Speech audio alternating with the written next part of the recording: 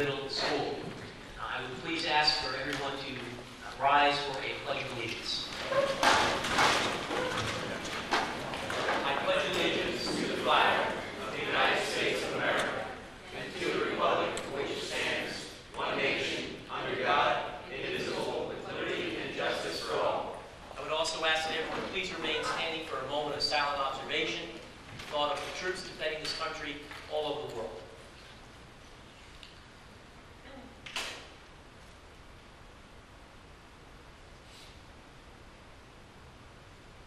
Thank you.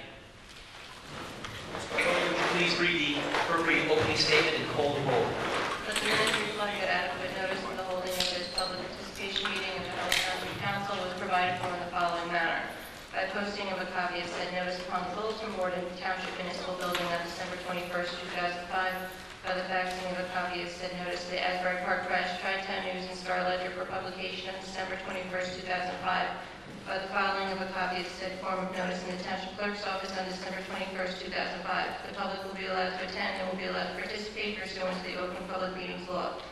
The public is reminded that civility and decorum will be maintained during the meeting. Any contracts awarded at this meeting or between now and the next meeting will be required to comply with the requirements of Public Law 1975, Chapter 127, NJAC 1727. Please take note that this meeting is being videotaped for possible future broadcast on Howell Township TV 77. Roll call, please. Mr. Mullivan? Here. Mrs. Showmaker? Present. Mr. Tabasco? Present. Mr. Walsh? Here. Mayor Mellon? Here. All right, we have several individuals who are here tonight that I happen to know would like to be heard on a variety of topics. We're going to get to that in 1 second. We just have some related township business that we need to do. Fire Prevention Week happens to be the week of October 8th through October 14th, and signed the official proclamation in light of Howell's Fire Prevention Week. It reads, whereas smoke and poisonous gases are the leading cause of death and fire and to kill a person long before the flames. And whereas understanding the power of fire and the time it takes to escape a home fire with people at severe risk of death and injury. Whereas the fire service in Howell Township is dedicated to the safety, life, and property from the devastating effects of fire. And whereas members of the fire service are joined by other concerned citizens of this town, as well as other emergency service providers and safety advocates, businesses, schools, service clubs, organizations in their fire safety efforts, reducing the risk of fire and keeping people safe as a team effort. As a result, I, Joseph M. DeBello, Mayor of the great Township of Howell, do hereby proclaim the week of October 9th through 15th, 2006 as Fire Prevention Week in the Township of Howell.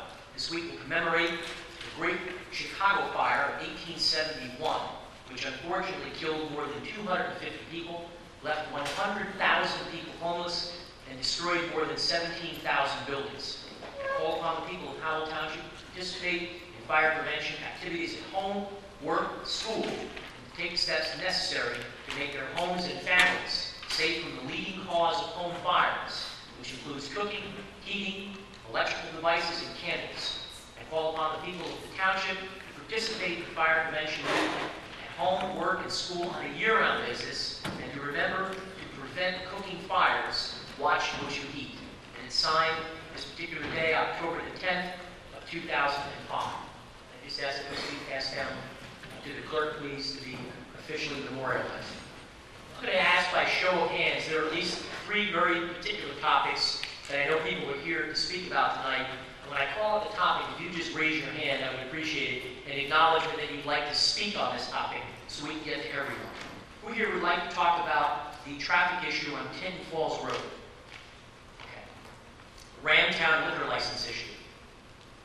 Okay. And the Manasquan water and sewer issue. Okay. We're going to get to everyone. This meeting is our open public meeting night where we really don't have any official township business. We are really here to listen to whatever the issues may be that are happening in the community. These are 3 particular issues that we know need to be obviously addressed. So I've received phone calls and emails from people on those 3 particular topics, asking that we make sure we carve out sufficient time for that. What I would ask, this is a general rule. Many people are going to speak, and that means many people want to be heard. So I would ask us all to be conscious of our fellow neighbor when we get up and speak, to to try and get our point across as reasonably quickly as we can. And if someone has already spoken before you and perhaps made the same issue or talked about the same point, in deference so that everyone can be heard, I would ask that perhaps we not revisit something that someone may have already said. That way we can see to it that everyone has a chance to be heard while the hour is reasonable, and that all of you certainly want to get up and go to work tomorrow, and tomorrow's another busy day for everyone. So we want to make certain we're respectful of each other's time. The first piece that I would like to do, in fact, is the Tinton Falls Road issue. I think that was the least amount of hands. And then we're going to get right to the list as we get down to those other items. And I think the show of hands was from up in this area. Is that right? Why don't you folks come on down? For those that have never been here before, when you come up, I would simply just ask for you to please speak into the microphone, get yourself comfortable, give us your name and address for the record, and then tell us what the issue is you'd like to talk with us about, and attempt to please let us know how we can help you. And folks, is your name on the list as well? Yeah. So good evening, welcome. Why don't you just pull the microphone in front of you? You can certainly go back and forth if you'd like to speak together. And pull the switch up if it's not already up. Okay, there's a switch on the top. So, Pull it towards you. Just tap it. And lean on. Squish the button toward yourself. Down now? Great. Welcome. Thank you. We're Mr. and Mrs. George. We live at 61 Tinton Falls Road. Nice to meet you. We have been sending emails back and forth, like you said. Appreciate your response. We've looked into, a few of our neighbors and myself have looked into some of the breakaway barriers that they have in Winston Park as a way of trying to help get this issue resolved. We have an awful lot of truck traffic that comes through in the middle of the night, along with speeders and a lot of congestion in the morning going out onto 33. And as I spoke to you in my email, we thought that it would be a good idea if maybe if we could have that end of the road closed, we would solve a lot of these issues. And you had said that you would speak with the manager and see where we could go with that. Yeah, the update I can give you is I happen to agree with you. I think it should be shut off to 33. In my conversation with the manager, I'll ask him to comment in a minute. We need to be conscious that there is some allowed commercial traffic because there are some businesses there. So those that are obviously doing deliveries or whatever kind of commerce that they're engaged in, we have to continue to allow them to do it. It's really preventing the other traffic. Right, So, which Mr. we have no problem with, the local traffic coming, Of course. truck deliveries and such. Mr. Janesky, could you give the Georges and anyone else on this particular topic that's interested in an update on what your office is doing with the police department, please? Yes, I guess to speak directly to the Georges, I would just say it's been a great pleasure to work with them. We spoke today on a couple other issues. And I just want to give a brief update on the other Tinton Falls neighborhood issues that came up really quickly. There was a storm, some lines were knocked down, and trees were cut down by the utility but never cleaned up. And we did go in there and clean up that area. We contacted the utilities to get those lines restored. And we are in the process of planning to replant some of the vegetation that was lost. So that was our immediate concern coming out of the last public workshop to get those issues addressed. In the meantime, I forwarded the petition that I have here from the residents looking for either weight limits or closures or speed bumps. I have forwarded that to Sergeant Markulik in the Traffic Safety Division, and he is investigating, and I know because I spoke with him, numerous options. In this case, because it abuts a state highway, we do have sort of a partner in the state there, and anything we do is going to require their approval. So we don't want to submit something or propose something that's going to be denied and then have to start from scratch again. So in the coming weeks, I hope to have Sergeant Markulik here to give an update not only on this particular project, but others that have come before us. Along these lines, Mayor, I know that this council has been a strong proponent of slowing traffic down in Howell because we've become a crossroads for so many other communities. And we're getting many, many requests for these studies. What we'll be proposing is a comprehensive guide, a citizen's guide for how we request things. And it may even include other things like forming citizens watch committees, speed watch committees that other communities have adopted. So we're also gathering sort of these best practices that we'll be presenting to the governing body in the coming months. Okay. Do we have any timeline for the benefit of Mr. and Mrs. George in terms of when we may hear back about some possible work? Is it a week, is it 2 weeks, is it a month? I would say it would take us approximately a month to conclude all the studies we need to do. Again, just for their benefit, when we go through that, I think it has to come back to us. We get a presentation from traffic safety, Correct. and they have to then apply to the State Department of Transportation. That's correct. So it's not as simple as we might like. I'm just kind of going beer and that is it. We wish it were a heck of a lot easier than it is with the different state It's good to regulations. know that the wheels are turning. That's the important thing. Absolutely. Is there anything else we can help you with on this topic? Well, there is, yeah. We had spoke briefly at the last meeting about groundwater contamination at the factory behind our property. Okay. And I know my wife had spoken to the manager today about this, I believe. Okay. And we've since been able to obtain the records from the Department of Environmental Protection associated with this problem. And honestly, I find them a little bit alarming. And I'd like to provide this to you, if I may. Please. The contact information for the people from the Department of Environmental Protection, as well as the engineering firm representing Poly One. All the contact information is here. This information was provided to Mullen County Health Officer some time ago. This unfortunately doesn't have a date on it. I received it electronically from the engineer, so I could probably get a date off of the email address on there, but it does put a timeline for Poly One.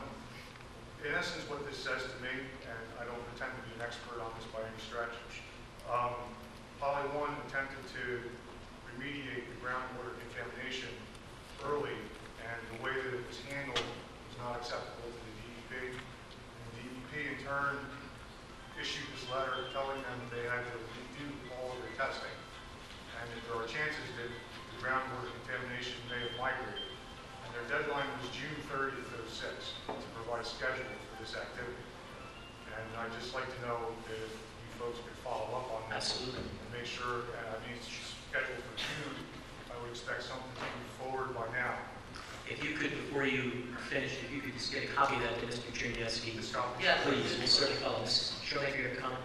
Mr. Jansky, did we not get a letter forwarded from them at an earlier date on this matter? And did we follow up on that? Did we get any feedback at that time from the county? We learned about it at our last workshop and spoken to the corporation that sent out the letter to the residents. The reason the residents were alerted to it and we learned about it was the company, Poly One, was conducting a well survey. So they sent out these surveys to the residents in the neighborhood. This survey was part of the company's attempt to remediate the site, so it was part of that process. So they got that letter and came to the council, and we were investigating it. But actually, Ms. George is really ahead of the curve here and is gathering tons and tons of data. What I had suggested with council's blessing is that we take this and we allow our own environmental engineers to interpret it for us instead of relying on the engineer for the corporation. So I suggested that if they were able to get this today, we would forward it on to Mazer. Does anyone want Brinkerhoff? Is it, yeah, we go to Brinkerhoff, correct? Does anyone on the council have an objection to Mr. Cherniewski getting that to Brinkerhoff tomorrow? Anyone? No. Not at all. But Right. I have a question for further education for the community. I noted that he said that on 6/6, the Monmouth County Department of Health was notified. What's protocol, or is there no protocol in a private company like this for someone being alerted in our community? In terms of the town being notified, it doesn't always happen that the town get notified. It's usually the property owner, or unless the health department is part of the municipal government. In this case, the health department agency for Howell Township is the county health department.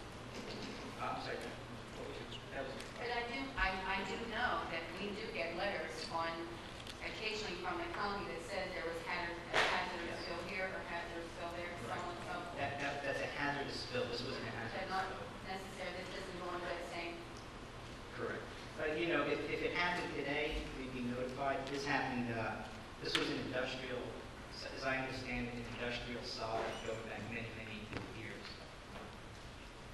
If it wasn't for their research, we would not know about this. If they didn't come forward with their letter at our last public input session, we probably would not have known about this.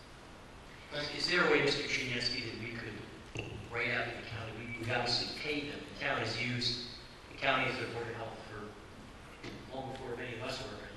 So we can write out to them and say, whether there's a hazardous spill or not, we'd like to be made aware. When they're made aware of anything at all in this town, somebody throws a can of soda on the street that's potentially contaminated, we should know about it. Absolutely. Can we write them a letter asking that since we're paying them, we shouldn't have to find out when one of our residents comes to us and says, were you aware? Because we've never been notified. Right. So maybe we should open up that communication right if you don't mind. Definitely. Anything else we can do, Mr. and Mrs. George? No, that's it. We'll keep an open dialogue. I certainly have your email. I appreciate your professionalism in the correspondence. We'll keep you posted with respect to what the police come up with. Thank you very much. I would just like to say to the manager, I know that he wanted a copy of the actual survey, Yes. which my neighbor does have, but unfortunately she was ill for that. Oh, good. She wasn't able to be here, but I can forward that to you. Not good And I'll that get it to you probably tomorrow. Good that she still has it. All right, Thank you. thanks. Thank you both. Thank you. We appreciate it. We actually have a presentation as well from Mr. Peters regarding the Apostle Acres detention bays in Mr. Peters' Oregon. I'm going to just get to you in a couple of minutes, Mr. Peters, knowing that there's a whole bunch of people that want to talk on the other items if you don't mind. But I'm going to just go through, only because I know people are here and they might not be able to stay for the entire meeting. Those that want to talk about the issue, obviously dealing with the liquor license in Ramtown. So I'm just going to go right down the list and see the first person that's talking about it in terms of their name. If your name is not came in late, we'll recognize you. And I apologize in advance if I mispronounce it. Looks like the first person is Steve Westa from Higgins Court. I apologize if I pronounced it correctly. You look awfully familiar. Weston, that's right. Nice to see you, Mr. Weston. But before you introduce yourself, just a general comment on this particular issue. I was not at the council's last meeting. I had a work engagement, so I was not able to be here. But I understand that the hearing was started on this. The hearing was actually carried, Mr. Gannon, until when? Next week? Is that right? So the hearing was carried to next week with respect to the official testimony that will obviously be read into the record and will have to be examined and considered. We're certainly going to listen to everything everyone has to say, but when it comes to that, the completion of the hearing, I believe it's scheduled for next week. Mr. Weston, if you welcome, first of all, please introduce yourself. Thank you very much, Mr. Mayor and council and representatives. I come here in a couple of capacities. One is a resident of Higgins Court, which backs the Quail Creek Plaza, which we are good neighbors with, in which I have a daycare, which we have a good relationship with the daycare and their pediatrics, and we utilize them regularly in their naval store and so forth. So I come in that capacity. I also come in capacity as the president of the Elmwood Homeowners Association. The bagel lady up there cheering when you mentioned her store. That's right. I saw her when she came in. In which we have 104 family homes, which have two cul-de-sacs which back right to this plaza and have walkways through the plaza through our development. And there's a number of residents who have been notified here. A few of them came to the last council meeting. It was encouraged that we present them. I think a large number of them come forward to try to explain to you how this liquor license transfer would be of great concern to our family communities in Ramtown, which are currently good, strong family communities, and a very special place of Ramtown, a special place of Howell. Every place has a special place, but Ramtown is definitely an area that you can say is a residential community, and one that we certainly want to keep that way. With regard to the bar restaurant that is proposed for that area, I came before the planning board when it was first considered for the expansion of Quail Creek Mall. And the planning board was very concerned with the proposed expansion at that time. Many of the comments that came from the board, and the mayor serves on that board, were about issues of traffic. how a full-fledged restaurant with a bar and retail establishment and service of sales of packaged goods coming in and out of there, how that would influence traffic on Newtown Road. One of the things they said, the planning board did, they should go back and try to get a traffic study done, a full-fledged traffic study was actually your comments I know at the time. One of the things that we tried to do at that meeting was to encourage that, as well as the fact that there's pedestrian issues and so forth through that plaza. The other concern is, of course, the proximity to our daycare center and our pediatric center, and the influence of also the hours of operation. That plaza traditionally closes at 6, outside of the ice cream store, which stays open for late visitors, and we used to have a video store. That plaza really shuts down early, and now that's going to transform that community, transform that neighborhood. And I think that the council must be aware of that. I think that the planning board, if they looked at this in from a planning sense, would be concerned about it. The proximity to the two cul-de-sacs and the walkthroughs, the personal walkthroughs, which the residents can attest to the fact that we do have walkthroughs and transits, either residents or non-residents walking through the plaza and through the neighborhoods. It is open. It is not fenced off like a traditional plaza would be, and that's part of the fact that this is a community, and this is something that there are businesses there that we participate with. The one thing to impress upon the fact too is that Newton Corner Road, which runs there, which is really a two-lane road, is not a highway. It is not a highway establishment where you find a traditional full-fledged restaurant with a bar and with other services and so forth. This is really a local community with a one-way roadway on both sides, and I think the residents that did come tonight, which at the end I'm going to ask them to raise their hands so maybe to alleviate the need to have everyone speak, but I think you should see how many people are actually very concerned and came out in a matter of a week here to turn out to really be concerned about these matters. The other areas that sort of focus on are also lighting and police opportunity or police protection in that area. If all the other businesses really close, you also have as a build up there is you have the one business that's open, and so there's not like if you had multiple businesses open, they watch each other in many cases. This case, you have this one facility open for maybe say 9, 10, or 11 o'clock at night. I just think these are concerns that we need to take into account from a planning perspective, from a government perspective, from a policy perspective. And we do have a strong number of residents from the area very concerned about it, and I yield back the rest of my time. Thank you, Mr. Weston. I just have a general comment to Mr. Gannon. Mr. Gannon, Mrs. Showmaker and I sit on the plane, and this is, from my understanding, an application that, that's why I got up and asked Mr. Nunziato and Mr.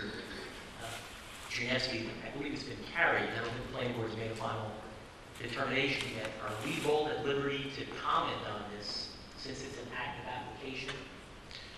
My understanding is that it's not an active application for the planning board. It's not. Because I know they came to the planning board. They did come, we had a lot of conversations. Withdrew, Mr. Mayor, from that consideration. But I don't know if that takes them out of the queue, so to speak, so we can freely comment on this. My understanding is that there was a site plan application to expand Right. the mall, and at the point of somewhere along the line, and maybe the planning board engineers here maybe can explain it better, the fact is that the liquor license establishment was no longer to go into the new area, and the application is now for existing storefronts in the mall. Okay. So we can, there's no... To answer your question, at this point there is no application, as far as I understand, before the planning board involving this licensee. And for Mr. Weston's benefit and everyone else, this liquor license transfer, can you give, for everyone's benefit, what the process is or the regulations are in terms of how that starts and what has to happen from a regulatory point of view?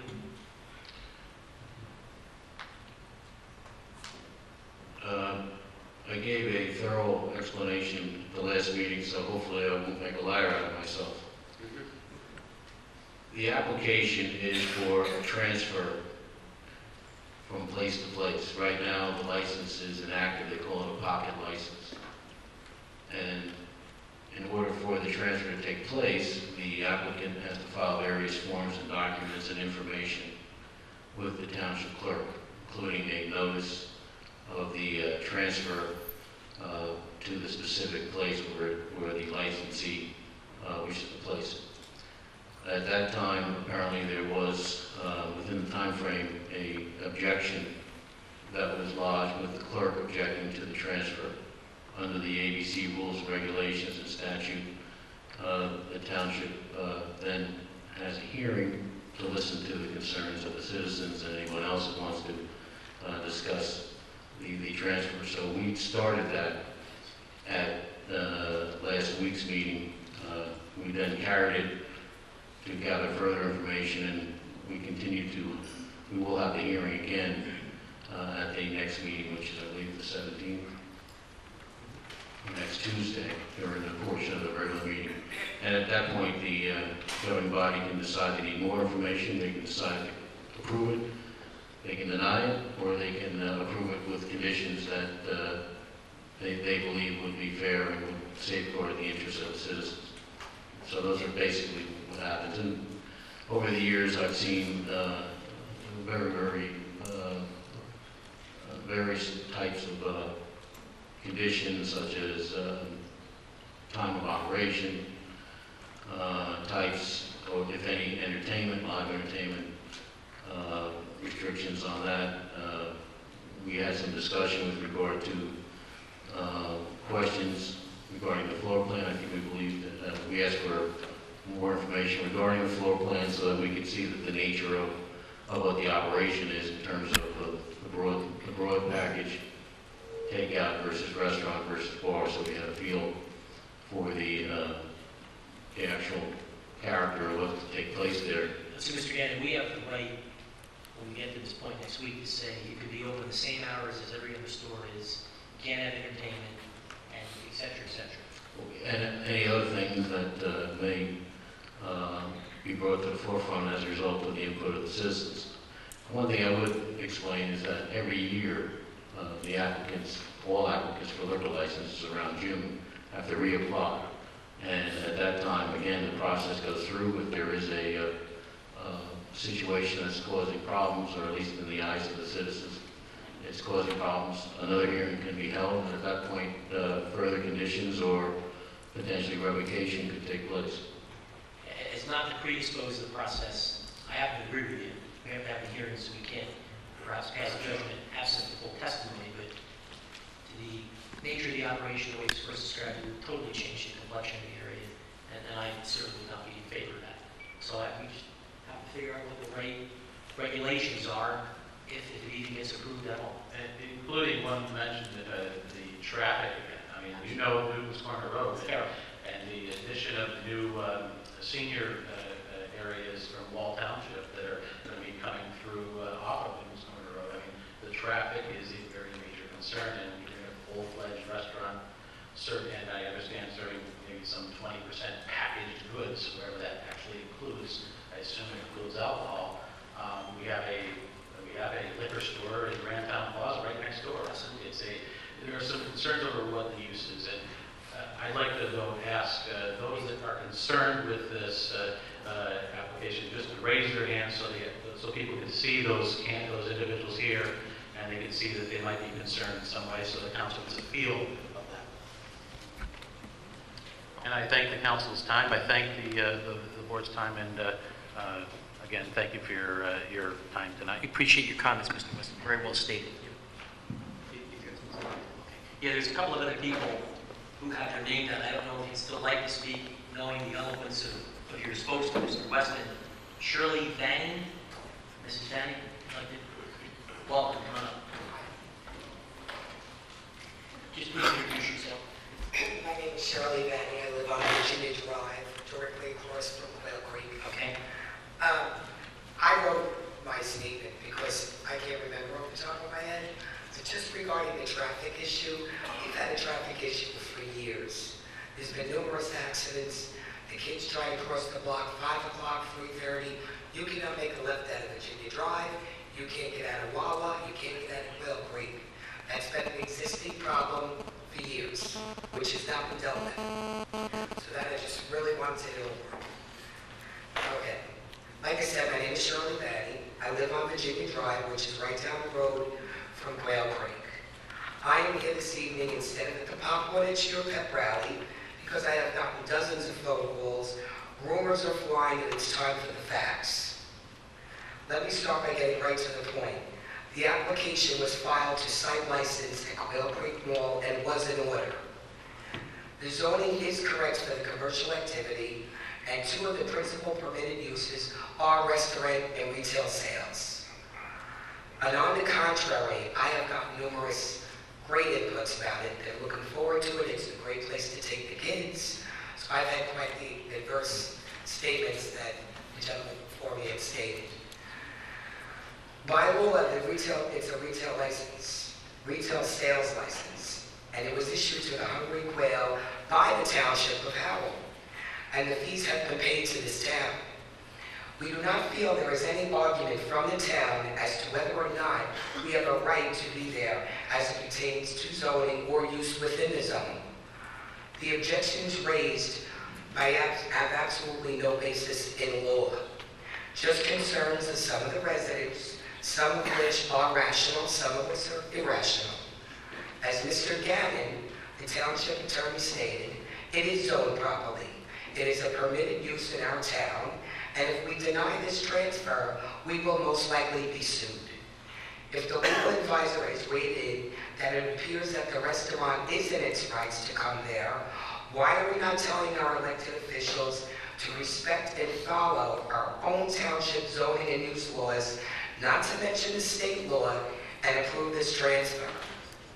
I feel it is important that the objector understand that regardless of their concerns, that if council approves the transfer, they have to under the law. They may not like doing so, but they have all taken oaths to act within the law, and they cannot let any personal bias that they may have cloud their obligation to follow the law. Sorry, Mr. Miller. It's okay.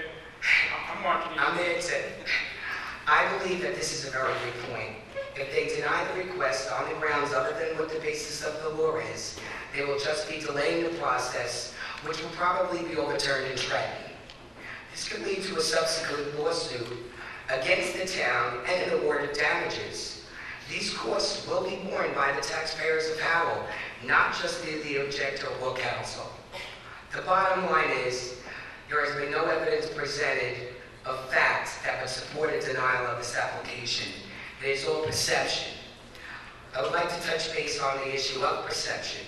Public opinion, speculation, and such are pointless and useless in the eyes of the law unless these speculations or opinions can be backed up by fact. I have heard many concerns, some of which are very legitimate ones, some of which are quite ridiculous. The most outrageous comment I have heard this far was the concern that the restaurant would attract predators, child molesters, or strange people. Are you kidding me? The child molesters would be more attracted to the schools, daycare facility, and God forgive me, the churches. The clientele that would frequent this restaurant would primarily be our community. Which brings us to another argument. Yes, we are a residential community with families, churches, schools, and daycares. So is Route 9. As a matter of fact, there are more families, more churches, more schools, and daycare facilities there. Are our children and families better than theirs? Excuse me. These are from, I lost my spot. There are many different restaurants and different kinds of businesses that coexist on Route 9. The concern about the restaurant makes me laugh because there is already a bar there, a bar, the Elks Club.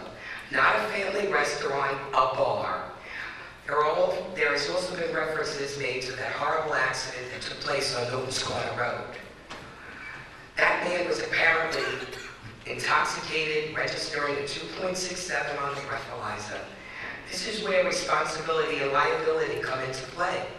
Dennis Dixon has a major investment here. His license is valued at approximately $800,000.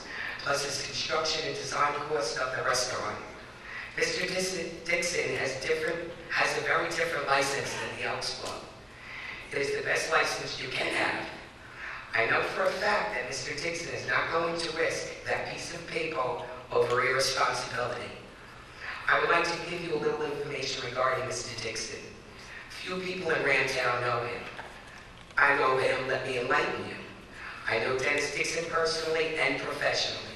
He's a family man. His wife is a special ed teacher. He has 2 children in college.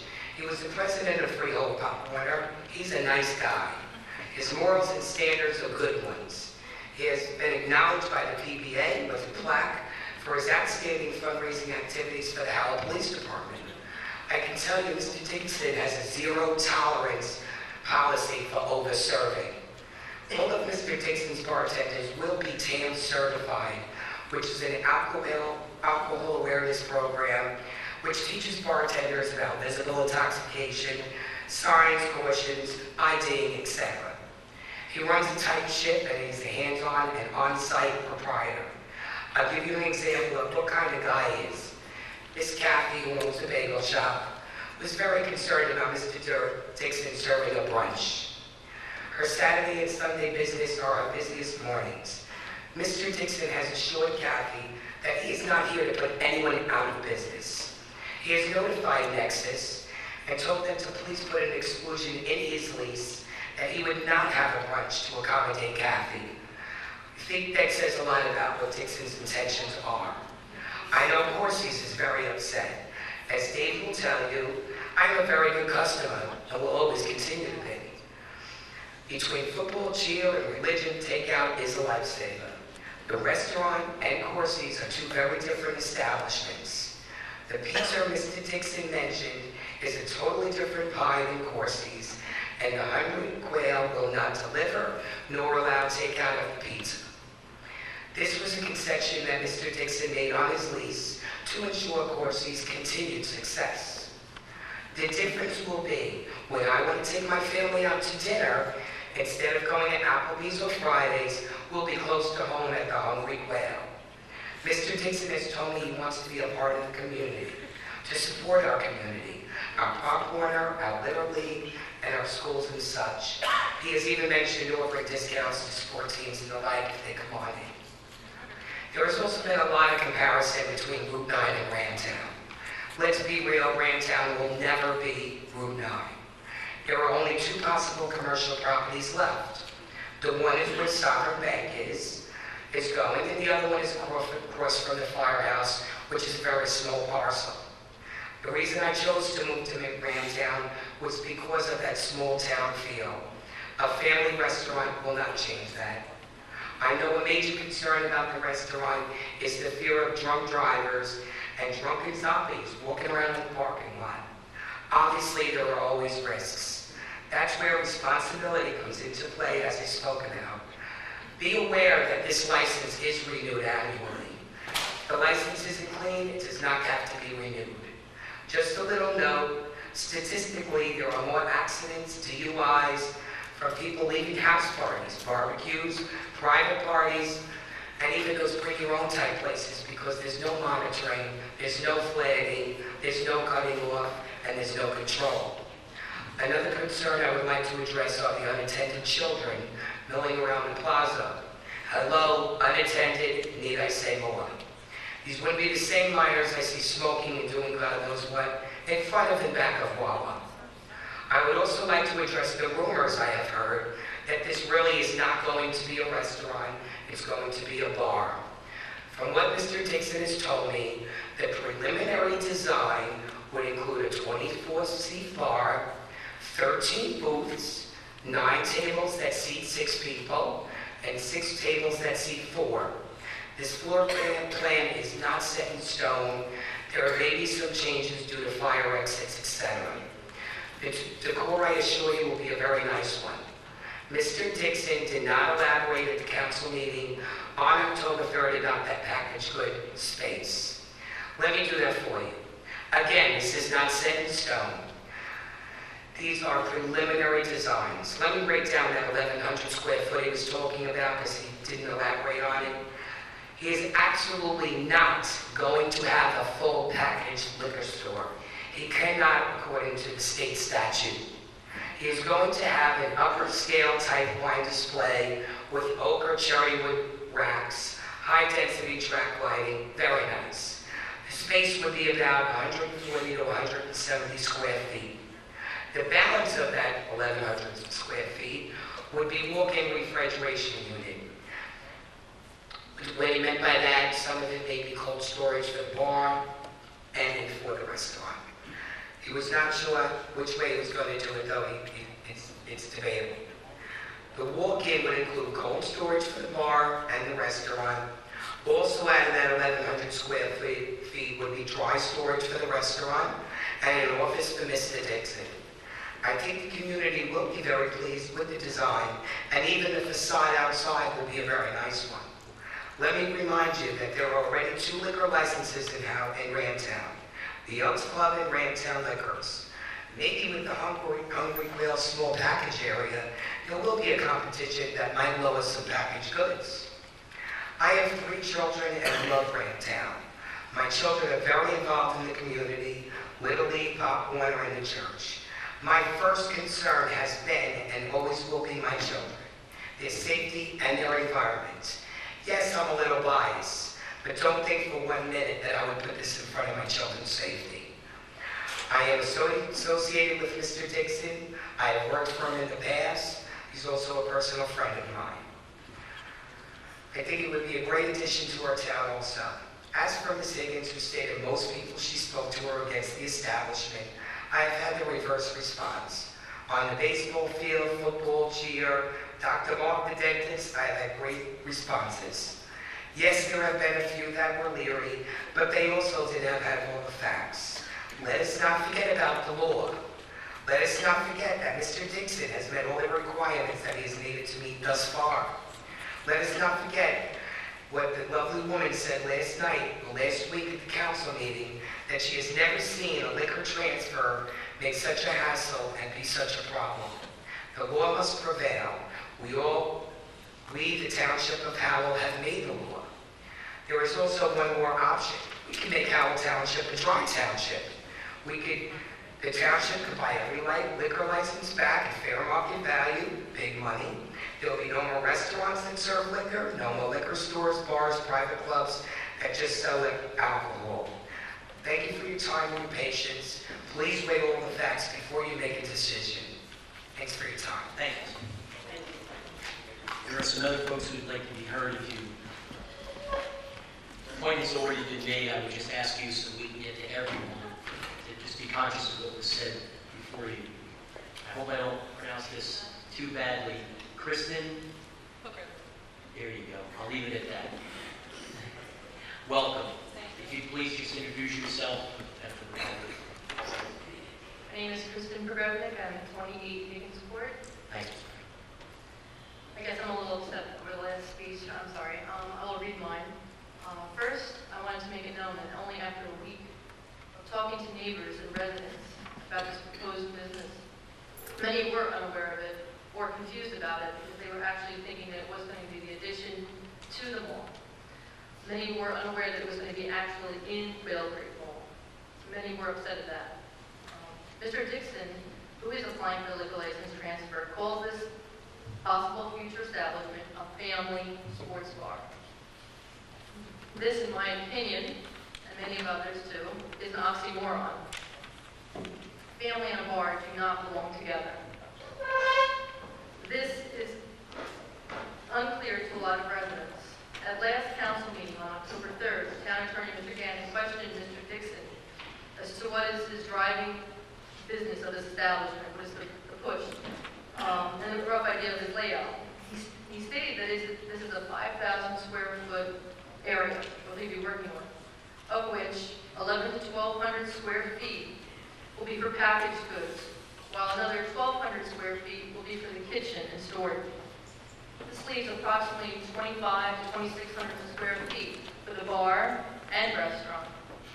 I find that hard to believe that that will be a substantial size family establishment. This also concerned, this doesn't leave much for the restaurant, and which many people thought was strictly going in a family restaurant, which is actually would be a very valuable thing there. When questioned about the main push of the business, Mr. Dixon said, and I quote, "There is no getting around it. We are in the liquor business," unquote. Which tells me that the area left for the restaurant is only secondary to his main focus, which is on the sale of alcohol. Mr. Dixon also compares this bar to a Mulligan's on Hoover Avenue, as well as Applebee's, Chili's, etc. These are all great establishments. However, these places have responsibly been located in areas that can handle the heavy use and traffic that they create. All of these other establishments are not surrounded by a neighborhood or residential areas. They are on main streets and highways, able to handle that increased traffic. Mr. Dixon also makes a comment that his business will be fairly close, but totally different than Mulligan's. I didn't understand what that meant. It's either one or the other. My concerns are mainly quality of life, safety of children and all residents, primarily children though. We have a high concentration of young children in our town. Also now an increase in senior drivers, as Steve Weston has mentioned. There are schools and churches right around the corner. The mall itself is occupied by businesses which cater to children and families. A daycare center, a dance school, karate school, pediatrician, family doctor, vet, ice cream store, etc. I am very concerned about drunk driving, irresponsible drivers. Just last year, of course, we mentioned that there was a fatal car crash from someone leaving the Elks Lodge. It can happen. With all responsibility and everything in place, it can happen. We talked about traffic, and Mr. Mayor DeBella stated from a council meeting regarding this business before, on May 4th. He mentioned that we need to be concerned about residential areas and quality of life. Ramsey County is one of the bedrock places of the community and is well overbuilt already. That concerns me also. I am concerned over outside traffic, people coming into the town that normally would not. Parking is also an issue. If you notice the parking lot, even on a Wednesday or any day of the week, when I come out of dance school with my daughter, is practically full. So I can't imagine with the addition of such an establishment, it would cause even greater issues. I am concerned about the effect on local businesses in and around the mall. We already have a local liquor store already in the Ramtown Plaza. I think that's enough. I am concerned about the hours of operation, as we've discussed. The mall is quiet after 9 or 10 o'clock. You don't see, like the Ice Cream Stop, I think, is the only one that's open past 9. I'm concerned mainly, another issue is concerned about the smoking. Smoking is not allowed in a restaurant or bar now in New Jersey. I'm very concerned about where these patrons will be smoking. I am also concerned about the increase in criminal activities that come along with the bar, fights, whatever. I mean, there's issues. We need an increase of police presence in that area. I'm concerned about the noise, truck deliveries, etc. That's what I'm concerned about. I am also concerned about the loss of our family-oriented atmosphere, the safe feelings that especially I have for me and my children. I know if the town denies the transfer, it may face a lawsuit, because this area is zoned for that use. I suggest changing the zoning ordinances and such. I would think the town and owner of the mall would be more concerned or afraid of a lawsuit from someone who has been injured or worse by allowing this to happen. In the event that the town allows the transfer, I would like to know that our ordinances are strong enough to protect our community from noise, criminal activity, and such. I would like to see a resolution to limit the hours of operation. Finally, to stress, this is solely, mainly, a quality of life issue. I have no problem with a family restaurant, as many other residents do not have that problem with that. My quality of life is met when my children's quality of life is protected.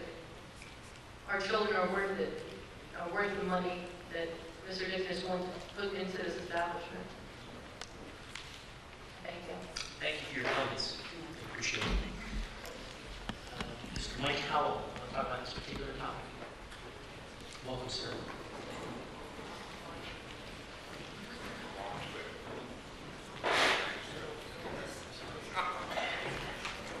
I'll just remind everyone, if someone has already made the point, for the benefit of those that would like to be heard in the sizes we're all, please be conscious of that. Good evening, Mr. Howell. Welcome, sir. Good evening, man. Good evening, Councilman Michael Howell, 1A, Mark Road. I've heard people talking about, we have to follow the law, we have to do this, we have to follow the law in the state, which is fine. We have an ordinance, 53-9, that covers the distance between licensed premises in Howell. And just read, I'll read it quick, so I don't think you guys have it. It's no plenary retail alcoholic beverage consumption license shall be granted for or transferred to any premises the entrance of which is within the area of a circle having a radius of 1,000 feet or 500 linear feet. If the premises are located on the opposite side of the divided highway. And then it goes on to say, no plenary retail alcoholic beverage distribution license shall be granted for or transferred to any premises the entrance of which is within the area of a circle having a radius of 2,500 feet. The old spot is less than 500 feet away from where this bar or the restaurant is proposed. And there's already a packaged goods store within that 2,500 foot radius. We already have 2 licenses that meet that criteria. The other thing is the hours. According to this same ordinance for 53-10, you can open a restaurant and bar at 7 in the morning. You're going to have people walking into a bar over there at 7 a.m. on weekdays and be there till 2 in the morning. On Saturdays, same thing, 7 in the morning till 2 in the morning.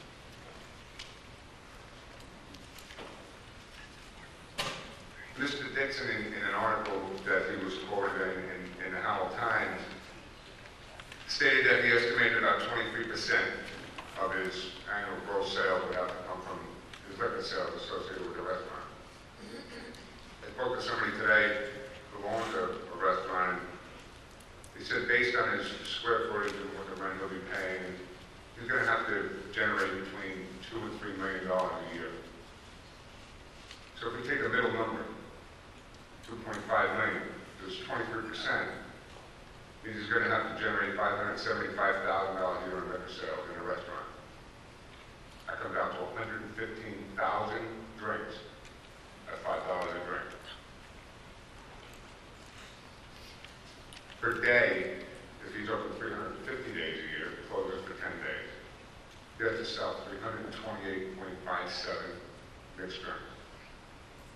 If he sells beer at a lesser rate, the numbers just go up. If his rent is closer to that 3 million number, he has to sell 138,000 drinks a year. I think everybody around town will welcome a family-style sit-down restaurant. I think they would help us to take some paint the walls if we were to bring their own restaurant. A sports bar or a bar that's designed, 21 TVs is going to generate people coming in there at 12 o'clock on a Sunday to watch a 1 o'clock, 4 o'clock football game. At that point in time, you take an ex-open store and you put a police substation in it. Thank you. Thank you, Mr. Howell. Points. I'm going to come back to you, Mrs. Dixell, because we're going to stay on this theme. We'll read Mr. Frank Sullivan. Mr. Sullivan? The gentleman already covered my... He did. Oh, careful, sir. Thank you for yielding your time, Mr. Sullivan. We appreciate your consideration. Those are the only names on the list that would like to, so I'm going to ask anyone else. Why don't you come up first, man? Is there anyone else who is on the list that would like to speak because something has not already been stated? On this? On Quail Creek, obviously. That hasn't been said. Come on up, man. I'm new to this town. I didn't know I had to Sure, stop. hold on one second. You might want to repeat your instruction that this is not the hearing. Yeah, that's a good point. Some folks have come in since we started. The hearing itself with respect to the liquor transfer is not tonight. That will continue next week. And we will obviously listen to everyone's comment and testimony this evening, but the due process requires that the hearing be done next week as it has been advertised.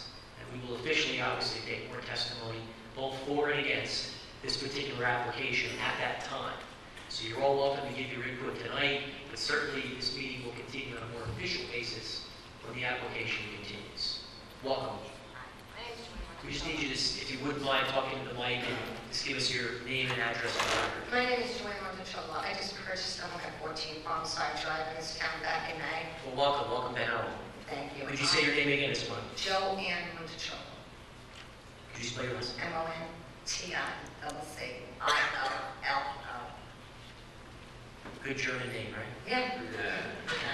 I didn't know I would have to sign in to speak about some issues. You're fine. We're trying to just stick to the Quail Creek item. If you have something I don't have to separate, on that, but I would like to add my name and the issue, if that's what I have to do. you're on. Thank you. No problem. Well, the liquor license issue, I saw a couple of hands. Come on down, man. Please. Anyone else here for this young lady? Okay.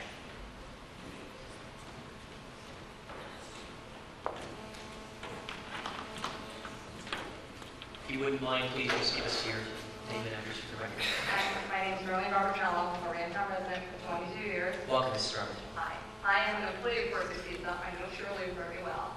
And on behalf of Mr. Percy, who's not here, I'd just like to specifically say that today the conversation came up, and someone came in and brought up to Dave, are you concerned about this? And Dave said, as a business owner, and this is a quote, I'm not concerned. I think it would actually do his business good because it would bring more people to the area. However, if he was a resident of town, which he is not, he would totally be against it because of the drinking issue. That being said, with me being an employee of Percy's Pizza, I work with a lot of teenagers. I know most of the teenagers. My son being one of them that just turned 21, one of the Rantown School's highest graduating classes, just turned 21 this year. I will say all the children that turned 21 are thrilled about this thing going in more than anybody else that I know of. And that is my greatest concern, is that this is a new place for the 21-year-olds to think that they can walk to and walk home and not have to worry about the drinking and driving. I'm still concerned that they would do that. But I'm totally against, I welcome the restaurant, totally against the liquor license being approved. The bar in the Rantown Plaza is just expanding into one other store, I should say, a store and a half. So that would be a double-sized store for them, for the packaged liquor store. And that's what I decided. Thank you. Thank you for your comments. I think that the other hand was up here. Come on down.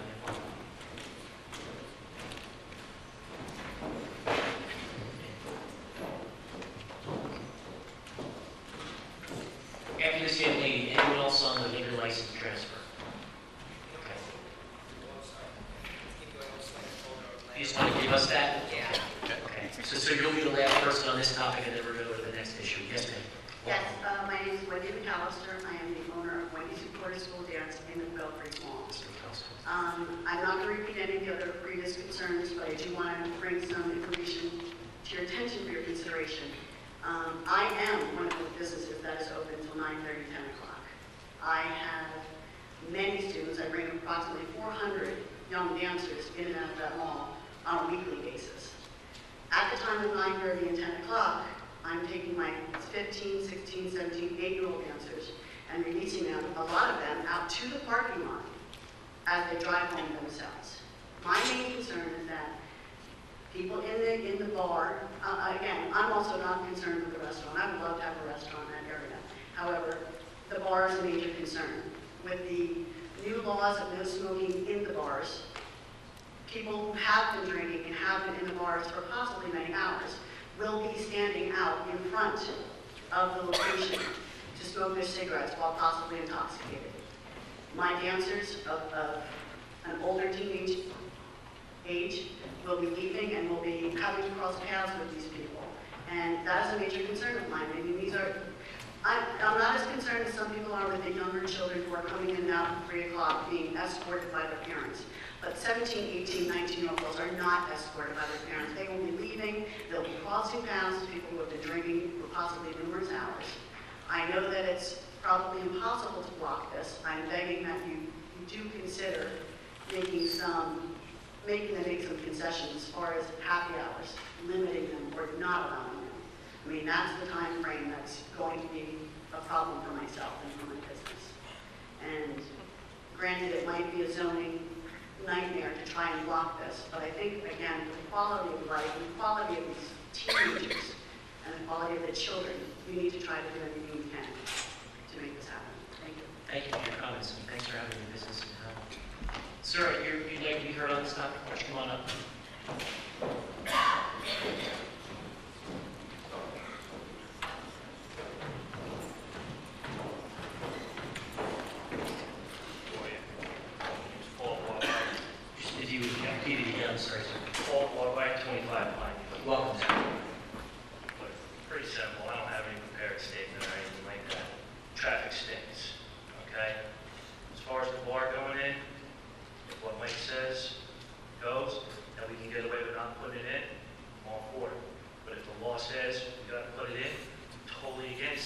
get sued, because we can't afford to pay any more taxes or anything else like that. Lawsuits just pile up, pile up. He gets, every year, if he screws up, he has to reapply. So he'll have that opportunity to reapply. If it's the law, let it in. If it's not, we can get away with keeping him from putting it in. It's that simple. Okay. Okay? And, and then the traffic. Appreciate your comments. Okay. Just for the benefit of the public, we obviously will continue the hearing on this issue next week. It would really be unwise of any one of the five of us to sort of comment one way or the other for or against, because the hearing hasn't been concluded. And if we weren't sure, if we were to make a comment now for or against, it could prejudice the outcome of the hearing. And so believe me, we hear all the comments that you were stating, both for and against. I also appreciate the fact that some people were in favor of this, some people were against it. We all live in the same community. We can all still agree to disagree and do so respectfully. So I want to thank everyone that spoke here tonight. Knowing we may have differences of opinion, it's important we be able to have a discussion like this as a community and obviously remain professional to one another. So thank you for those people that spoke on this. Deputy Mayor, you have a comment on this? Yeah, I'm not going to comment about the transfer of the culinary retail liquor license, but I want to comment about those traffic calming. I guess everybody saw me get up and walk over to Bill Nunciano, our township engineer, and what I asked him was specifically about the light at the corner of the Newton's Corner Road and Lakewood Allen Road, and what the current situation is. And Bill, you can step in when you want, but basically he's telling me we're about to go out to bid. We're about 6 months away when you'll start seeing some progress on that intersection. And what that light that will do that is different from the four-way stop sign right now, which actually is a very effective four-way stop sign. But what it'll do different from that is it'll create pauses long enough where some of those left turns that somebody was talking about cannot be made will be capable of being made. So I know there's been some pro and con discussion about whether that light really needs to be there. I know my fellow councilman here, Juan, is very much against that light, but that is what typically happens when a light does go in, and there will be pauses in the traffic going in that Newton's Corner north-south direction to allow for left turns. So, Bill, if I said anything incorrectly, you can step in and change it at the time lines for me, but it's good? Okay. All right, terrific. We're going to go to the next topic before we just take at-large comments. I think the first person is on this issue is Mr. DeCastro. Actually, I take that back. Mr. Robert Levin, or Ladin? Mr. Ladin, are you here? Mr. Ladin? Mr. Ladin. You could bring it down, sure. Okay, we'll come back in case Mr. Ladin re-enters the chambers. Mr. Robert DeCastro, why don't you come up, Mr. DeCastro? Good to see you. Welcome. As you come down, Mr. DeCastro, we're just going to take a 15-minute pause here as those who would like to exit on this liquor license will let them file out. You mean like this? Yeah. 15 minutes, 15 seconds. He means like 1 minute. Give me 1 second to clear out. Okay, everyone, I'd like to just get everyone's attention. We'll get back to order. We have had public comment on the transfer of the liquor license issue. There are a few other very particular items we would like to be heard on tonight. The second has to do with some outrageous charges for water and sewer and newer development in the community. I would just ask folks as you file out, if you need to have a sidebar conversation, if you could just try and do so as far away from these chambers as possible, we would appreciate it. Okay. Mr. DeCastro, good evening. If you just pull the mic close and introduce yourself, name and address, please. It's Robert DeCastro, 28 Bank. I'm here with your permission. I have a sweat throat and I don't want to spread my germs. So I'm going to ask my neighbor, Jeff McLean, to read my statement. And before we do that, can we just please recognize my neighbors that are here to show their concerns for on this matter? Sure. Anyone who's here with Mr. DeCastro, please raise your hand. Was that all? Thank you. Okay. If you would introduce yourself. Okay, we're going to do it again. Show of hands, who's here with Mr. DeCastro on the Manasquan issue? Okay, thank you. You want to wave and say hi, Mom, or something? You're on television? Okay. Your neighbor's name is? Jeff Macklin. I live at 49 Stream Bank Drive. Welcome, Mr. Macklin. Thank you. Go right ahead, sir. Mayor DeBella and the distinguished members of the Township Council, I come before you tonight seeking your support for the working families in Howell Township that are being victimized by New Jersey American Water Company. Earlier this year, I purchased a home in the reserve at Manasquan River. Little did I know that this dream home would cause me such nightmares and frustrations. My home, like the homes of my neighbors, came with an irrigation system. It was a selling point of the home. These systems were never hooked up to the separate water meters, and we have been paying an unnecessary sewage charge for the water used for irrigation. Our bills are between $1,400 and $1,800 per quarter. Now, New Jersey American Water wants us to pay $2,300, not including fees for permits and plumbers, to install an auxiliary meter, a final cost of about $6,000. This is outrageous. These meters should have come with the home. At the very least, we should have been informed by the builder of this situation. To find out my enormous utility bill was just plain wrong. This is an unacceptable situation. There is an inequity in this community in regards to water service.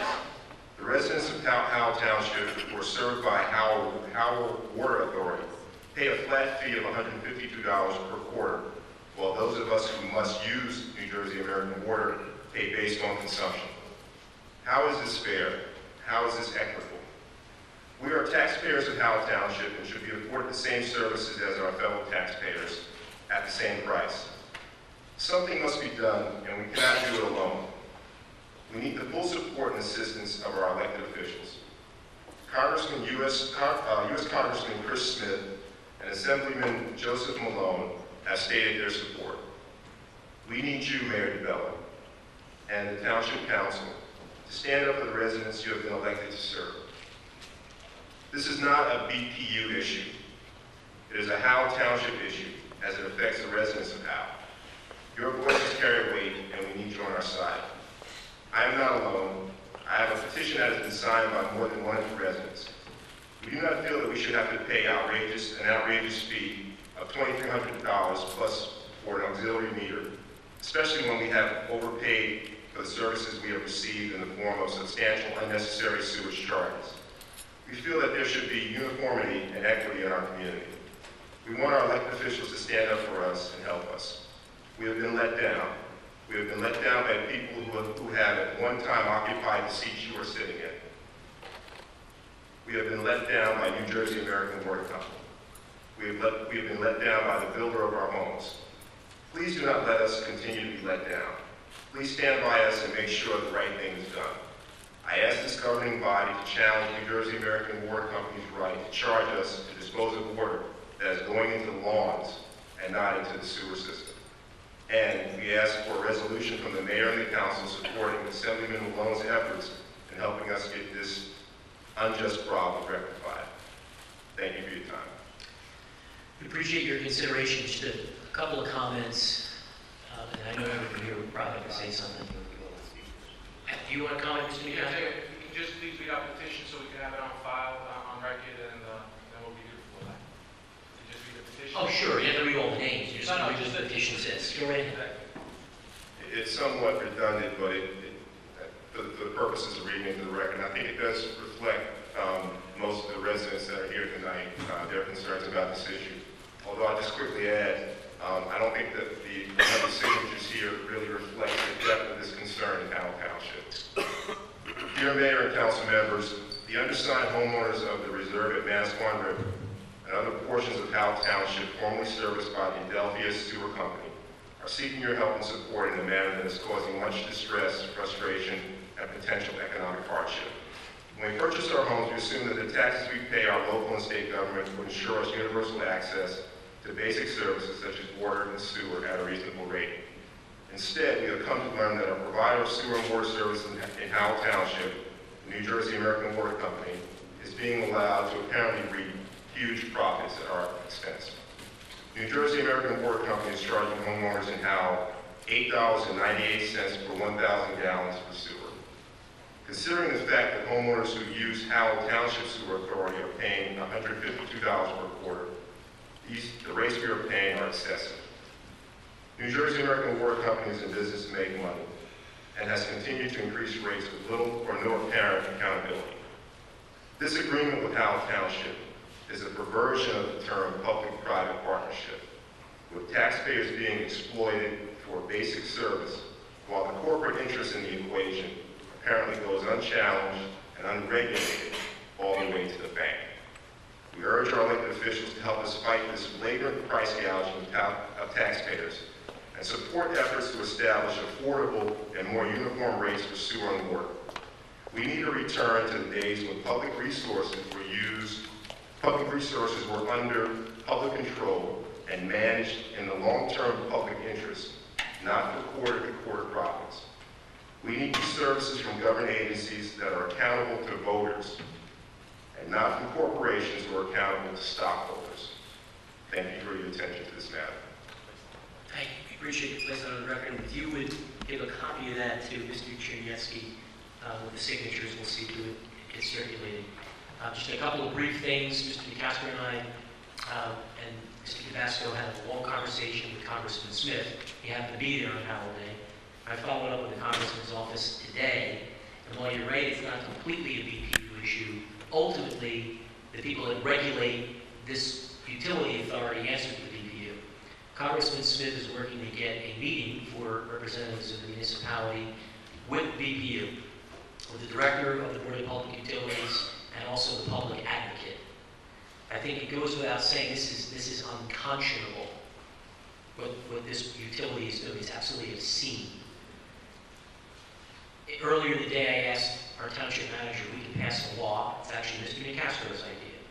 If we can pass a law that requires that before a CO is given, a separate meter must be installed at the expense of the building. Apparently we can. And apparently there is no such law on the books that our manager was aware of in any such municipality, because it's pretty common fare.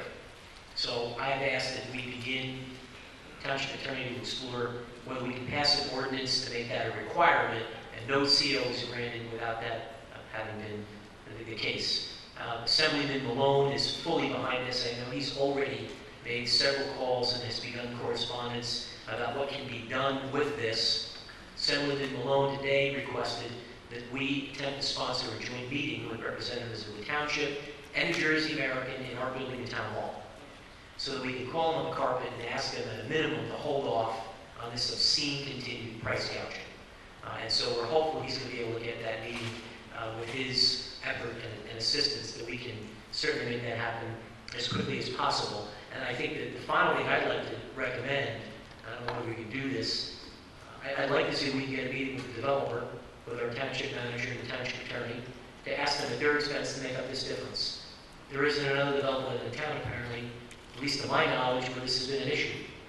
Because we would have, maybe there is, we have a person here raising their hand, maybe it impacted them. Okay, same development, right, and they just kind of split it off.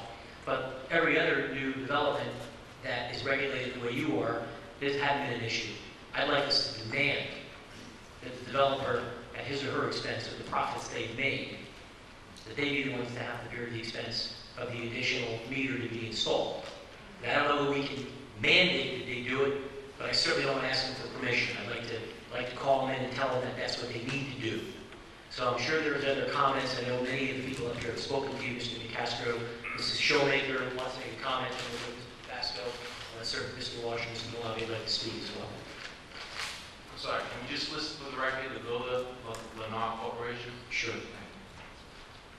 Mr. DeCastro, Mr. Mather, unfortunately, the only person that would sit on the board since the time I've been here would be our township. Yes, it would be Mr. Billy Asher, who was on here. Mr. Davis was on here, the township manager at the time. I will tell you that I was in much the same situation when I moved in on Nina Acres. The very first water bill that I received, I thought for sure was the water bill that the builder used to build all the houses. I wouldn't. I came from Virginia. Nobody told me about New Jersey American Water. And as Mr. Gannon, our township attorney, can tell you also, this has been a pet peeve of mine, New Jersey American Water, for at least 11 years. I was much in the same situation as you were in our Nina Acres in 1995, and was told by New Jersey and America at that time that they would not even put in a service meter for a irrigation system. So I will tell you that one of the issues that I did have is that we were under a different water rate for a particular reason that you may want to investigate. And our developer put a 1-inch line in and not a 3/4-inch line. And our water rate was much higher. And I, as the water company, I told them till they came back, and I did notify many of my neighbors that were there at the time to have their call and have their water meter changed. So I sympathize with you. I know exactly where you're at. And as Mr. Gannon will tell you, there's an issue with having the entire township at some point to be on an even rate. That has been a real thorn with me because it was in one of our legal contracts that they would do that after a certain period of time, and as far as I understand, that has never been achieved. Am I correct? That is presently being before the BPU. So I, for one, as a seated council person, will not let this issue up, so that you do understand. I fully understand from a council level and from a personal level exactly where you are and how you feel about that. Yes, sir. Thank you, and I look forward to working with you on it. Mr. Investigator. Actually, I got several. I will first say that although technically we don't really have authority or jurisdiction here, I will admit that as a town, we have dropped the ball. When I heard Joe say that this is the first time this has happened, it's clearly not the first time it's happened. Just heard Cynthia mention in our neighbors. I know that in Tuscon over on Fort Plains Road, we have Ryan Homes or Reader Homes. This has happened before in the last 2 or 3 years. So we definitely have dropped the ball. And if I was sitting here, our town was responsible for not dropping the ball. So we will all go to bat. I'll say that up front. Leonard Homes is partly responsible too. And I don't have the monopoly on wisdom. You've heard us say that statement before, and I've talked to a lot of people. But I will say that, and some others have told me about this, including Robert too, they obviously irrigated their models for the better part of a year. So they obviously received bills. They knew how much it cost per quarter to irrigate their models. So the fact that many of you are in the dark about what has happened means they didn't disclose everything up front. And there is a real estate commission in New Jersey, and through that commission, you may have recourse. That's one of the first things I'll say.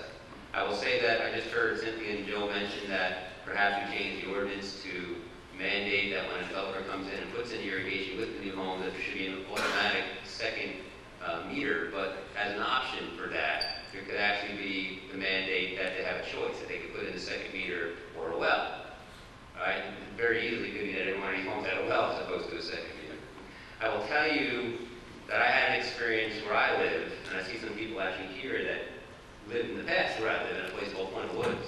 And we were part of a fire retardant treated plywood issue many years back, where manufacturers, developers, and builders all, after the fact, contributed to a fund that was organized by the state of New Jersey, where the cost to remedy the situation was not solely borne by the homeowner. In fact, we paid about 25% of the remedy cost, where in that situation, for a roof that had to be replaced, that would cost typically about $5,000 to $6,000, because incidentally, is about the amount you're talking about to have a line put in. We wound up paying about $1,200 out of our own pocket.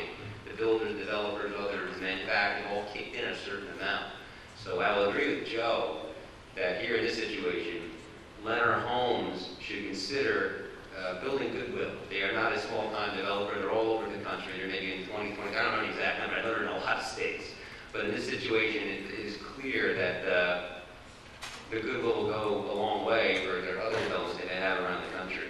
So again, I know you hear the term buyer beware a lot, but in this case, the developer knew and didn't fully disclose. So I'm a little disappointed about that. I'm a little disappointed that this is now maybe the 4th or 5th time that we have homeowners in Howell bothered by this same water company. And we do have relations with various people in their company, and we'll have to ping those relations. I'll talk to Tom Terneski about it tomorrow.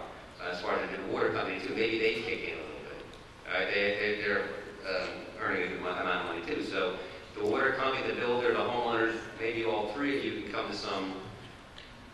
negotiated settlement where the cost is not solely borne by you alone as homeowners. So with that, I will end my comments and pass it back to you, Ms. Mr. Chairman, you're saying this? One quick comment, and I just wanted to reiterate this with Mr. Gannon. Pete, you did make a comment that the ball has been dropped. I will tell you that another issue of mine was that people, when you are buying a home, there are many things that it's not disclosed. A lot of people came forward and there was no disclosure on the right to farm, the 50-foot buffers, on and on and on, until it came time for their closing, and then it's too late. So we did tighten up our ordinance in many ways. However, when issues like this come in front of us, these are points that we need to revisit it. So that is, Absolutely. that we have tightened up some of the things on disclosure. That does not mean, and this is where I have a problem, that it's being enforced. So that you understand it's there, but it doesn't technically mean that it's being enforced. Mr. Walsh, you have a comment, and then Mr. Malave. Yes, I spoke with you a little bit on Saturday. I already been learning about the situation from one of the neighbors in the development. And, I drove through there today. I've been by there last week. You see more and more signs going up. And I'll tell you, I think you're doing the right thing there. Because everybody driving through the development right now looking to buy wants to ask you questions of what's going on. It's hard enough right now for builders to sell homes. The last thing they need is negative press from the people who've actually bought homes there. So, I would do whatever I could to try to help you. But I did speak with you on Saturday. I've got a lot more information in the last week. I met with the manager personally. The town engineer was on the job to get this information. And all four sitting down, the builder, Representative Malone, Mr. Smith, and I'm trying to see what we can do to help you. I'm very concerned about the future, though. I mean, I don't know if this has to be addressed at the planning board before approvals are being given to developments, so this doesn't happen again. Okay? Too many times when you turn your head in Howell Township, you got people having issues with the water. It just needs to stop. I mean, one of these days we're going to wake up and not going to have good drinking water. What's going to happen? You know, I don't know what the answer is, but you know, a lot of people just seem to neglect it, like it's just a given, and it's not. And your expense, I mean, Council Schumacher asked me if, you know, I had a separate meter at my house. No, I do not. I'm going to investigate putting a well in, because during the summertime, my bills are $500, $600, $700 per quarter. Okay, I saw your bills. I thought a little bit of your pain seeing that bill. I believe yours was $1,400, how many neighbors was $1,800 for a quarter? That's ridiculous. I'll be glad to do whatever I could to help. I was there today. I'm trying to get more information. Last Tuesday when I spoke about it was about acquiring information. Don't have all the information up here all the time at the beginning. I'm sure the professionals in the town know we'll get it, and I'm sure the mayor and the rest of the council will do the best we can to try to help you. This has to stop going forward in the future. Appreciate it. Mr. Malave, do you have any comments? Just a brief comment. Brief comment, Mr. Mayor. I feel that the developer is mostly at fault here, and I think that he should be held accountable for this, for not fully disclosing such a thing. He should be the one that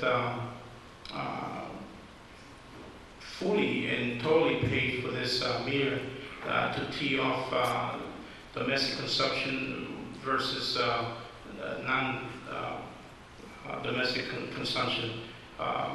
It is ridiculous that you would have to pay based on usage when clearly this sprinklers water doesn't go into the sewer lines. I spoke with Assemblyman Malone last night after he left your development. I believe he met with you guys last night. He told me, and he is waiting for a list of questions from you guys in writing so that he can act accordingly. So he wanted to remind you of that. I agree with the mayor and council here that we will do all we can to try and solve this issue for you guys and help you along the way. Anything that we can do, we will definitely do.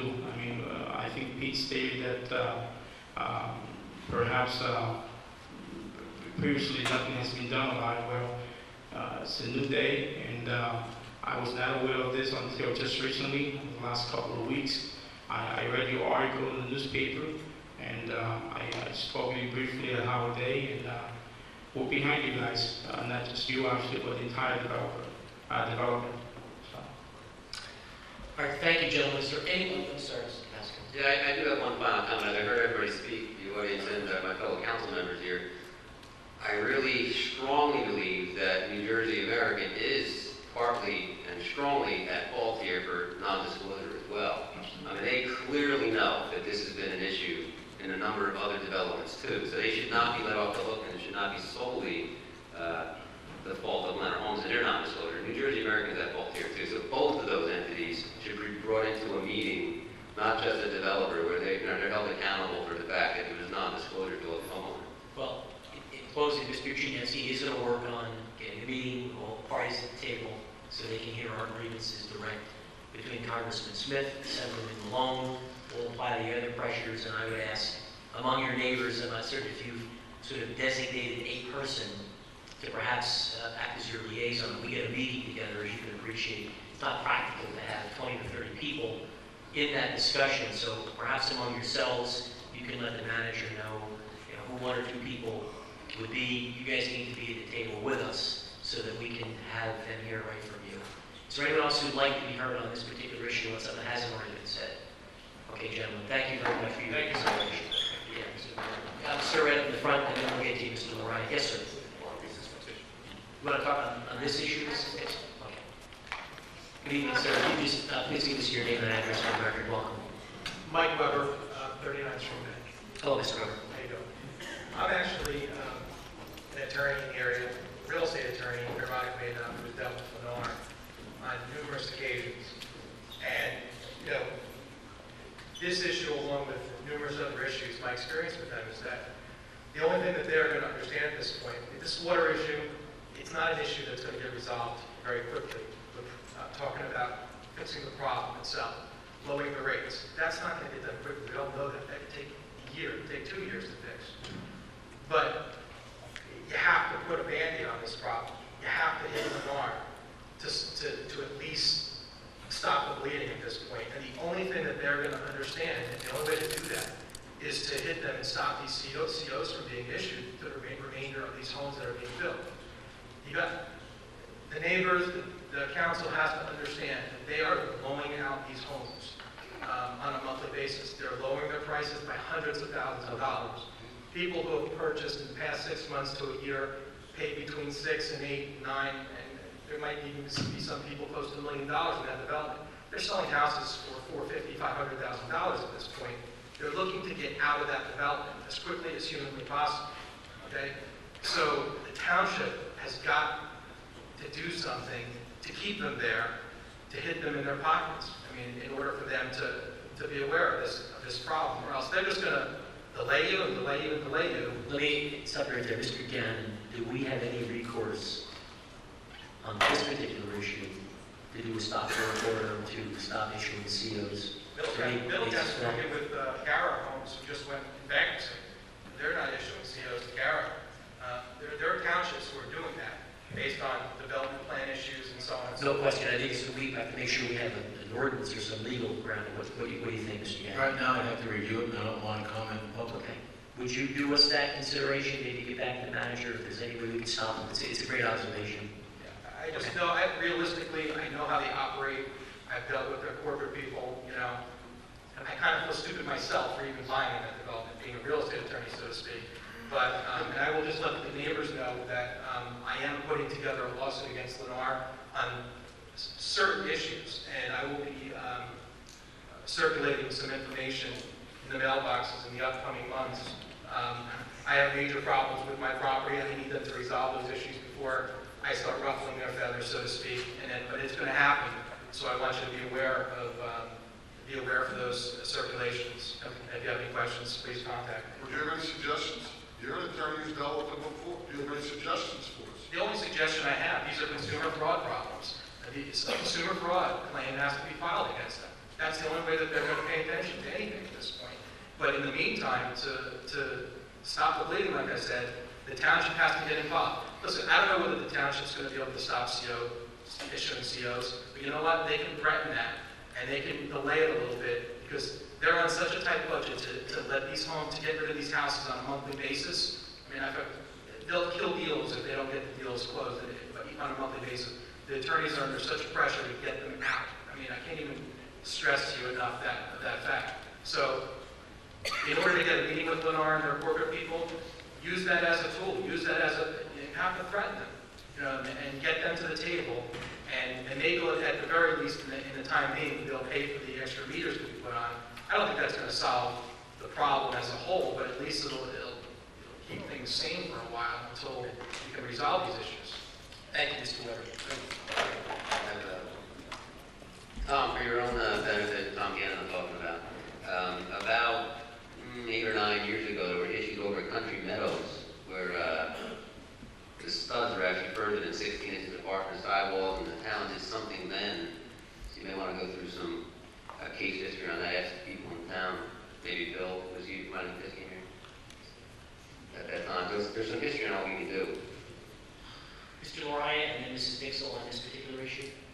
You refer to the lady. You're a true gentleman. Mrs. Dixell, you want to comment on this water sewer issue?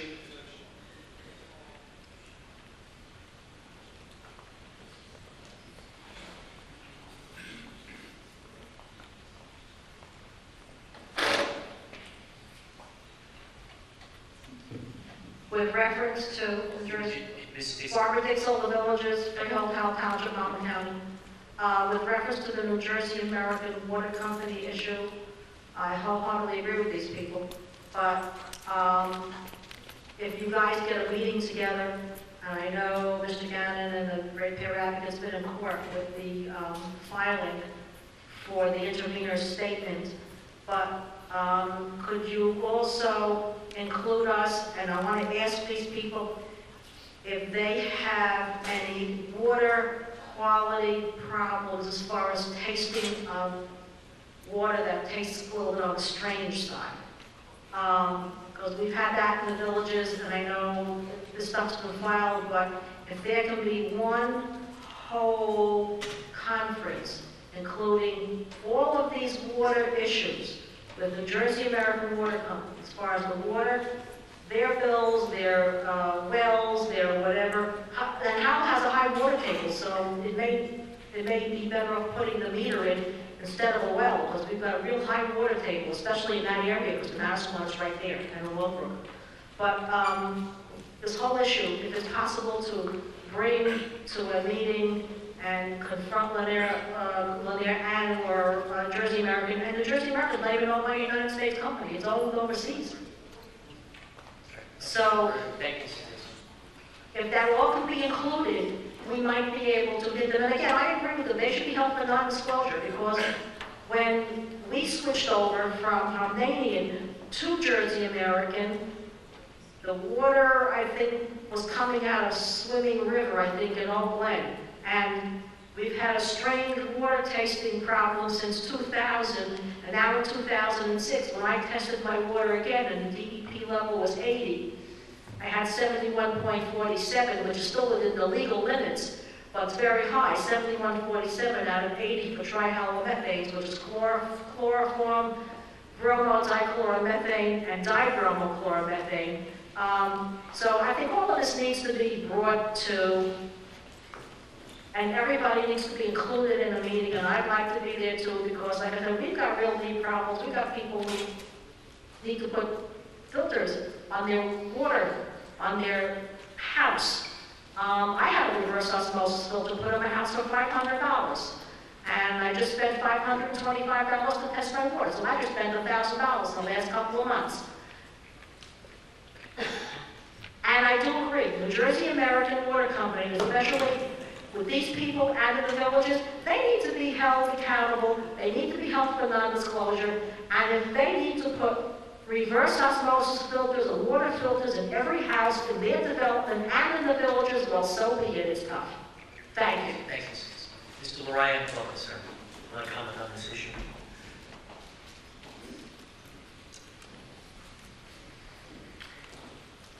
Mr. Lorian, you'll be the last person on this particular topic. Oh, sorry. A couple more. Okay. Sorry. Vince Lorian, 56C, the Villages.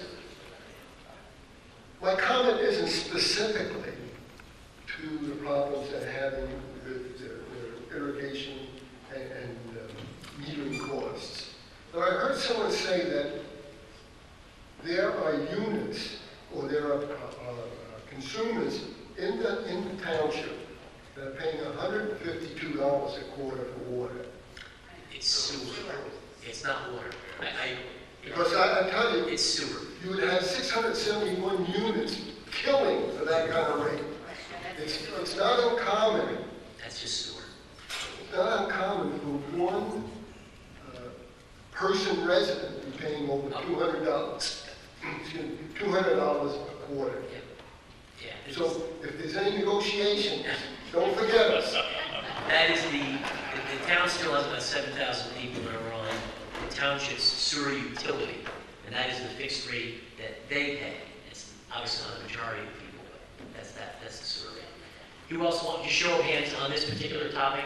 Okay, we'll start with you right here, sir, and then we'll get to the rest. But if you could just obviously, if it's already been said, if you could just shed some commentary, that'd be great. Gary Ulmer, I live in the Country Meadow Estates on Woodstown Drive. I just want to throw a couple numbers out there. I average a year, I only have a half an acre. I don't have a large piece of property.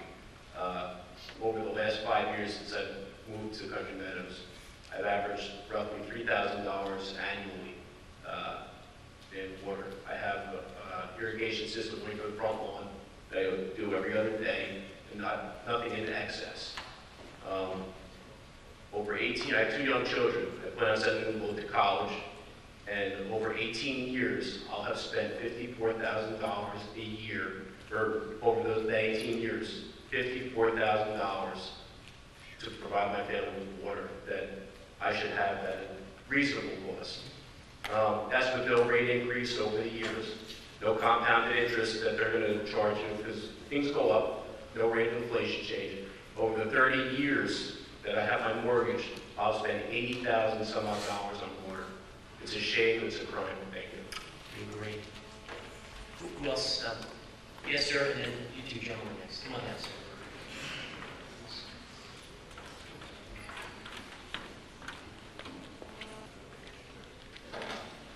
Thank you. My name is Pete Bester. I live on Cold Court. There's 2 other builders in that same community that have the same problem with San Lenore, but there's Toll Brothers and Ryan Homes. They're part of that same. They were part of the original approval. They sold. Right. I don't want Lenore to get all this attention and us down in Cold Court and say, oh, you're done. Absolutely. You're right. You are correct. Thank you. Come on down, sir, and then gentlemen, back to you next. Welcome, sir. Let's give us your name and address. Russ Halpern, Full Kirsten Drive. Question. Who makes the determination as to who gets hooked up to the township sewer and who gets hooked up to New Jersey American? Unfortunately, it's based on location. Service area. So it is a service area where the town has had existing plumbing, if you will, and that's an existing issue where the town doesn't have existing plumbing. The private utilities are granted that. But from what I understand, just maybe 2 miles down the road from where we are, there's a new development going in. Another Ardina Acres development near the school over there. That's township water, and that's only 2 miles from where we are. Mr. Denziano, it's township sewer, it's actually not water. I'm in township sewer. Sure, it's okay. Could you comment, Mr. Denziano, maybe some of that? And do you have a map as to who pays what, where in the township? We actually do have a map. Provided with that as well? It's the waste management. You didn't get it. The engineer has a map. I can tell you that. There is a map that does disretain the franchise areas. New Jersey American's franchise area, you actually are the border for that. So the next step up immediately to your east would indeed have Howell Township Sewer and that New Jersey American Water Company's sewer franchise area. Because when I called Howell Township Sewer, they told me that they're not in the sewer business anymore. And they don't add any new customers to their sewer system, but that in fact is not true. If you tell me that if you were a mile away, you'd be hooked up to Howell. Only if the existing infrastructure is already in the ground, from a residential perspective. The town, many years back, before many of us here, was in the water and sewer business. It did not go well. One more comment to New Jersey American Water. If you don't pay your sewer bill, if you protest your sewer bill, they're a reporting agency to credit bureaus. So if you don't pay your sewer bill, they report you to the credit bureau, and it strikes against your credit for not paying your sewer when you're in dispute. Just put that on the record that, I mean, it's a utility company, they shouldn't be doing that. I mean, we'll all pay our sewer bills, but we want to pay a fair amount. But I was told from New Jersey American Water, if you don't pay your sewer bill, we're just going to report it to the credit bureau. Well, it's good to know that. I don't know whether or not they're allowed to do it, but that's something. They do. No, they will. But I don't know whether or not that's something that. Yeah, no, they show up. Our mortgage company, rent credit reports every day of our lives. They'll show up. Okay. And that's what, they'll charge it off against you, and it will show on your credit. So, something I'm going to make up. We appreciate your comments. Yes, sir. Come on up. Good evening. Dan Barry, 23 Nicole Court, Preston, Manasquan River. I guess just one question and one comment. One question would be, does Howell Township receive any subsidies from New Jersey American Water? No. Based on sewer water usage? No. Anything of that nature? Totally separate. We have, they're not under our jurisdiction, and we don't get any subsidies or any revenue at all on a subsidized basis from their business. Okay. And I guess one comment in general is, we've talked about dropping the ball. I don't know if this is the first time this issue has been brought forth to the Howell Township Committee here. Not sure if anybody here on this committee has been present during these past discussions. I know Toscana was brought up. If it had been, it is a shame that the ball was dropped. Had we addressed it appropriately and swiftly as these complaints were being brought forth, we wouldn't be here today. So I challenge this committee. We do need your help. But I do challenge each and every one of you to support us as Howell Township residents and taxpayers, and that will not be dropped this time. I don't leave any question that you have our unilateral support. I can tell you, in the 4 years that I've been in this, prior to being mayor as a council person, it was never an organized, very coordinated discussion effort the way you have had it. There have been historic complaints in this community about water and sewer rates for decades. And it has been a real problem. The BPU has the audacity to tell us that our rates are quote-unquote normal when compared with other municipalities. And I had the ratepayer advocate tell me that when we were complaining about Parkway water, which is obviously an insult. But to your credit, you've come together, you've articulated what the issue is in a way that I don't know that we have, at least on a focused basis, been made aware of. So we're going to put the necessary checks in place to make sure that it doesn't happen again. But more importantly, you need help right now. And that really has to be the primary concern. Thank goodness the winter's coming. Most people are not going to be watering their lawns the way they do in June and July and August. So just as a function of nature, hopefully there's going to be some immediate relief so people don't continue to get bled. But we got to get this fixed, and we got to get it done pretty quick. Thank you. Thanks, Mr. Perry. Mayor, if I could just clarify one point. Indirectly through the franchise, the receipts tax, as part of our state aid package, we may receive some funding, but not directly from the utility to us. Okay. Part of our state aid package. Okay. All right. Appreciate the clarification, Mr. Mayor. You need to take a quick, why don't we take a quick 5-minute recess, and then we'll come back and finish the business. For the benefit of the public, just a brief recap. We've had very specific public commentary on the proposed transfer of a liquor license in Ramtown. We talked about closure of Tin Falls Road, and we also had comment on the Manasquan sewer and water issue. There are a couple of folks who still would like to speak. We have a presentation coming up in a few minutes from the planning board engineer, Mr. Ernie Peters of CME Associates. I know he's still here. Before that, you have a comment, Mr. DeBasco? Are we done?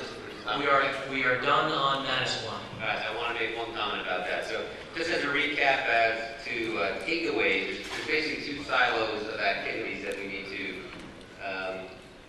go on with the end of tonight. The first side will be what do we do to help these people immediately. I think we understand that we have to get the developers, and now we do understand it's more than just Leonard. There's Toll Brothers and Ryder Homes as well, and New Jersey American with us in the meeting. The other style is what we do long-term. We focus on saving quarter. I thought we dropped the ball. What I meant by that, I meant more of a long-term drop, in that we do need to put together an ordinance that will prevent this problem from happening going forward. So where we dropped the ball before, we need to pick it up and carry it across the goal line. Now put this ordinance together where there isn't a set of homeowners for years from now saying, hey, we've got a problem with New Jersey American and our developer, and that the water rates are too high. So as the steps for the long-term silo, we should probably go to the planning board and tell them, hey, we encountered this issue. Come back to us with suggestions as to what the ordinance should look like.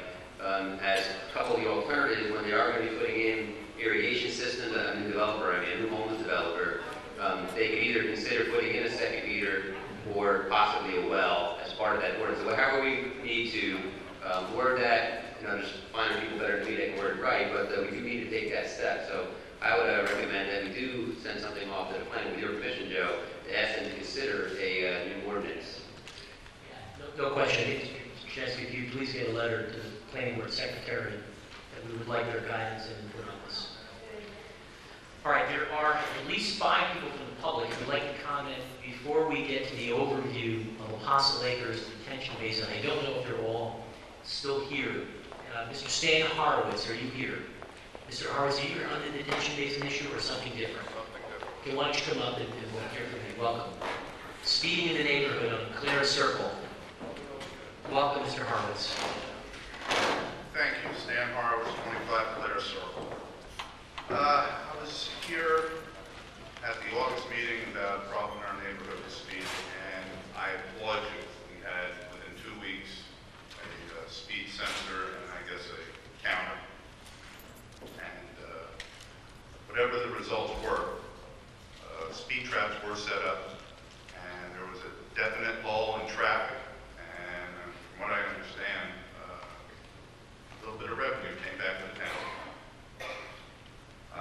Again, I applaud how fast it happened. Unfortunately, this is beyond. Maybe a week or 2 later, my neighbor on that corner, the Bisco's 26 Clear Circle, about 10 o'clock at night on the 12th of September, about 10 o'clock.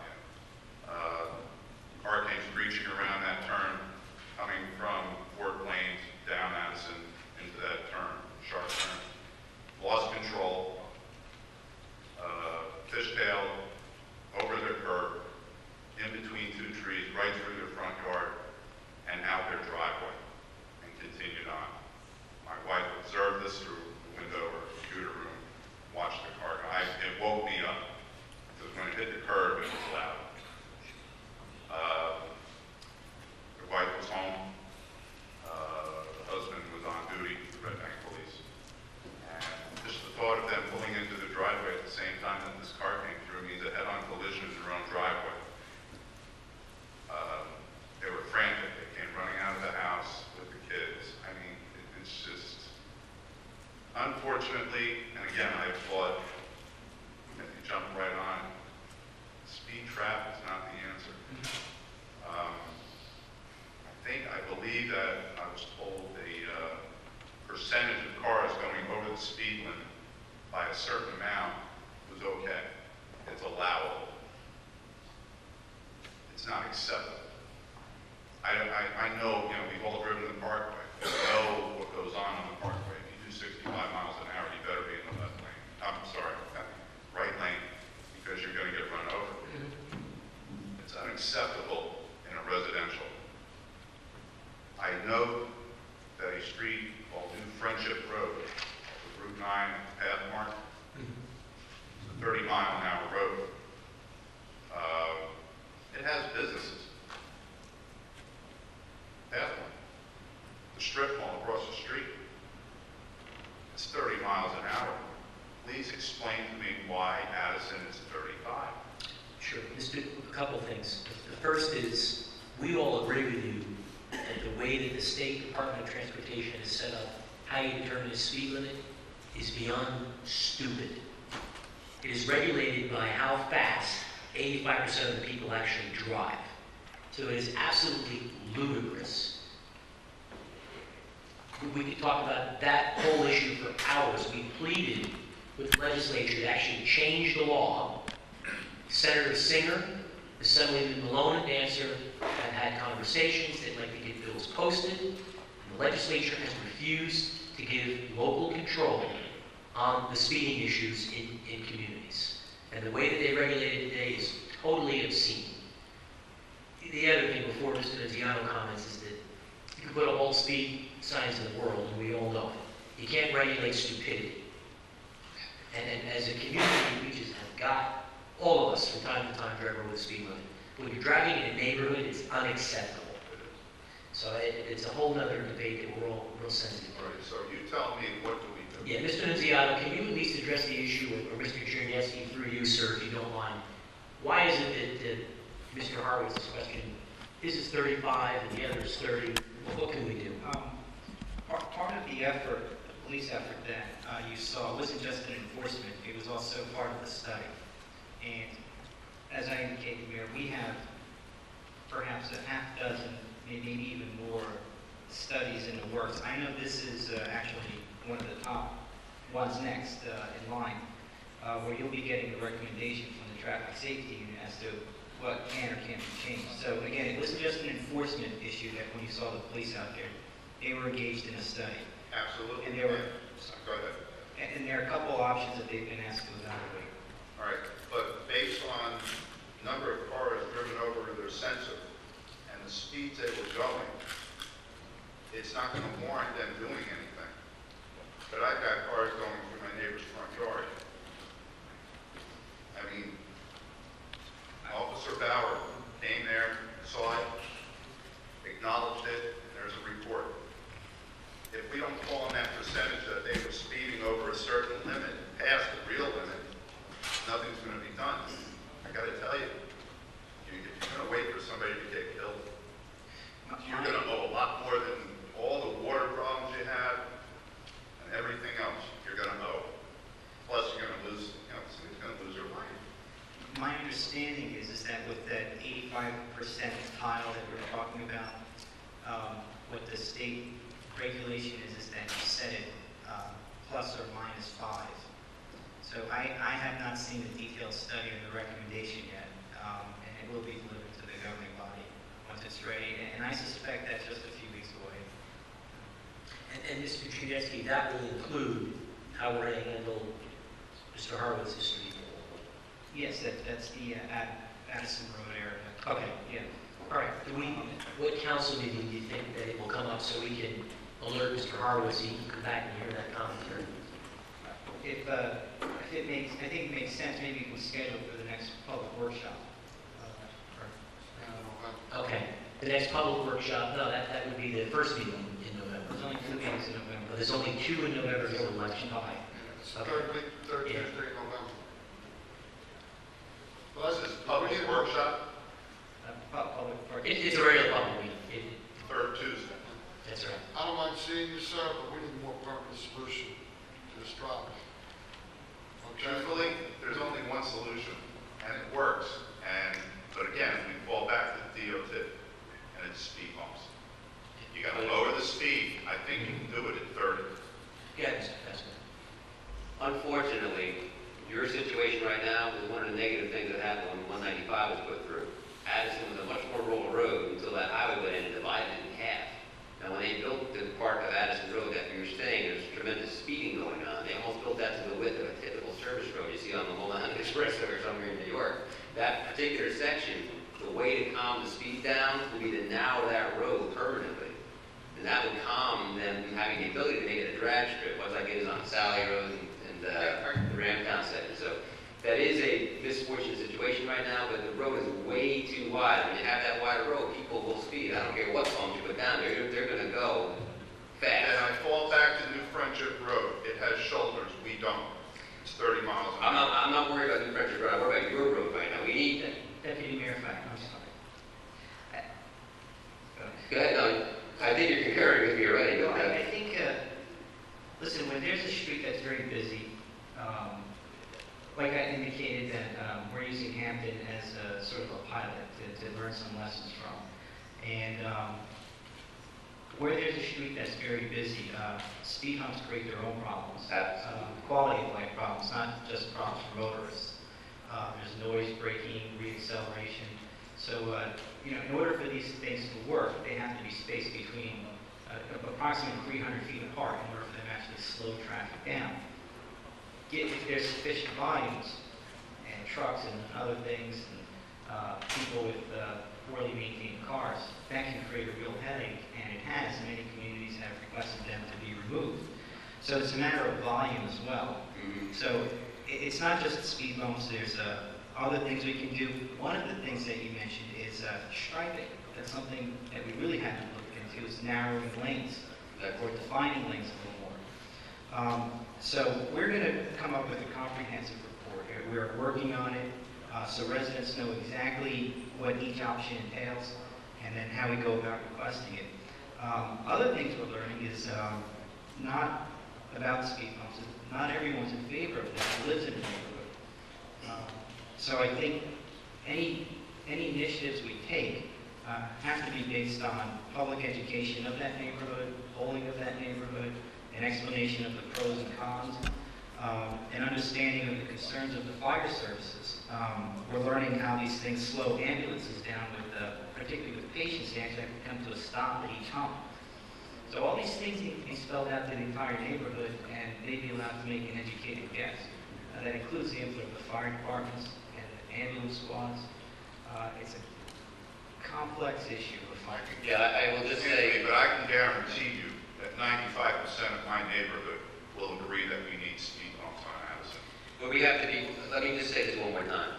When you come across Fort Plains Road, across Hyson Road, Tulsa's Corner Road, and come on the other side where it's Larson or Hyson, I forget the exact name of the road right there, that road widens in and of itself before you make the left turn onto Addison. I think it still goes back to when 195 was put through there. Those roads were made really wide, I think, for the construction deal that came through and built that highway.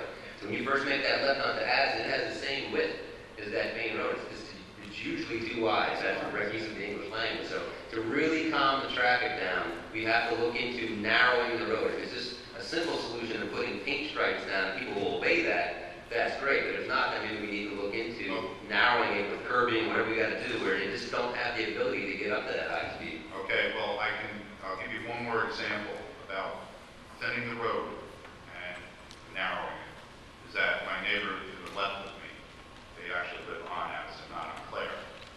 They just moved in, and the wife was coming back on Addison towards going up to Fort Plains on that sharp turn. She literally had to go off the road because someone came down the hill into her lane. We're agreeing. Narrowing the road? No, we're agreeing that it's an issue. Narrowing the road where they can't speed down the road where she was coming around the curve. What's going to stop them by narrowing the road? They have the ability to get up to that high speed. I think, Mr. Horowitz, I think the honest explanation is we have been pleading with the community for people to slow down. It's a constant issue. These are young drivers. It's Fast and Furious. You know the movie? I do not disagree with you. We're all on your side on this. I know you are, but you got to understand, Here's what we getting do. close to someone getting killed. And let me tell you, it's your street, it is streets all over the community. I get in excess of 100 emails a week, and the manager will tell you that 25 to 30% of them are related to speeding issues, and I am at my wit's end about what to do about it, and I'm up the manager's backside on a daily basis. We need a long-term strategic plan, because it isn't just Circle Lane. It's Concord, it's Porter, it's Five Points Road, it's Ramtown Greenville, it's Starlight, it's Princeton Drive. It is, and I've been at conferences and events with contemporary mayors in their communities, and they're at their wit's end too. It has come to a point where it's dangerous. It's dangerous to get in a vehicle or be on a sidewalk at times at certain hours of the day. Having said that, we asked the manager to work with the police department. We have one of the finest to come back with a blueprint of how can we begin to tackle this methodically and reasonably so that every community gets the same level of protection. And it isn't just some folks who may come out to a meeting and express a concern. We have an obligation to protect everybody as best we can. As not to overcommit. I think we're all reasonable people. We're never going to completely solve the issue. But we've got to do whatever we can to create enough barriers to get people to slow down. Okay. And we're in complete concurrence. I think the best approach is, let's hear the report, let's not prejudice before it comes out. Let's hear what they have to say, let's hear from the traffic safety provisions within the police department, and then we'll take it to the next level. Absolutely. And I'll just say one more thing before I end this. The money you're going to spend on bringing out speed traps, that means patrolmen or whoever that are not patrolling the rest of your town is going to be wasted for the tiny bit of revenue that you're going to get from the occasional one that goes, instead of 35, they're doing 45. I wish they all were doing only 45. I don't disagree with you. 65, 70 is not unheard of. I know how fast they're going. You're going to waste a lot of money and manpower where you can't spare it. I'm in agreement with you. Okay. All right, thank you for your comments. Thanks. That third meeting, we'll hopefully see you there next month. Okay. Thank you. If I can just say one thing, and I feel confident speaking for the police, that they are very frustrated themselves. They understand what the residents are calling for. They want to do it in a safe and methodical way, and they're as frustrated as everyone else about the speeding issue in our residential neighborhoods. I'm trying to free them up. Great, thanks, Mr. Chiniansky. All right, just a couple of other folks unrelated to the detention basin issue. Mr. Brannon, you heard? I look like you're going to yield your time. Thank you. All right, good evening. You said you want to talk about time limits. You're going to release yourself for 2 minutes tonight, it says here. Jack Bannon, Woodland Drive. It got carried from last meeting, discussion item 10.4, protocols for hearing of citizens. There's been a lot of talk about this, about time limits for people to speak. And I really want to know where the diet sits on this. Here's where the diet sits. Ultimately, as chair of the Robert's Rules of Order, it's at the chair's discretion to conduct the meeting in an orderly and professional way. I'm going to, particularly at these meetings. Well, not situation. I'm talking regular meetings and workshop meetings. When we get to the meeting next week, I'm going to continually remind people that if someone has said the same thing on the same topic, I'm going to ask them to move it on. I'm not going to continue to have the same items repeated because if it's already been said, there's no reason to be repetitious. We're going to attempt to ask people to adhere to 5 minutes. To the extent that they need additional time because of an extenuating circumstance, they've never been in the meeting before, they have to leave, they can't come back, then we'll be reasonable.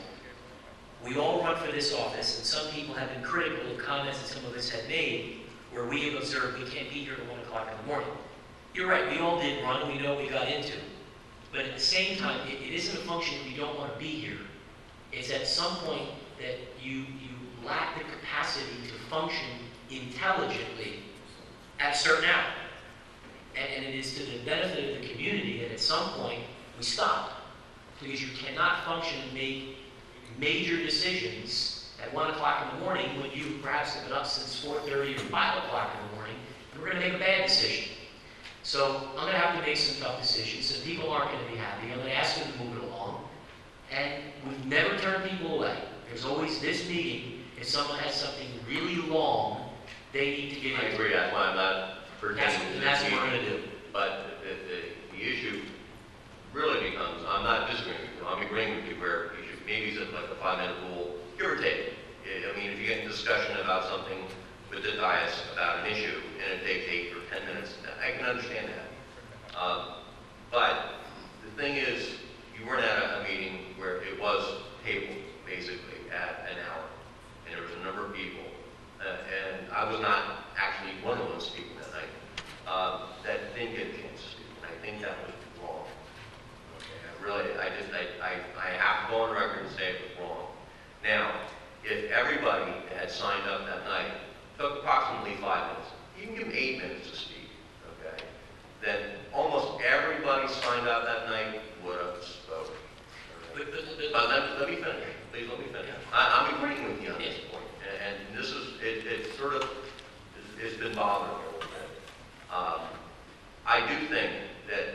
has to be courteous to one another.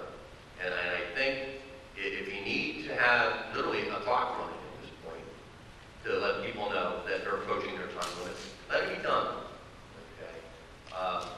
If you want to follow Robert's rules, the other issue is if somebody signs up, then they should be called in the order they're signed up. And I understand that you want to try to make it balanced and fair, but if you adhere to the time limit and you go on the order they were signed up, everybody will speak. That makes sense. Simple. Here's what I prefer, and I'll be very strict with this. We stick to the hour. If we finish the township business before 11 o'clock, we will open it up again. Everybody, there's no good reason why in 5 minutes somebody can't get to the point, and they have backup. Let me finish.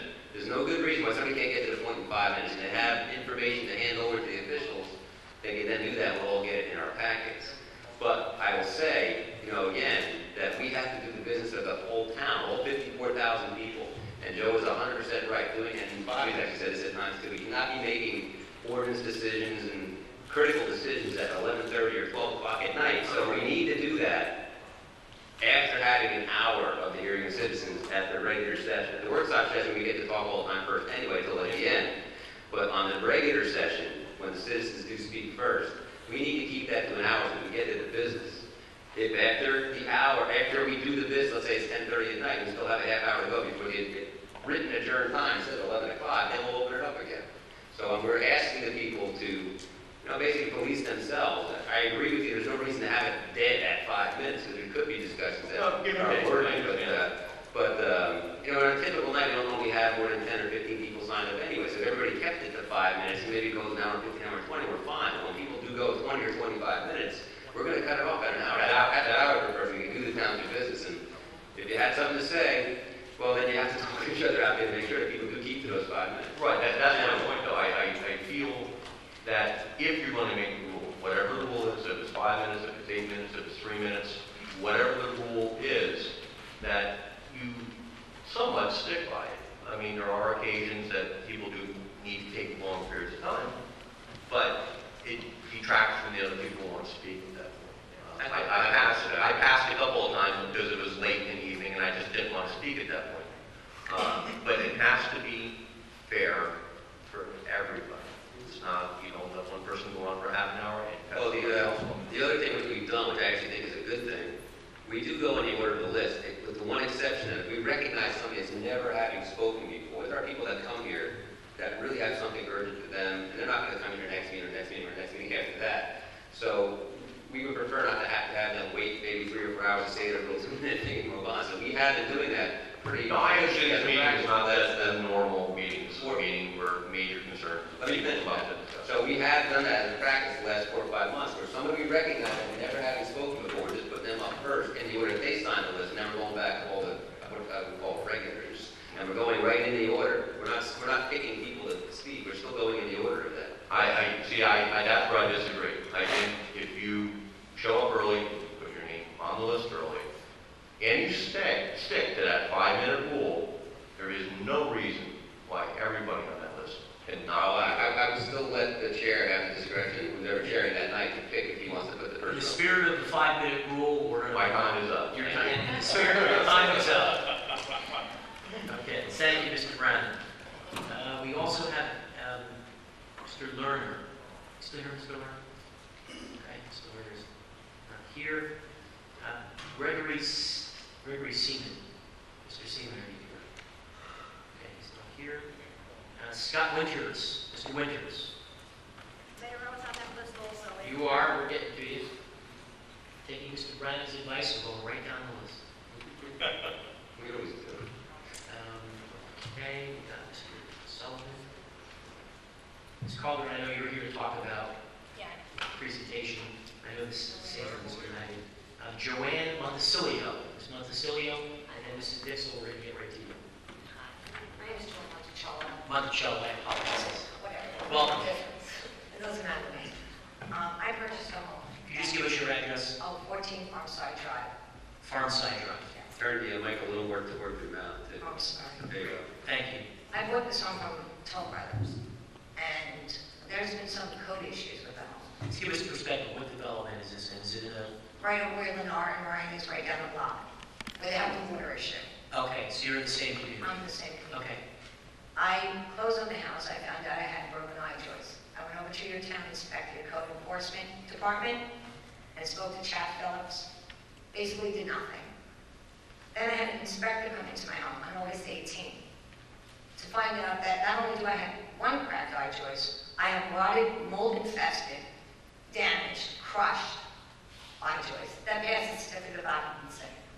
When I went back to Chad Phillips and told him about this, not only do I have those eye joist problems, I'm missing the sill sealer between the house and the foundation in certain areas, which is supposed to stop the house from decaying. And some of the nuts are missing on the anchorage. A lot of washers are missing. 4 or 5 bolts that hold the house down were actually tight. The rest were loose. When I spoke to Mr. Phillips about this, he told me there were code issues. So I went and I bought the International Residential Code Book for 2000, which New Jersey goes by. And there are fact code issues. I sent him a certified letter that he received on the 26th of last month.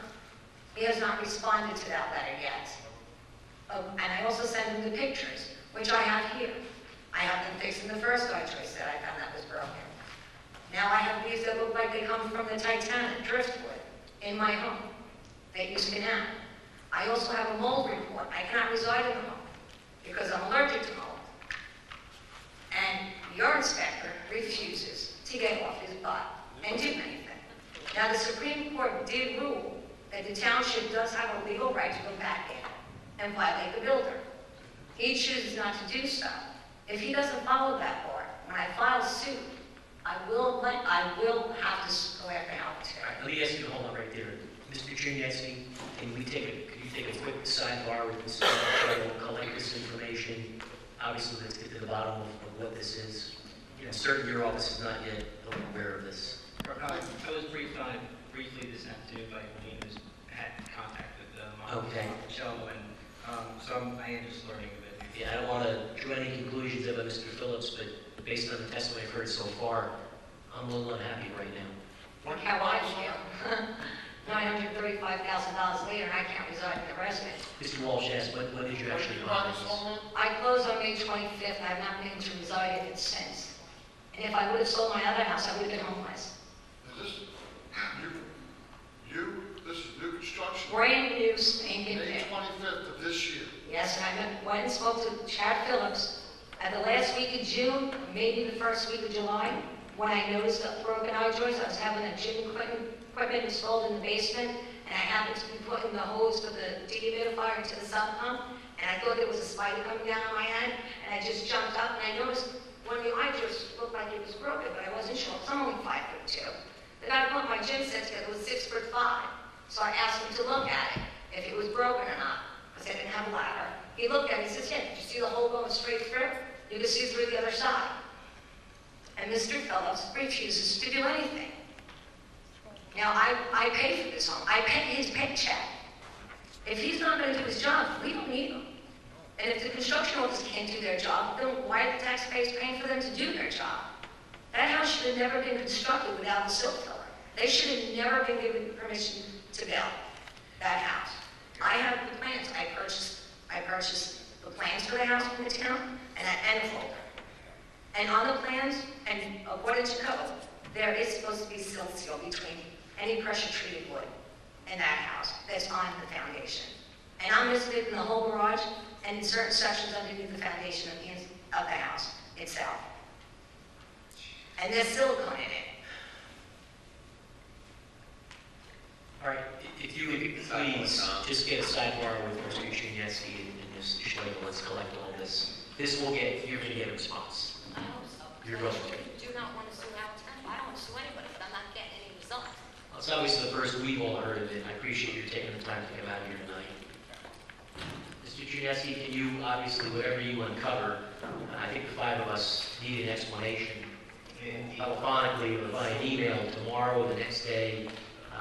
We need to know what's going on with this. I want to tell residents too that again, especially for serious matters like this, there is no reason to have to wait for a council meeting. Tom Chernetsky is our township CEO, so to speak. He's the chief operating officer, chief executive officer, all the department employees.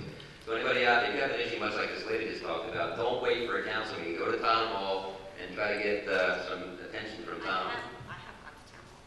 Have you seen this? He's been communicating with Mrs. Schlick. Okay. All right, so Mr. Chinesky, we'll all get individually called with an update within the next 48 hours. Okay. Thank you for your patience, Mrs. Monticello. No need to apologize. We owe you the apology, and we'll get to the bottom of it. All right, Mrs. Dixell. Mr. Peters, you're up next. If you need to get any of your material ready, fire away. Mrs. Dixell already told me she wants to stay below the 5 minute. I will, believe me, I will. You'll all faint, but I will. Okay, with reference to the DOT, I want to tell you, years back, I had a meeting one morning at 7 o'clock in the morning, and the years I was working, I had a meeting with Joe Ettore, the Camden Monmouth County engineer, and he and I walked Strickland Road, Route 9, Wyckoff, whatever, and then I went to the DOT. And the DOT just said, oh, we have to follow the book, we have to follow the book, we have to follow the book. Tell them to bury their book. It was probably written when Columbus discovered America. It's time they upgraded the damn thing to that we're overbuilt, overcooked, over cars, over people. They gotta get with it. Okay, I filed an RTC on Wyckoff, for Wyckoff Mills Road, to take care of some of the speeding things there. And as you know, we have a 35 mile an hour and a 45 mile an hour speed zone on the one road. I've been saying it for years. There's got to be a way that we can make one speed limit from 9 and Casino. I know. We agree. We completely agree with you. But they speed, they don't go. And the problem is also the post office, just so you know, the problem is not the post office, the problem is the lack of parking there, which also ties up double park cars and people going in and out of the lot. And I understand people have a right to go send their mail out. But again, coming from 9 and Casino, it's a shortcut to Hall's Mill. Coming off Hall's Mill, it's a shortcut. They take it. Instead of Route 9, they take it to Strickland, and you can't get down the road. There has to be a way that they can do some traffic calming devices or make one speed limit. Also, I have to thank John Costigan, if he's still here. I know I saw him walk in.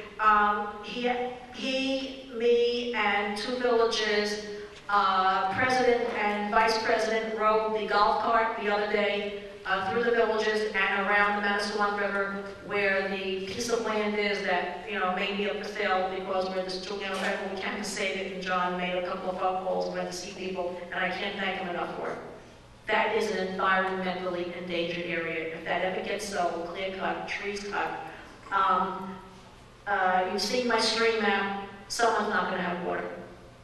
There was a report that you know of at the planning board, just so you know, when Newcomb gave his the amendment, and this lady, Fran Malsbury, got up and spoke about the report that the state is running low on their water allotments.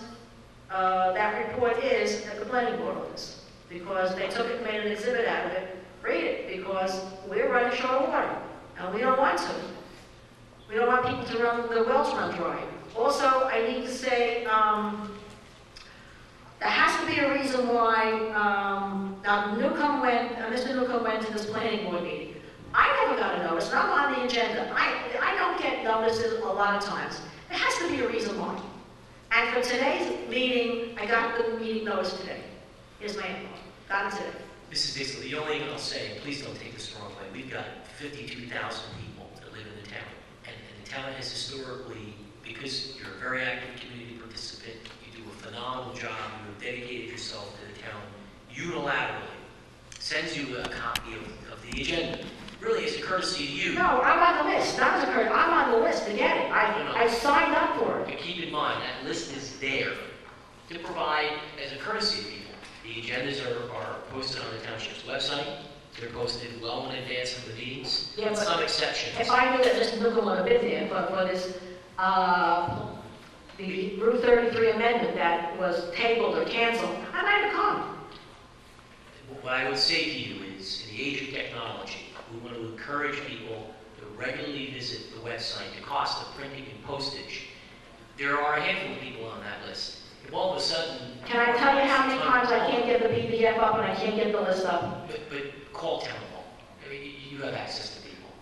I wound up having it faxed to me if I knew there was a meeting. My only concern is if we had 400 or 500 people, or 1,000 people, or 2,000 people who said, add me to the list, it would be an expense that we would be unable to afford. I've been on the list for years. I don't disagree with you, but when you get it, certainly we're happy to be able to get it to you, but if there are times when it goes out late, it's only because their clerk's office is doing this for a whole bunch of different reasons. Okay, thank you very much. But as I say, the DOT isn't interested. They just say, we gotta follow the book, we gotta follow the book. Tell them to take the damn blinders off, throw the book away, and get with modern times. Thank you, Mr. President. Appreciate your comments. Okay. I think that's it on regular public commentary. Mr. Peters is here tonight. Mr. Peters is licensed engineer. He works for the firm of CME and is the planning board's engineer. His firm has done business in Howell probably for 20 years, and they know the community exceptionally well. The council asked Mr. Peters to come and speak, to give us a technical description and explanation around the stormwater detention basin that is affiliated with a project that will actually be built in Freehold Township, which neighbors our community, which has been the subject of much legitimate concern around attempting to protect people who live in the area that is adjacent to where this basin is going to go, concerns about its construction, concerns about safety, concerns about its ability to hold what it has been designed for. And quite frankly, the council, I know, we've all spoken about this individually and as a body, is frustrated about what regulatory oversight we actually have on this. What can we do? What can't we do? And Mr. Peters, I'm going to turn the floor over to you for you to give us the lowdown on what it is we're dealing with. When you're finished with your explanation, we're going to open it to people of the public who obviously would like to participate in this discussion. So take it away, Mr. Peters. Thank you. Good evening, Mr. Mayor, members of the council. My name is Ernie Peters. I'm a planning board engineer from CME Associates. In September of this year, the Apostle Acres application for a stormwater management facility, which is commensurate with a subdivision of residential homes in Freehold Township, was heard before the planning board. This detention basin was reviewed by the board staff prior to the meeting. There were some discussions based upon council meetings with some of the neighbors from the adjacent Moore's Landing project. And at the planning board meeting, a number of items were addressed. The first had to do with the jurisdiction of the application. There was a concern that the application belonged over the zoning board of adjustment and not at the Howell Township Planning Board. The board's professionals counseled the board. The board members made the determination that it was rightly before the Howell Township Planning Board. I understand the board contention with some of the neighbors, but there's a legal recourse for that.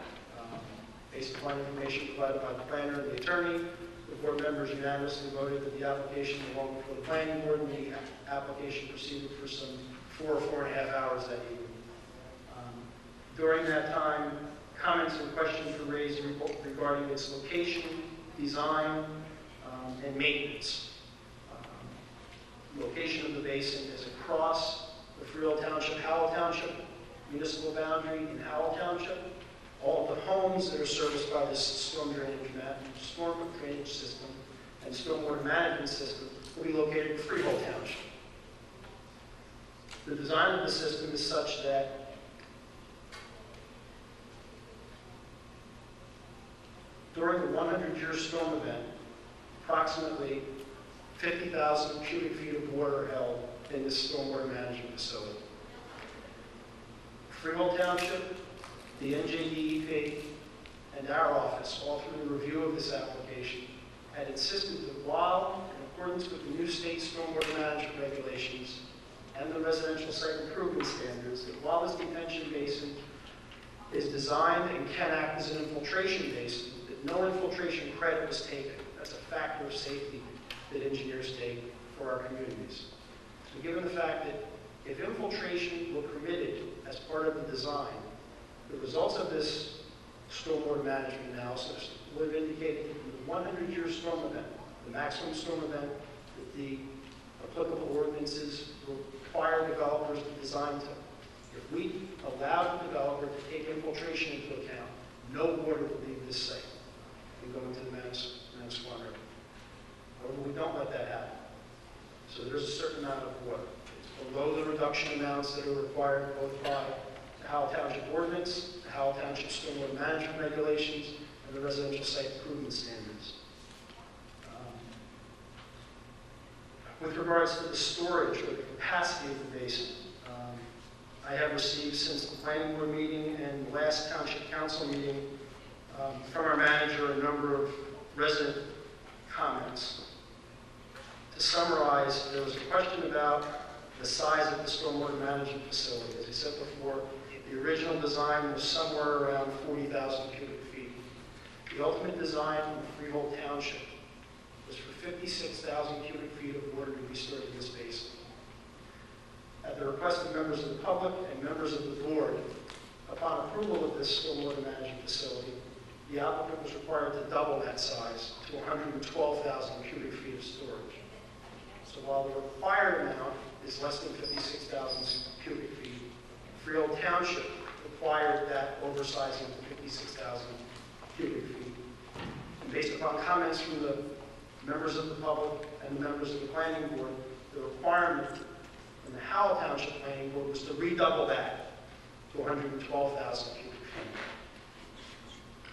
With regards to the maintenance of the facility, currently the developer proffered his application in Freehold Township, and the Freehold Township Planning Board accepted the responsibility for the maintenance of the stormwater management facility. I can't speak for Freehold Township. I listened to the hearing. I listened to several portions of the tape, but not the entire tape yet. Understanding that Moore's Landing, and I lived in Point Woods for 12 years. I was the homeowner association president for the condos, and Councilman Tabasco was the homeowner association president for the townhomes. And we dealt with the problems associated with Burgerville Road, Moore's Landing, and Manasquan River. Freehold Township has a storm drainage system for several new homes. All of those homes will drain into this detention basin. If, like any other 8 or 10 lot subdivision in Howell Township, there's a problem with the stormwater management facility, the people in that municipality call their elected officials. So Freehold Township, they decided that the homeowners that are serviced by this would be better served by having Freehold Township do this. I understand, given that the Manasquan River has negatively impacted our neighbors over Moore's Landing, that there are some concerns as whether or not Howell Township should own or maintain this basin.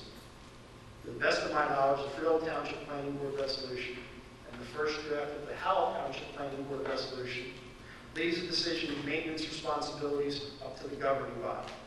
So the one question mark that may still lie out there between all of the hearings that have been had and the ultimate adoption of a resolution by the Howell Township Planning Board, which I believe is scheduled for a week from Thursday, is whether or not Freehold Township will be permitted to maintain the facility that will be located in Howell Township. Lastly, with regards to the review of this application of the stormwater management facility, because of its sensitivity, a number of interested homeowners have made queries to both the governing body, other government agencies, and Freehold Township. I took it upon myself, just so that everyone is clear, that it's not just Ernie Peters, who's lived in town for a while and has a business in town and currently serves as your planning board engineer, that I didn't just decide that this is okay. I can let you know that the in-house engineer and the in-house assistant engineer in Freehold have reviewed this. The consulting drainage engineer for Freehold Township has reviewed this. That's T&M Associates, the same folks who in 1979 created the FEMA maps for our town. In Howell Township, both Mr. Nunziato and our office have reviewed them. And our office has prepared your stormwater management regulations in accordance with the new state stormwater management regulations. Quite frankly, if that's not enough, the DEP's reviewed this application in some detail after much prodding from residents, assemblymen, congressmen, and the state senator. So to say that this thing's been through the grinder might be an understatement. I don't discount the fact that Moore's Landing has a problem. It's had a problem since the day it was built. However, I can't find under the Howell Township Land Development Ordinances, the Howell Township stormwater management regulations, the residential site improvement standards, the New Jersey Department of Environmental Protection stream encroachment regulations, a standard for a hoop we can make these guys jump through. We've taken a retention basin that was sized correctly in Freehold Township and made it bigger. We then took that bigger size, at the request of the residents of our town and the board members of our planning board, doubled it in size. But if I had to take a guesstimate, I would say that the factor of safety in the original design of what's necessary for this stormwater management facility is probably on the order of 4. That might just make it a real popular guy. But those are the numbers, and those are the studies. And they've been looked at by probably 7 licensed engineers in the state of New Jersey, besides the 2 who designed it. So if that's a synopsis that you were looking for in terms of how this was reviewed, both at the planning board level, the limited knowledge I have of Freehold Township, and the concerns that were raised generally by our neighbors, Okay. I think it's a good starting point. I just have a couple of quick questions. Is there, and I know you covered some of this, but I want to avoid any potential ambiguity. Is there anything this township can do to stop this process from proceeding? With any legal recourse, to the best of your knowledge, from a planning board perspective, we can say, stop the whole thing, you cannot go forward. From an engineering perspective, no, Mr. Gannon will probably jump up and down when I start practicing law, because I know he practices engineering. But having served on the planning board with Mr. Gannon before, they've met the standards that we've utilized, quite frankly, for 20-odd years at the planning board in terms of how you design stormwater management facilities. All the other residential applications in town have been designed with these standards, and quite frankly, these aren't what we refer to as the old standards. They're these new standards that we've talked about in the last 12 to 18 months. So from that perspective, I don't see another hoop that we can throw in front of them and say, make it bigger, make it better, do something else. I think we've put all of the design standards that are applicable forward, and I believe the applicant has complied with those to the best of our understanding. Is there anything else aside from that that we can do to help protect the residents in that area?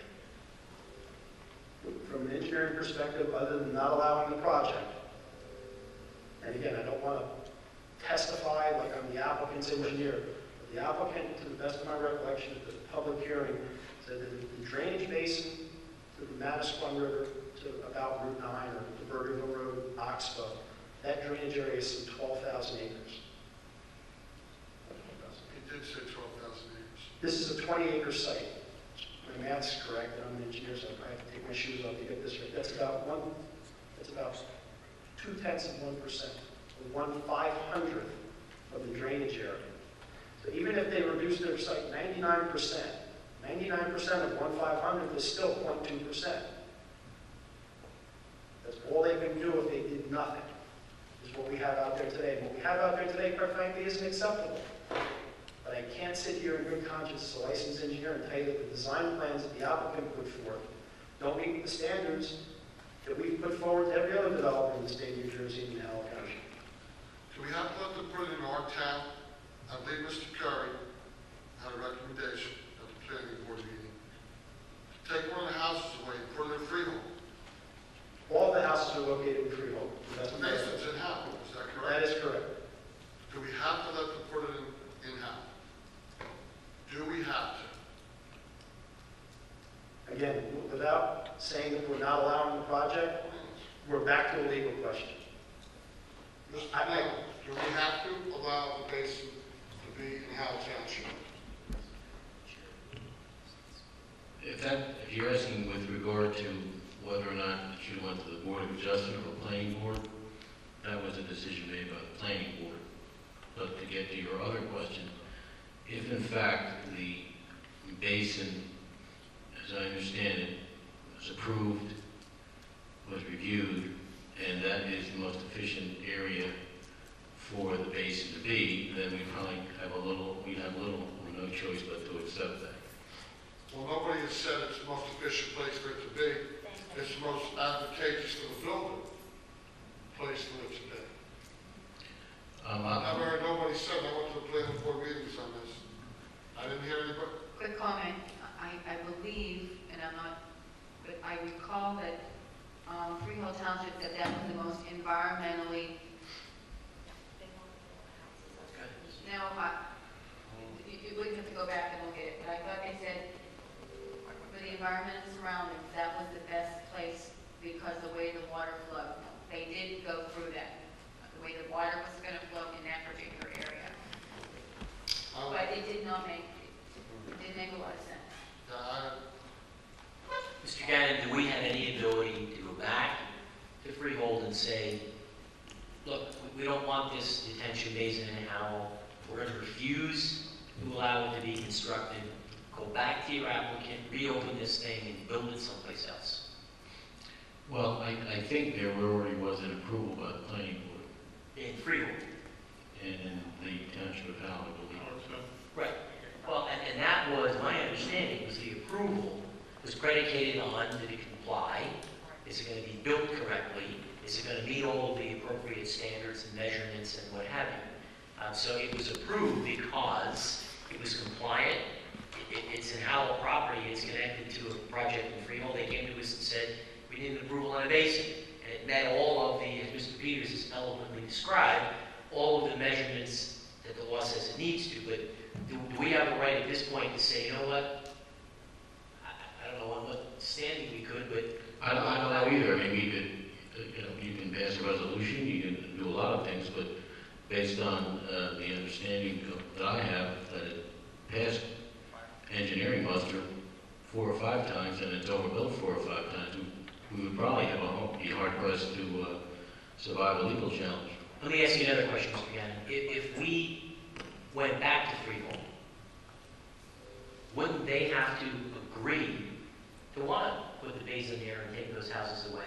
Even if we stopped it, would it still not be subjected to their planning board discretion about what they wanted to do? Yeah, I mean, this is a situation where you have 2 boards with concurrent jurisdiction, and you know, if we were trying to impose our will on the Freehold board, it would be problematic, and we'd have a difficult time trying to prevail.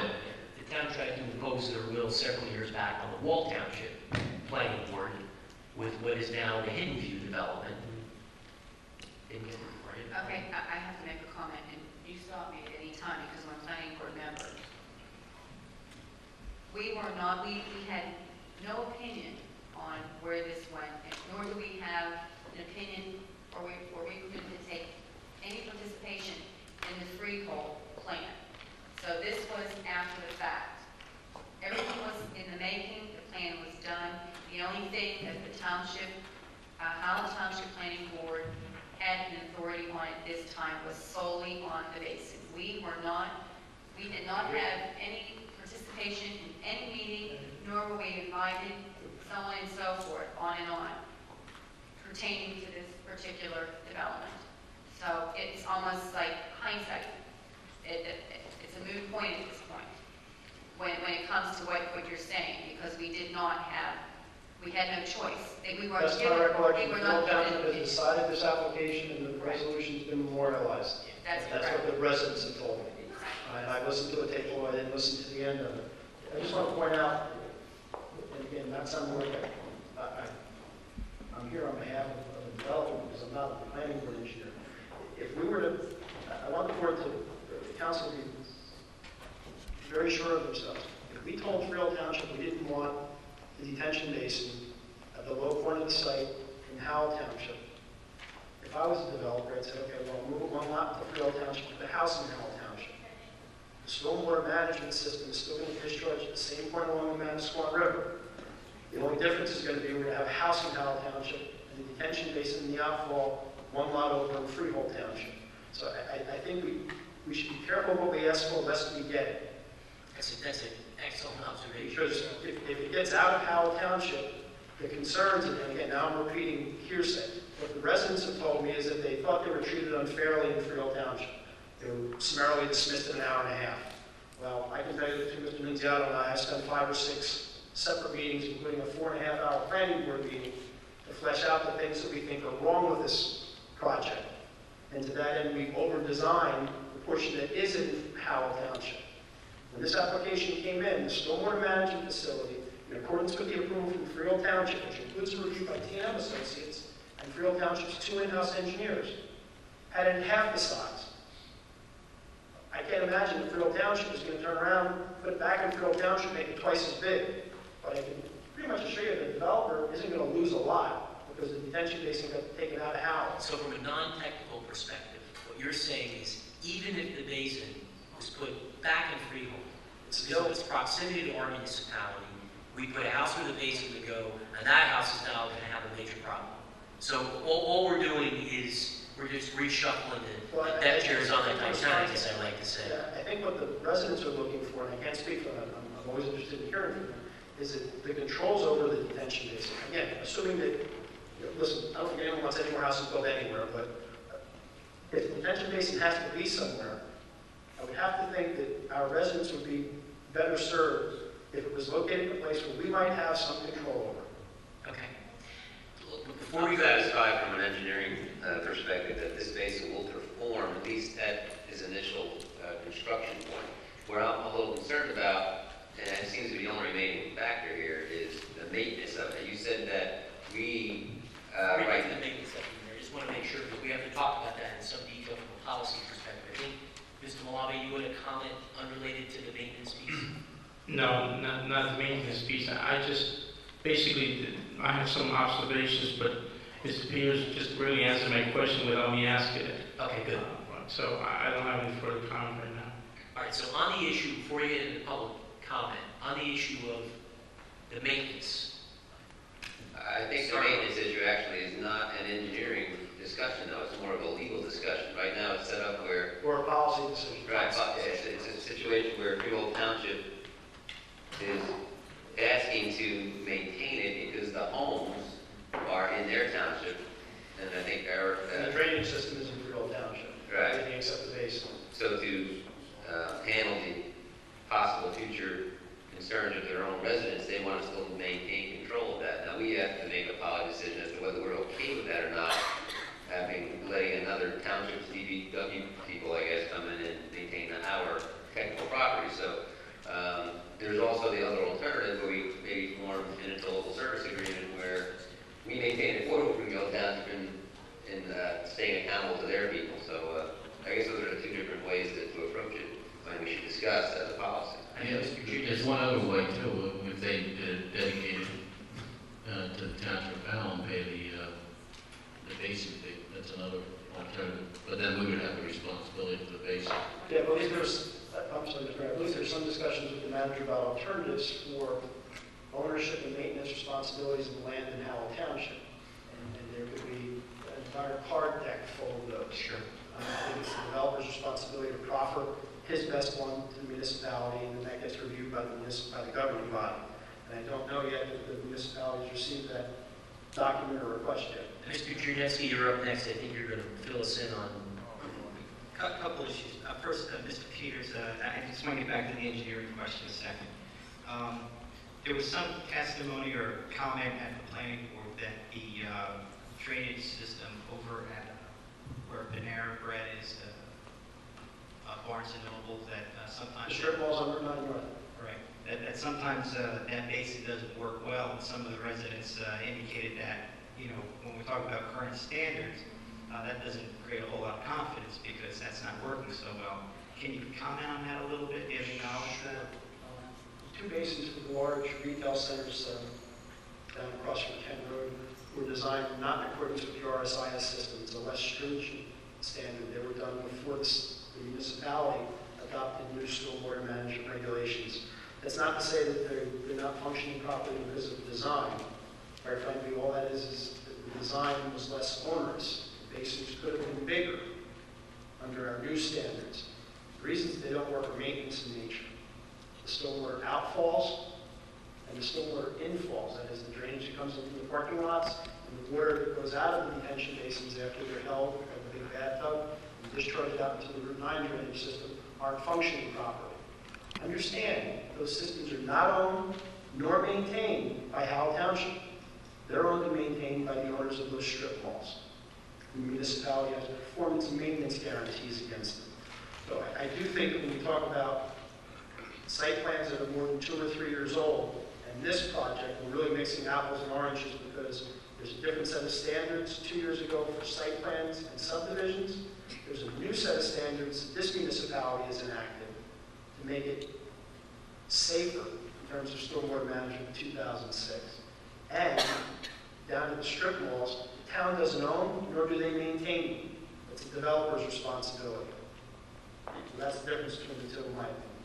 All right, so Mr. Chinesky, talk us through your policy observations regarding how to handle the ownership and maintenance of this basin, please. So I think, first and foremost, I think the idea that if it is in Howell as opposed to a lot over, creates a whole lot, gives us a whole greater range of tools in terms of our police powers. Regardless who's responsible for maintaining it or owning it, be it a homeowners association, a private corporation, or a neighboring municipality, the fact that if there is a danger in our community, then we have every right, and frankly every responsibility to go and take care of it and deal with the paperwork later. If this basin were to be moved over, one house over, and be placed in Freehold Township, then I think that somewhat dissipates. That's not there for us. Secondly, just from my experience in 10 years of doing this, basins are dangerous places. I've known of many children to get injured there, and as you know, Mayor, people are quick to line up and sue the township for everything it owns or is remotely associated with owning. So now this is a policy that we'll talk about when we look at a redevelopment. I'm sorry. When we look at a developer's agreement or an interlocal services agreement. Lucky his coffee isn't hot. Redevelopment. It's going to scold you. I'm sorry, I'm teasing. Sure, but I think to have it in town, but in order to protect the residents of that neighborhood is helpful, but also to eliminate as much liability in terms of the township as a corporation is also in the interest of the community as a whole. That's a matter we'll discuss in greater detail when it comes to the developers agreement, but for the time being, that's would be my recommendation. Just let me open up this policy decision because I think it's one that we need to come to conclusion on tonight, just for the peace of mind of the people that are here, and at least have a conversation, and then let people know what we're thinking, so when they get up, they can give us their comments on who should maintain it. I happen to believe that we should not be in an intention-based business. We spend an extraordinary amount of dollars maintaining these basins. We have to buy special lawnmowers that can cut them. It requires a tremendous amount of manpower. We continuously hear that we need more resources in the Department of Public Works to be able to maintain these. I probably get a dozen emails a month from different residents, and you all see them, who are concerned that they live near a detention basin that is not well maintained. Some of them are ours, some of the developers, it depends on if they were approved in 1982, they were approved now, and they're unsightly and they're dangerous. And our tree expert, Mr. Panic, has recommended, and I happen to agree, the way to do these is to plant the right kinds of trees and shrubs that absorb water, that don't need to be maintained, and we need to get out of the detention basin business. Government should do the things it does well from a core delivery perspective, and maintaining all of these basins is not one of them. To the extent that we have guaranteed police power, where a freeholder is responsible and dropped the ball, and there was a problem, and we have police authority to go on that property and do whatever needs to be done and send them a bill, then, to my view, we have appropriate protections to protect our residents. Because quite frankly, if there was a problem there and it was pre-existing, I know we'd send people in to do whatever had to be done. That authority exists under our emergency management plan. We would simply need to declare an emergency and move forward. Okay. Those are my comments on what we should do relative to if we maintain it, don't we maintain it, do we enter agreements? And I'd be interested in what the rest of all of you have to say. There really isn't much left to say. You said it very eloquently. The only thing I would say is that once we give Freehold Township the blessing to maintain the basin, maybe as part of this little agreement, we also say that they should speak to Panic to do it the right way. Mr. Malave, we'll start with you. You agree, disagree? What do you think? I agree with you, Mayor, that we should not be responsible for maintaining this. I don't think that we as a township should be assuming the legal responsibilities that may come with this, with owning this basin. However, I just have a quick question, if I may, Mr. Mayor, to Mr. Peters. Mr. Peters, you stated that whether or not the basin gets put or placed in Howell Township or in Freehold, it really wouldn't matter. You rather see it if it's going to be built one lot over, you rather see it in Howell so we can have at least some control of it, correct? Yes, and the reason for that, normally, as Mr. DeVella as Mayor DeVella has said, municipalities want to get out of this basin maintenance business.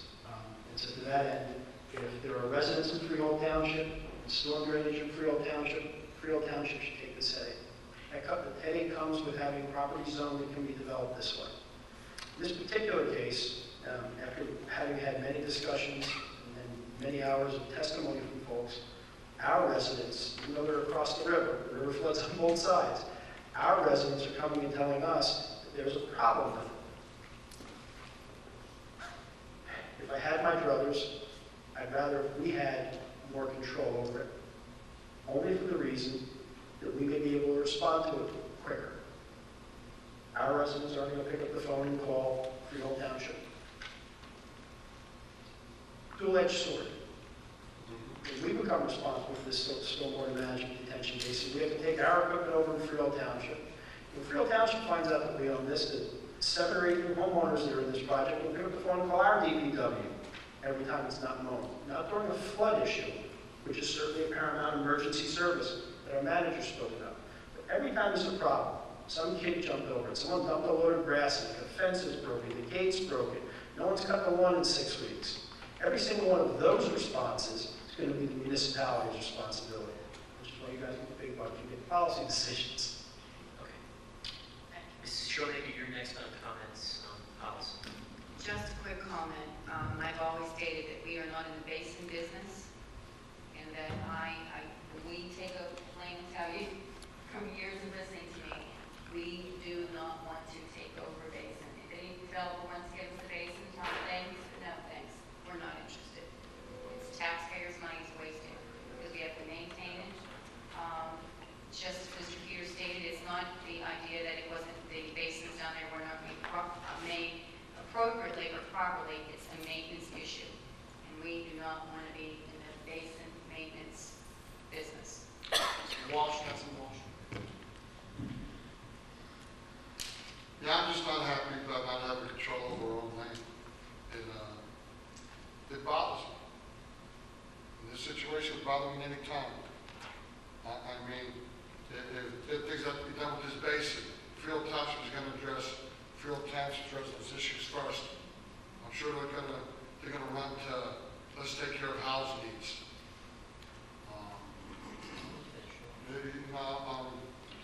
I can understand, and believe me, I'm not against it. I have a very difficult time digesting it, saying this is a good thing for the residents of Howell Township. I can't help believe that there was another way to go about this. I don't like not having control over it all. I mean, how are we going to do enforcement? I understand performance bonds, I understand all that, but it just doesn't sit right with me. I don't think this basin will be a priority on the governing body of Freehold Township's list.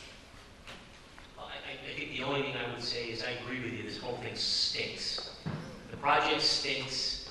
The fact that this is an R-LAT from Freehold Township stinks. The whole thing stinks. But we all know we don't have the control to tell the landowner in Freehold that you can't build there. We can't tell them that. We cannot tell them that they can't build it. We've just heard that if the basin was in Freehold, it wouldn't solve the issue of where the water's going to go. So whether it's in Howell or whether it's in Freehold, it would appear that we still have an issue. That's correct. So putting that aside, I respect your views on this, Councilman, and I think we all agree. The issue now becomes trying to divorce ourselves from the anger and the emotion we have over the issue and looking at it from a policy and a business perspective on a uniform basis around what's best management for detention basins. And at least in my view, I happen to agree with you about having control over it, but the problem becomes with that becomes additional expense that we are not in the capability, at least in my view, of absorbing. So I'd much rather, hey, we're not getting any tax revenue for this project. All the money's going to freehold. So we're not getting any revenue. And if we take control of the basin, all we get is the expense, of which we're not being compensated. That doesn't make a fair business deal in my view. I'm concerned about protecting the residents in the event that there becomes an emergency with that basin. Because that's what people are concerned about. So long as we have police powers, and I want to ask again, Mr. Gannon and Mr. Ginieski, for your assurances. So long as we have the immediate police power to go in, seize control, and do whatever we need to do with that basin if we're unsatisfied with freehold, and we can do it without asking for permission, then I'm comfortable. Let me just give you a background on what traditionally has happened with basins. First of all, that determination is usually made at the planning board level. And under our ordinance, the applicant/developer usually comes in and says, I'm going to dedicate the basin to the Township of Howell, and they pay a basin fee under our ordinance.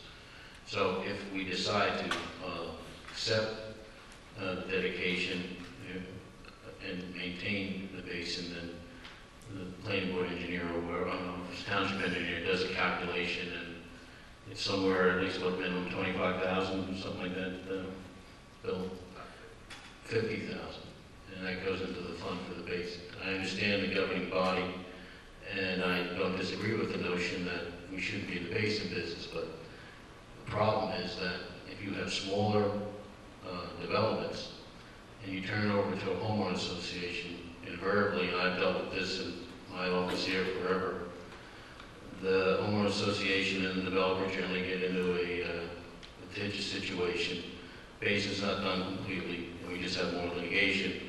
So it's difficult to get out of the basin business when you have a situation where you don't have a basin on an industrial or commercial site where you have a landowner or a management company to deal with. Eventually the township has to deal with the basins. And my own legal opinion is that if we were forced or we said, well, we're not going to deal with any basins, a basin for the most part is an integral part of the overall storm management project and storm management program within the Township of Howell, and it would be difficult for us to turn our back on it and say, well, it's not our problem. So it's a dilemma that we have to deal with. We do have the ordinances in place now that at least put in significant funds to be exacted from a developer if we are going to take a basin over for maintenance. The flip side of that is an individual homeowner association, which we know how that works. And thirdly would be when you have those sites that are on commercial sites or retail sites, then you have a commercial entity to deal with. So that's the three ways that we have of dealing with basins, and those are the only three ways I really know in the state of New Jersey how they're dealt with, unless they're dealt with on a county basis. But that's your options, and generally that's fleshed out at the planning board level. Based on Tom's counsel just there and knowing our situation over at Windswept, I would strongly recommend that we don't leave this to a homeowners association to maintain. It's got to be Freehold Township's maintenance responsibility through our agreement to let them do it. I couldn't help to say something. As the longest seated council person here, I want to tell you that much like the young lady that just come up here that talked about her problems in her house, we have listened to residents over and over and over with problems with builders and developers. Think what you're suggesting here. Here is a developer that's building a development in Freehold Township that is going to be solely responsible in building this basin. We have no control. We have no jurisdiction as to go in and have them. We can't send our department out to oversee what's going on there. And yet, anyone would suggest having anyone other than them be responsible would be, in my eyes, ludicrous, because they are going to look out for them. And I don't say that they're not going to comply. That's not what I'm saying. What I'm saying is that it was stated that this would be maintained by Freehold Township.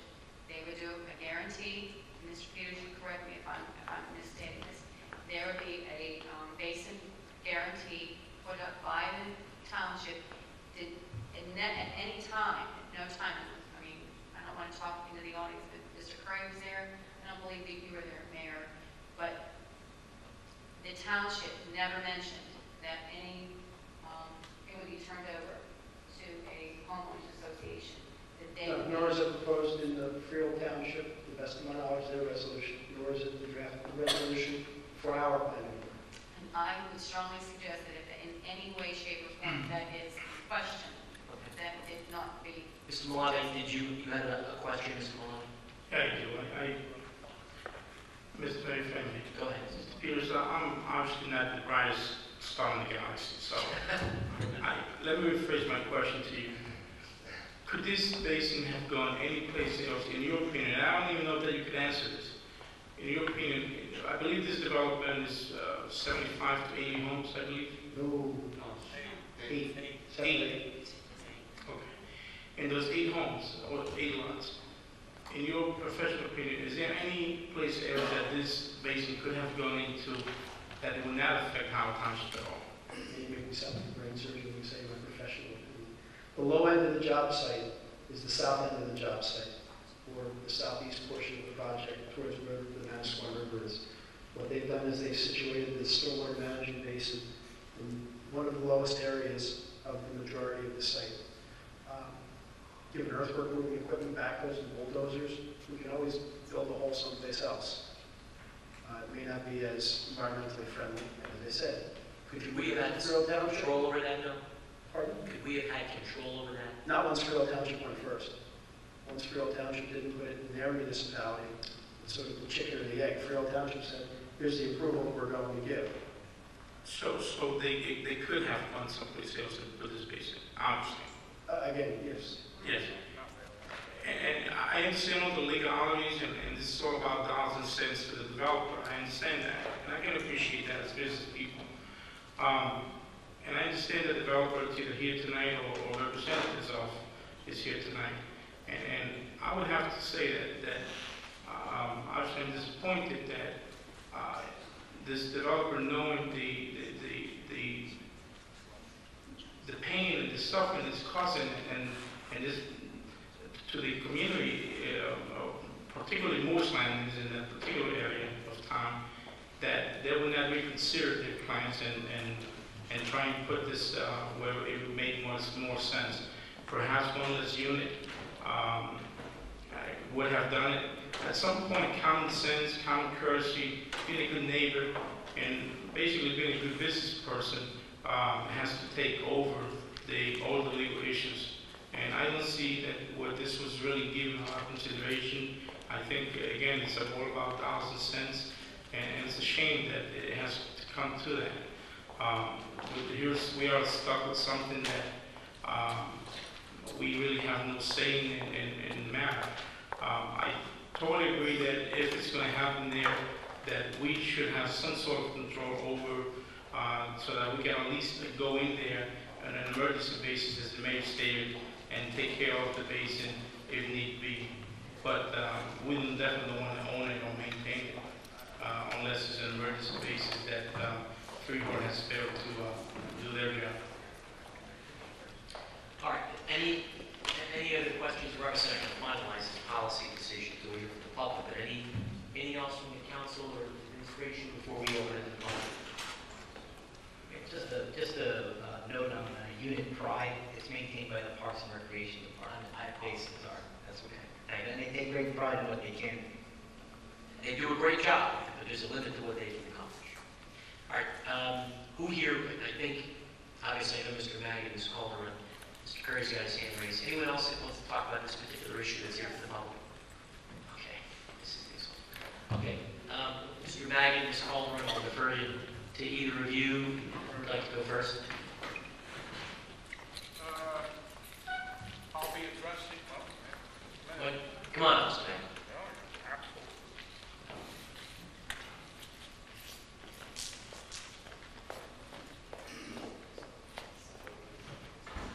I am Ed Maggot, 89 Mariners Cove in Howell. I will be addressing tonight only and only at all times Ernest Peters, who is the planning board engineer for Howell Township. As a consequence of that, we might need another mic. I want to have Mr. Peters here so I can talk to him and get his replies. Do we have another mic somewhere? There were two there originally. Do we have another mic somewhere? You have to bring it right now.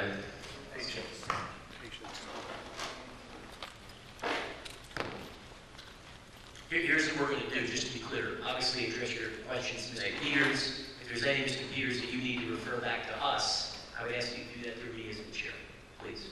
And I will say to you, the questions I'm about to ask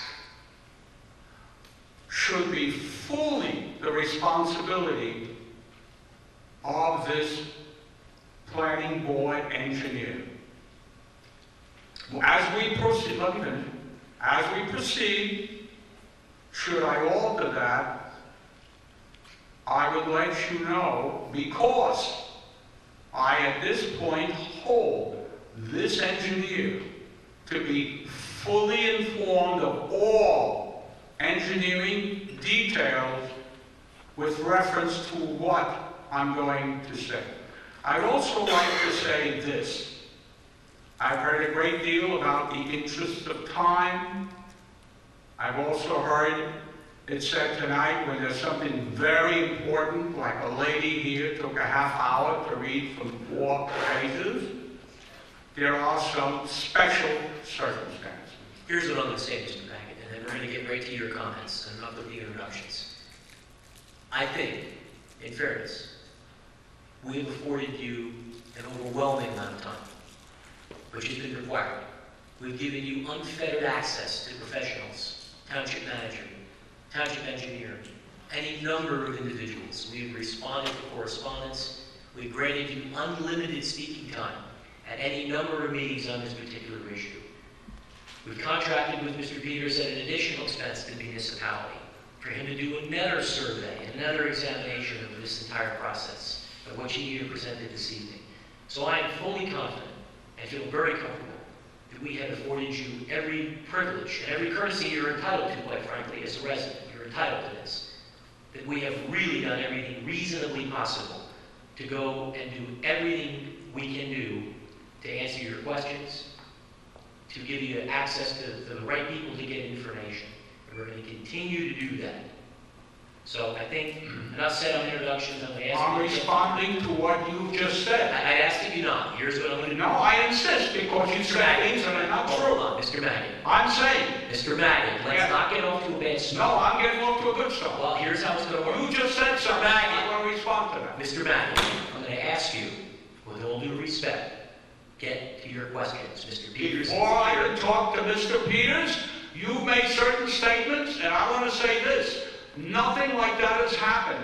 At the previous Mr. Maggot, Mr. Maggot, you're out of order, Mr. Maggot. No, I am not. Get to your questions. I am the chair of the meeting. Really? We've had a very productive meeting. Mr. Maggot, you're interrupting. Stop to me, and I want to respond to that. Mr. Maggot, I'm going to ask you, with all due respect, I give you respect. And I have given you a tremendous amount of respect. Not now you're having by what you just said. You said... We have afforded you every courtesy. No, you haven't. Continue to do I that. want to respond to that. Mr. Maggot, you have been dissatisfied. I want it on record. I've gone to your manager.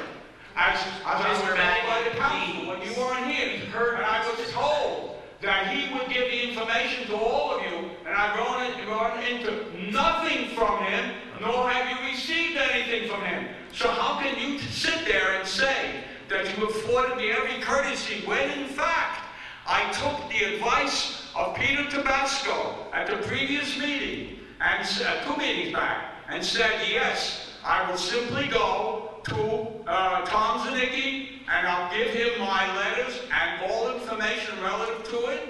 And I was told by Mr. Tabasco that the council members would receive that information, and you have not in any way, shape, or form. When you directed me to go to the manager, and I sent him 3 letters, I sent him 3 letters, the last of which was October the 2nd, There was, before that, September the 21st, September the 19th. I asked for certain information, and also I was told specifically by the deputy mayor when you weren't here, so maybe you don't know what took place, but you should, and I'm informing you now, that when I followed his directions to the letter, I tell you that all the letters I gave to the managers, including October the 2nd, none of you have any of that information, and I was told that you would have that information. So I'm going to go to Mr. Peters, but you have not afforded me, in any way the right procedures, because when I went to the manager, nothing happened, and this on top of the fact, that time is of the essence, that was coming down on the wire for the resolution of the planning board. And none of you have been informed because your manager did not do as the deputy mayor said you would. Now I'm finished with your comments because you are completely in error that I was afforded this. As far as previous times when I talked, tonight is the most critical because this now goes before the planning board on the 19th, and I've been told certain things, and I'll be bringing those out. But first I will now talk. I've responded to you in your error, and now I will talk to Ernest Peters, who is the engineer for the planning board.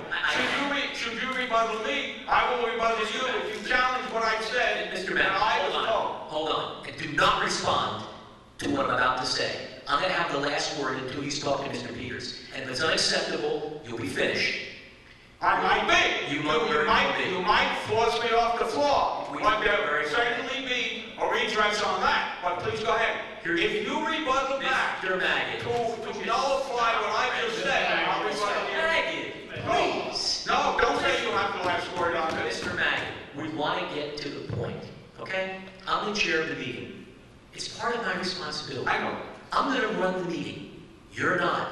I'm not running the meeting.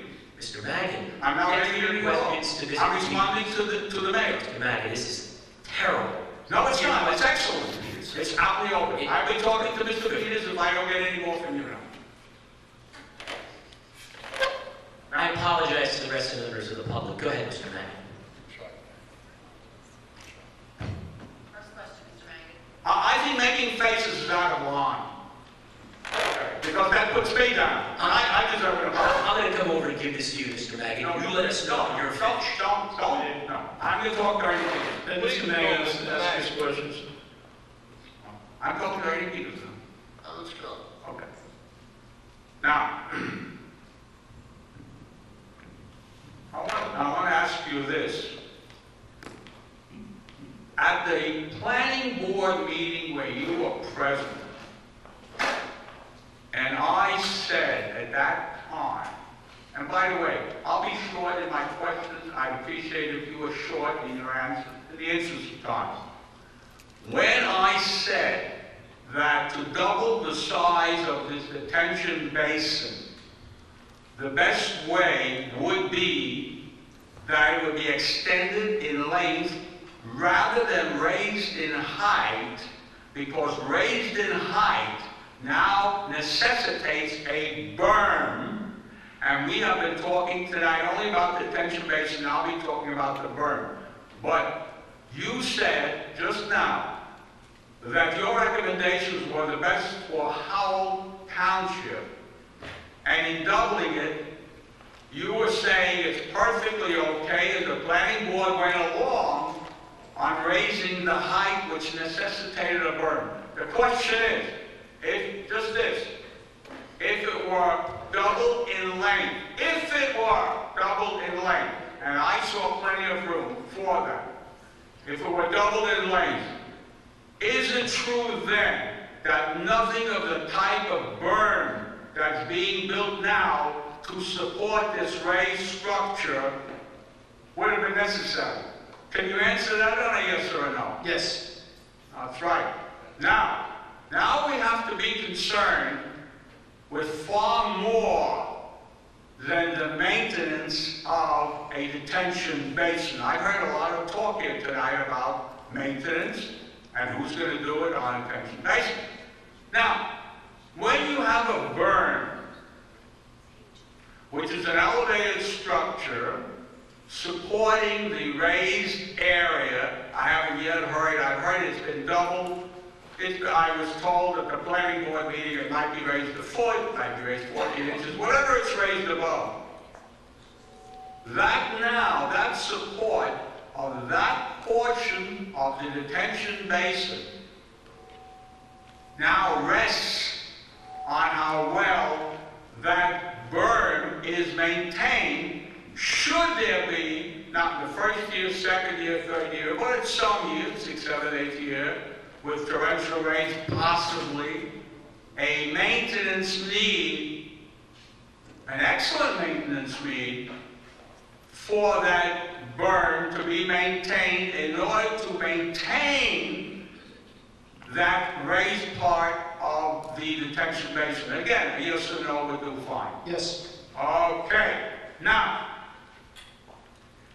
since a berm, and this only really stands a simple reason, is whatever it's made of, and I can find that out from Mr.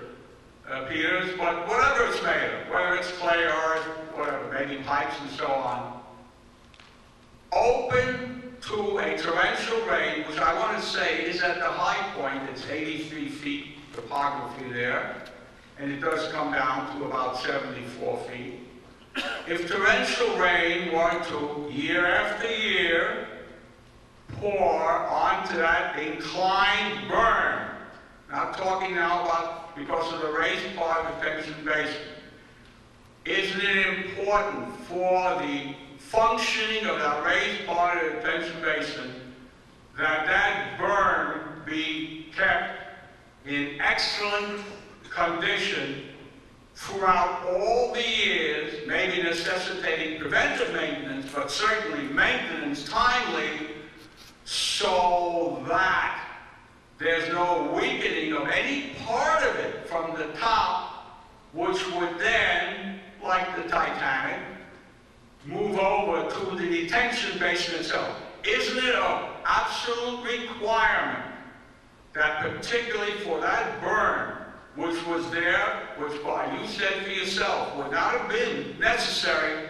had it been put into the ground, which I would say time and again was requested that the developer do it, and he categorically said, I don't want to, I'll raise it, which necessitated a concern for this berm. Now, am I right, Mr. Peters, in saying that the maintenance of this berm is absolutely critical at all times to be correctly maintained by right maintenance procedures throughout all the years on to perpetuity? In other words, the bond goes back after 3 years, they've said they'll maintain it for 10 years, and on to perpetuity from now on. Isn't it an absolutely critical need to maintain that berm in excellent berm conditions at all times?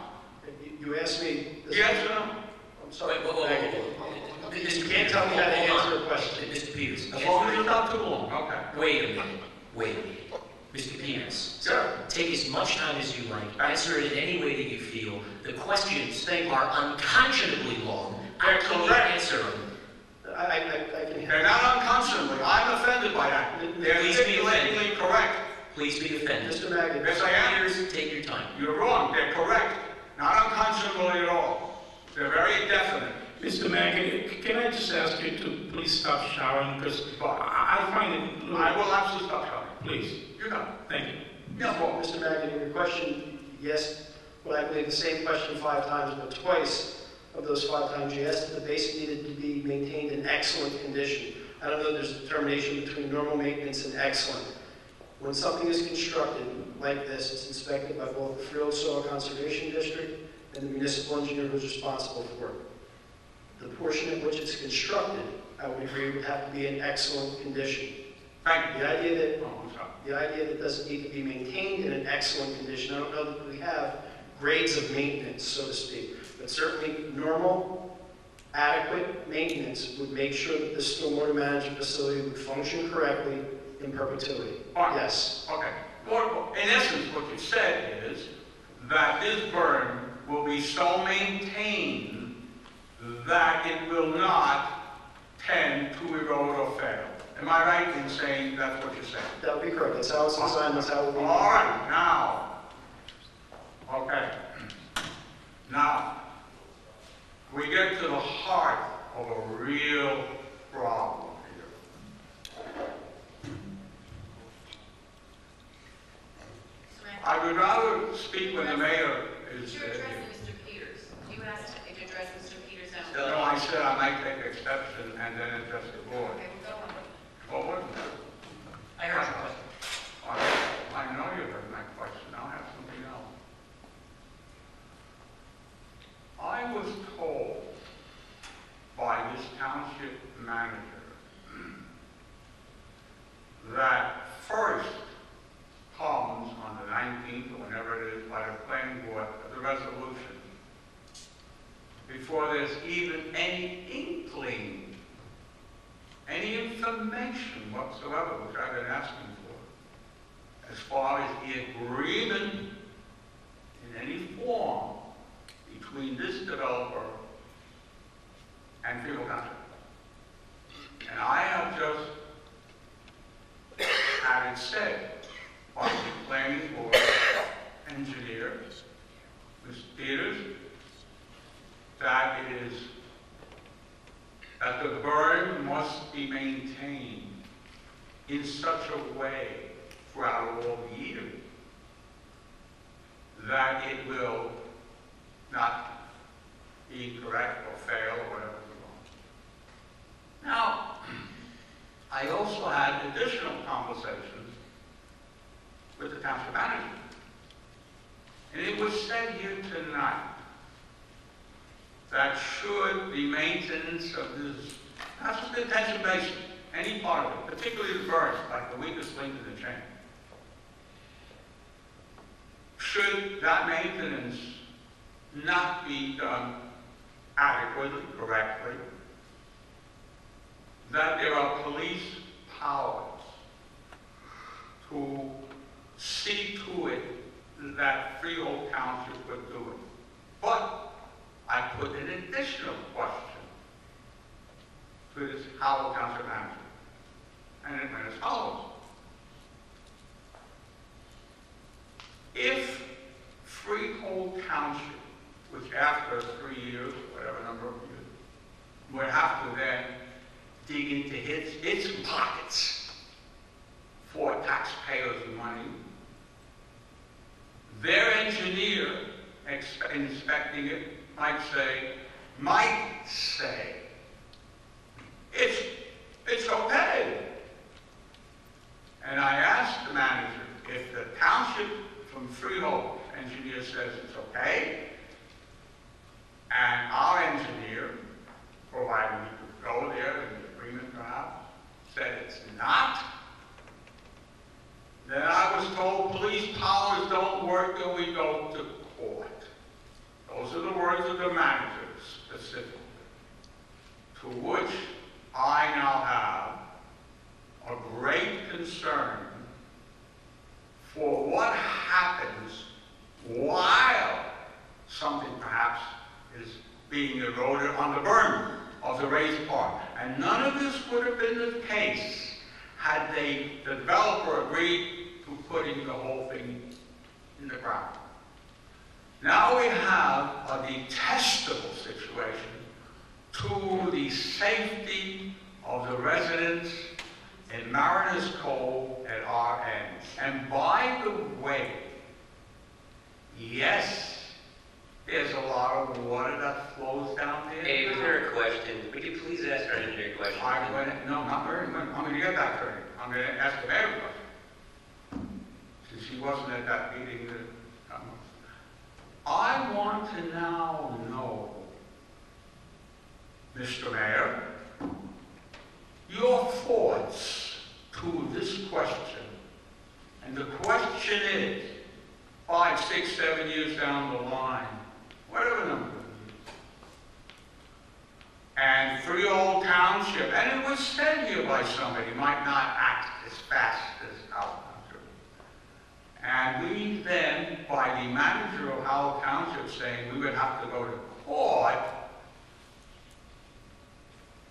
I've heard here a lot about, well, we don't want the responsibility. Well, we should have the responsibility, because you're talking about the cost of cutting grass or something, and I'm talking about people getting flooded if a burn isn't correct in time. I understand your question, I'm going to answer it. Please do. Here's the answer. It, in my judgment, is very basic. I would be hard-pressed to believe that an administrator in Freehold Township would say, I disagree. I don't think all that terrible flooding that's going on is in any way a problem, and I refuse to let you on property. I find it almost impossible to comprehend a scenario where if our township manager 5 or 6 years down the road said, we have a serious problem, we need your cooperation, we're going to go on-site cooperatively and address this, that the person in Freehold, for some bizarre reason, would say, no, I refuse, and I therefore block your police powers, and therefore we're going to watch these people get flooded.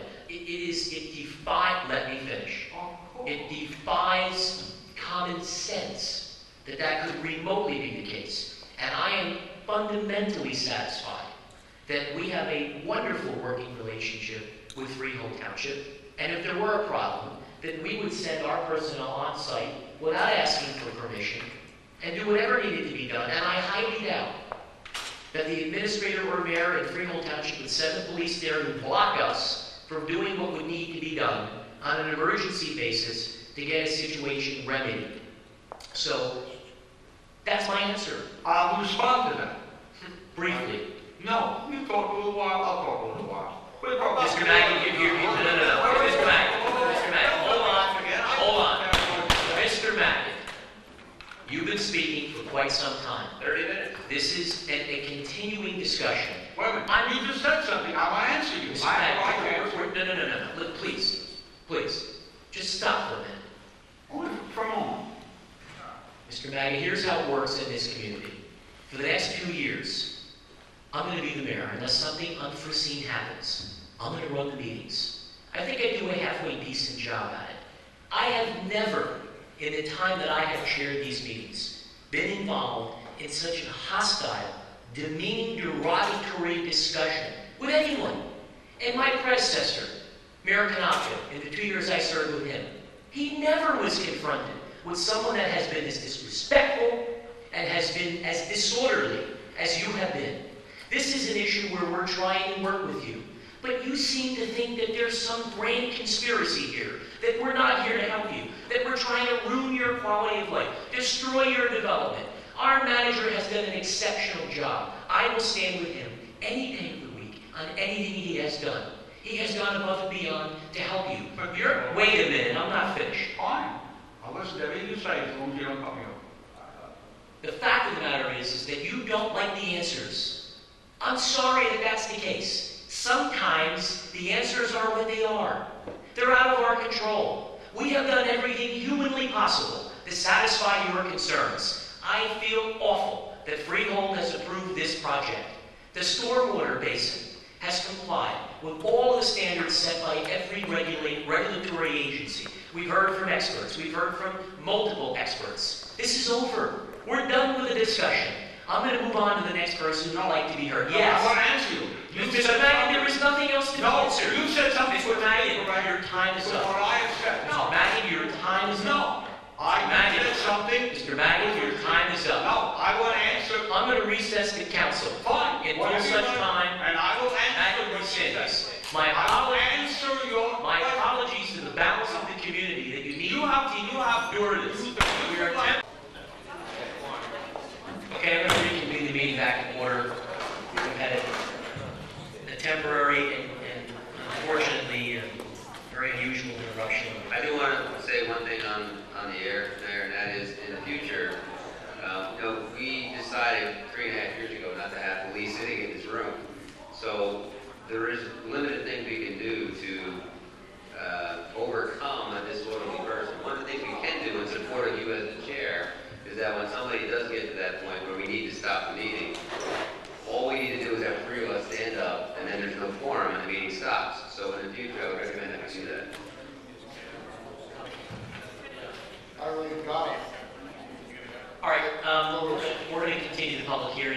Calderon, would you like to be recognized? Okay, Mr. Curry, come on up, sir. Welcome.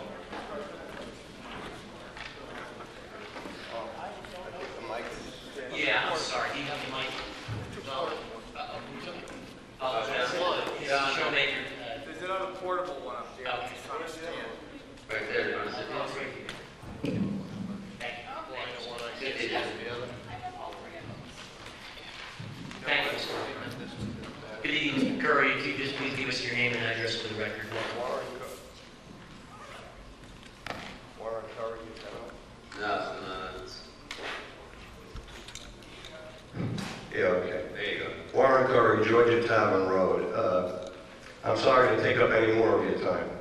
There are some things, I'm a member of the planning board and I was at that meeting, and I just wanted to shed some light on it. The big thing is about the detention basin, and the most concern from the public that night was the flooding conditions in Mariners Cove. And Mariners Cove is a peninsula. It sticks out with three sides of the Manasquan. The Manasquan goes around three sides of it. Just as I just described, like that. And then over here on this side is the borderline with Freehold. It's kind of an uphill slope all the way up to where this development's going to be.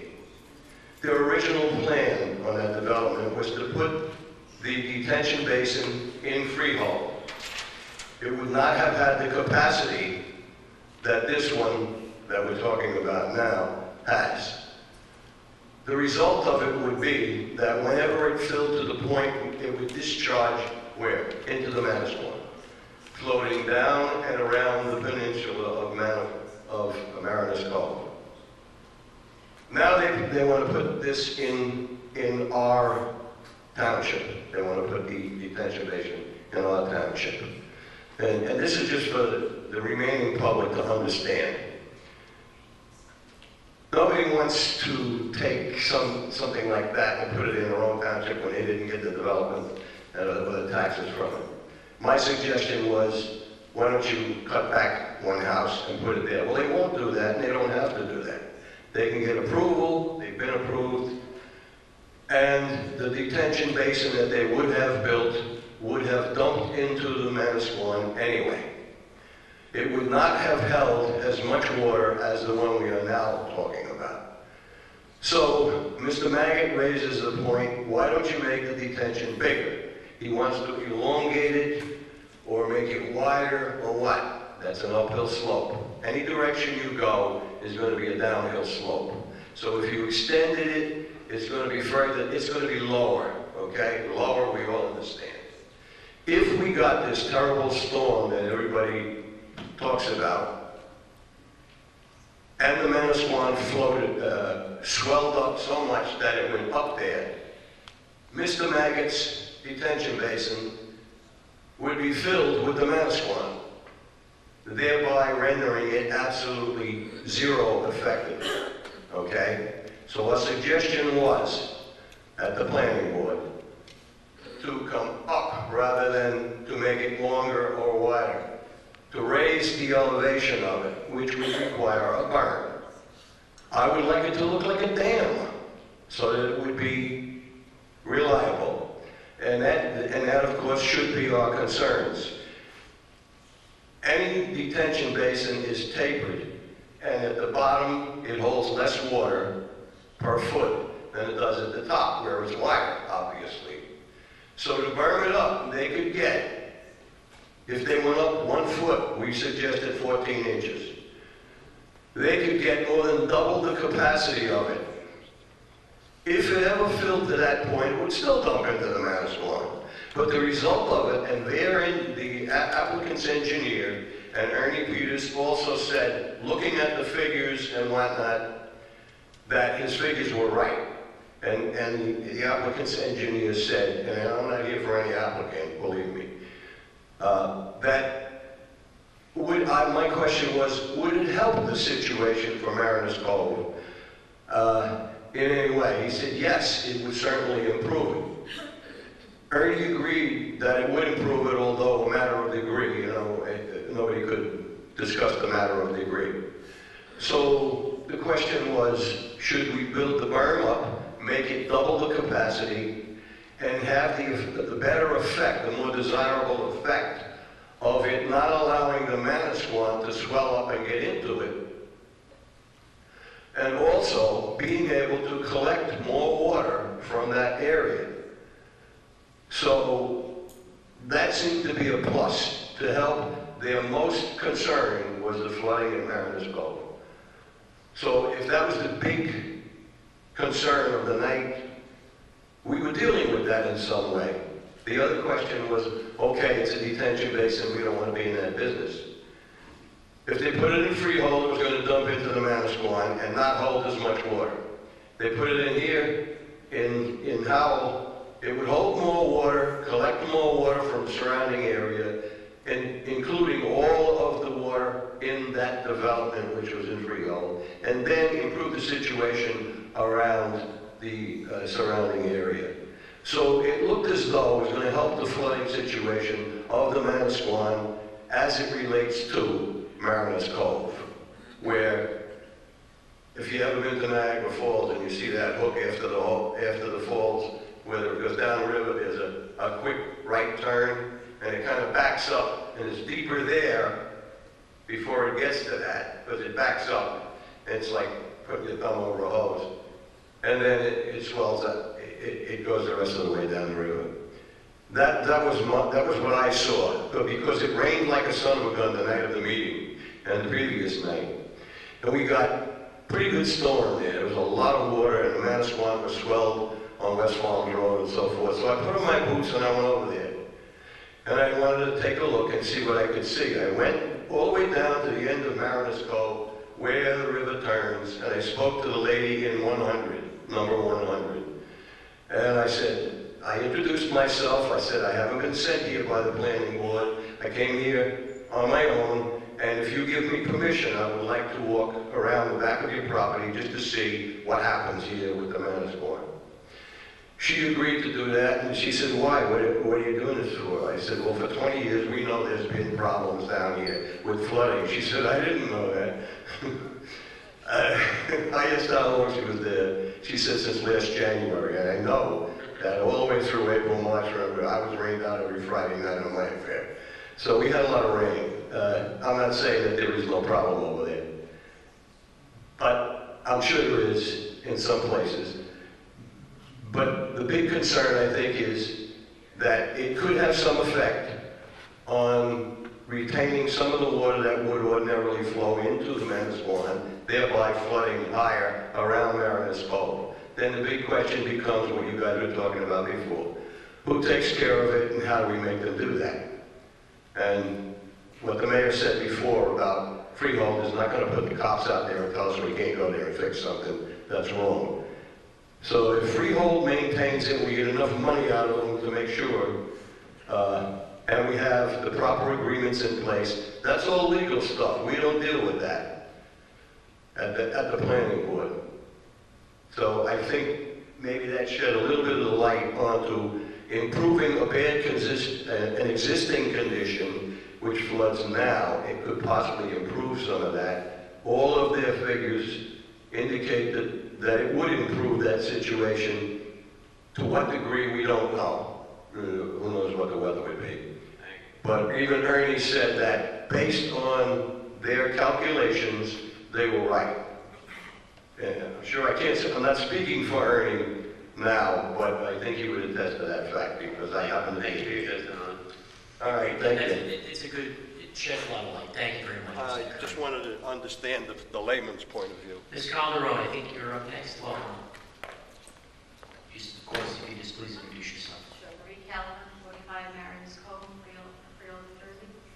I just want to start out by saying thank you, Mr. Malave. You're the only one that got me any attention from last week's meeting. I did get a letter. It took 8 months for somebody to. Then I want to thank Mr. Walsh for being the only one to show any concern during all of this and asking some questions.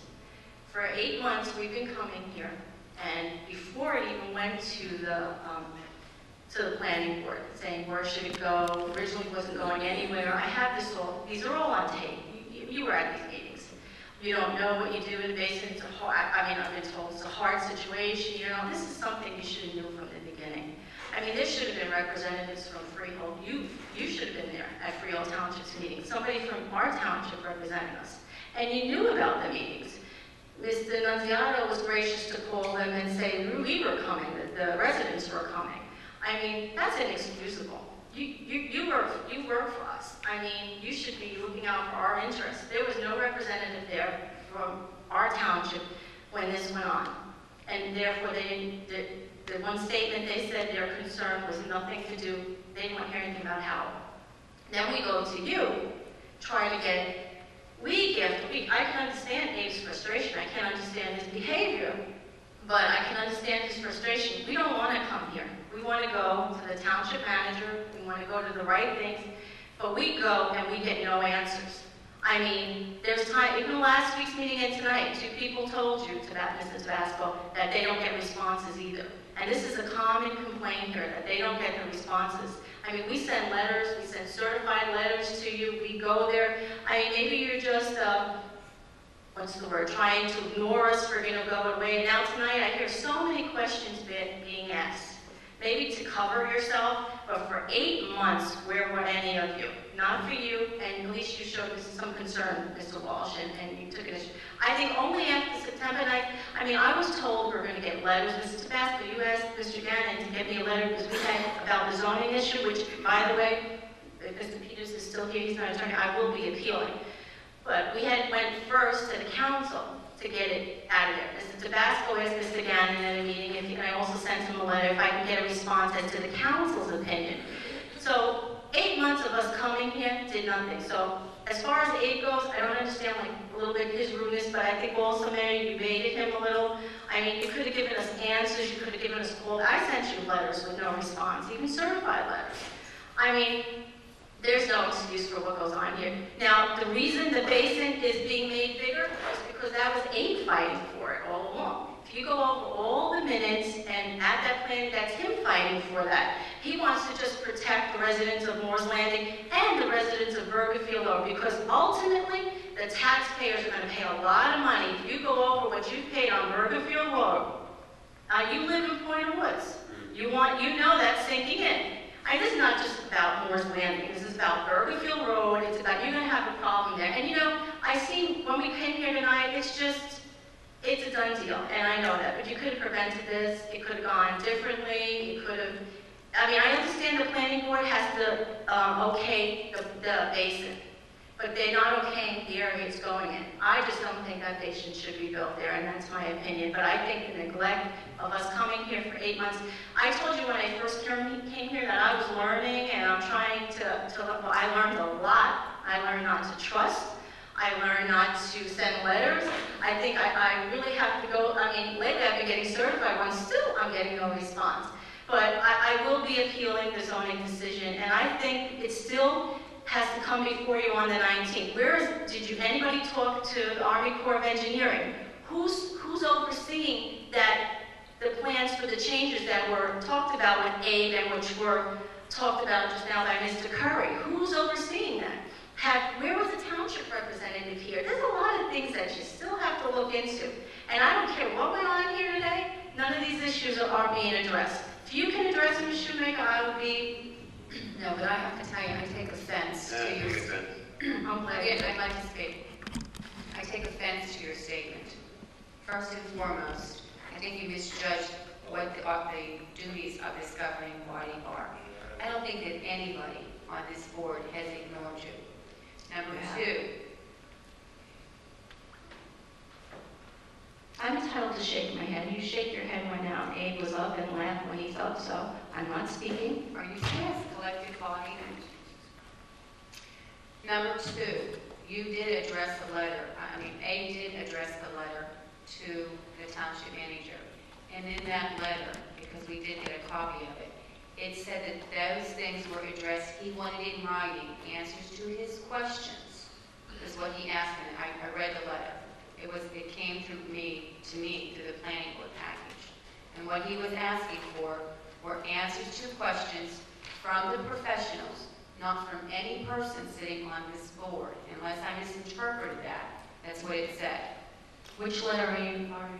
Well, there were 3 of them, and all 3 of them, they asked basically the same thing. He wanted answers to specific questions by and from professionals, and he wanted it in writing. That's what he said. I'm not a licensed planner. I'm not a licensed engineer. I'm a lay person who was elected to sit on this board and to try to listen and make the right decisions, which I think that I listen very carefully to. I don't think that no one has ever ignored you, ever. And you're different. And I know that we are all entitled to a different set of opinions. And believe me, I respect that. You were not here at the last meeting, the September 19th meeting, and I wish that maybe you can look at the tape and to see that some promises were made as far as the answers we were going to get, and then some people didn't have answers for us, and then nothing happened. But then when we came back to the last meeting, Mr. Malave was the only one good enough, and Mr. Walsh, to address them, and we got something at least explaining, and that's why we're here tonight. Or we wouldn't even be here tonight if it wasn't for that. I mean, but I think like Ms. Smith said last week, ultimately you you can do so much. To say you have no authority over the planning board, you do. You can make a resolution to stop this. There's so many different things you No, you can can't. Not true. I believe you're wrong. I Believe can what? check your bylaws and everything to see, and I'll get back to you. Did Ms. Smith talk to you last week? I told you very specifically when we had this last meeting that there was a resolution to memorialize what the planning board did that was going to be coming about. And we really couldn't tell you things until that was released. That has not happened. It's happening on October 19th. So some of the stuff that you guys asked for to get answers to will be, and I told Dave this very specifically, it's open public records. He can have all of it after that resolution is memorialized. But it's not October 19th yet. I think it's October 10th. So there's still 9 days to go. So you're accusing our professionals of being unprofessional. Yes. And I take great offense to that. Sorry if you do, but that's how I feel. And I think they know municipal land use law a lot better than you do. So I think they should be taking great offense to what you're saying. And I'm not done. That's all right. Another comment that you made was that nobody is overseeing the stipulations that were made to the preliminary and final.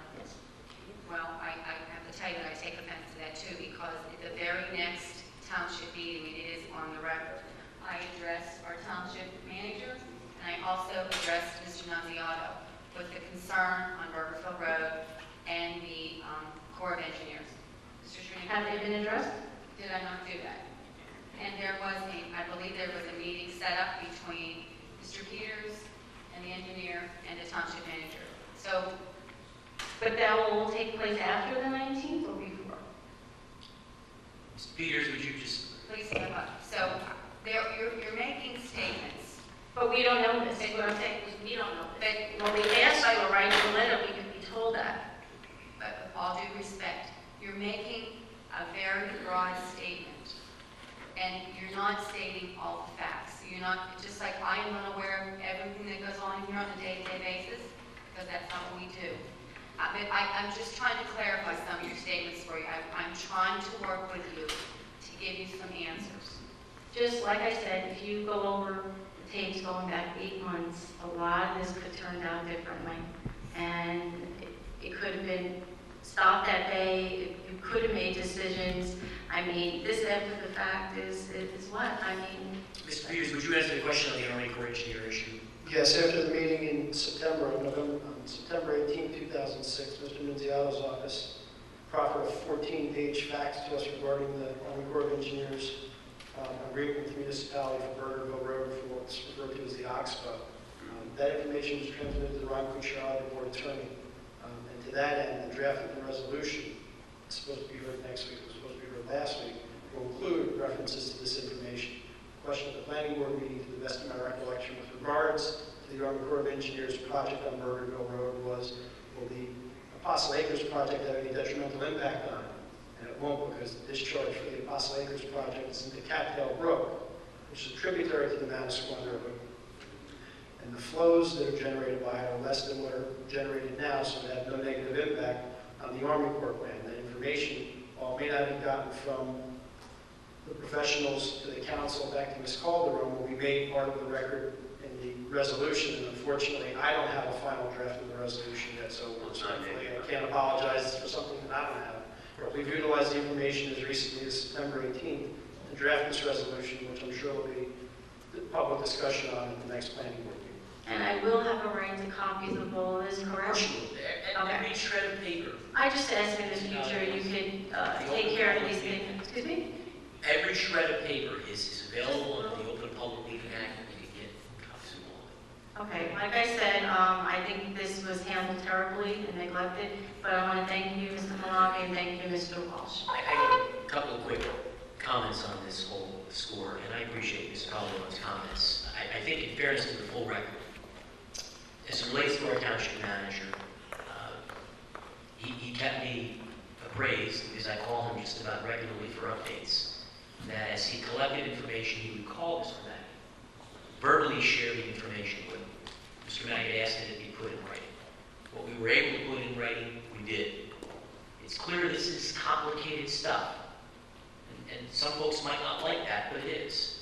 We now have an obligation to do the job, to do it right, because there are serious issues in play.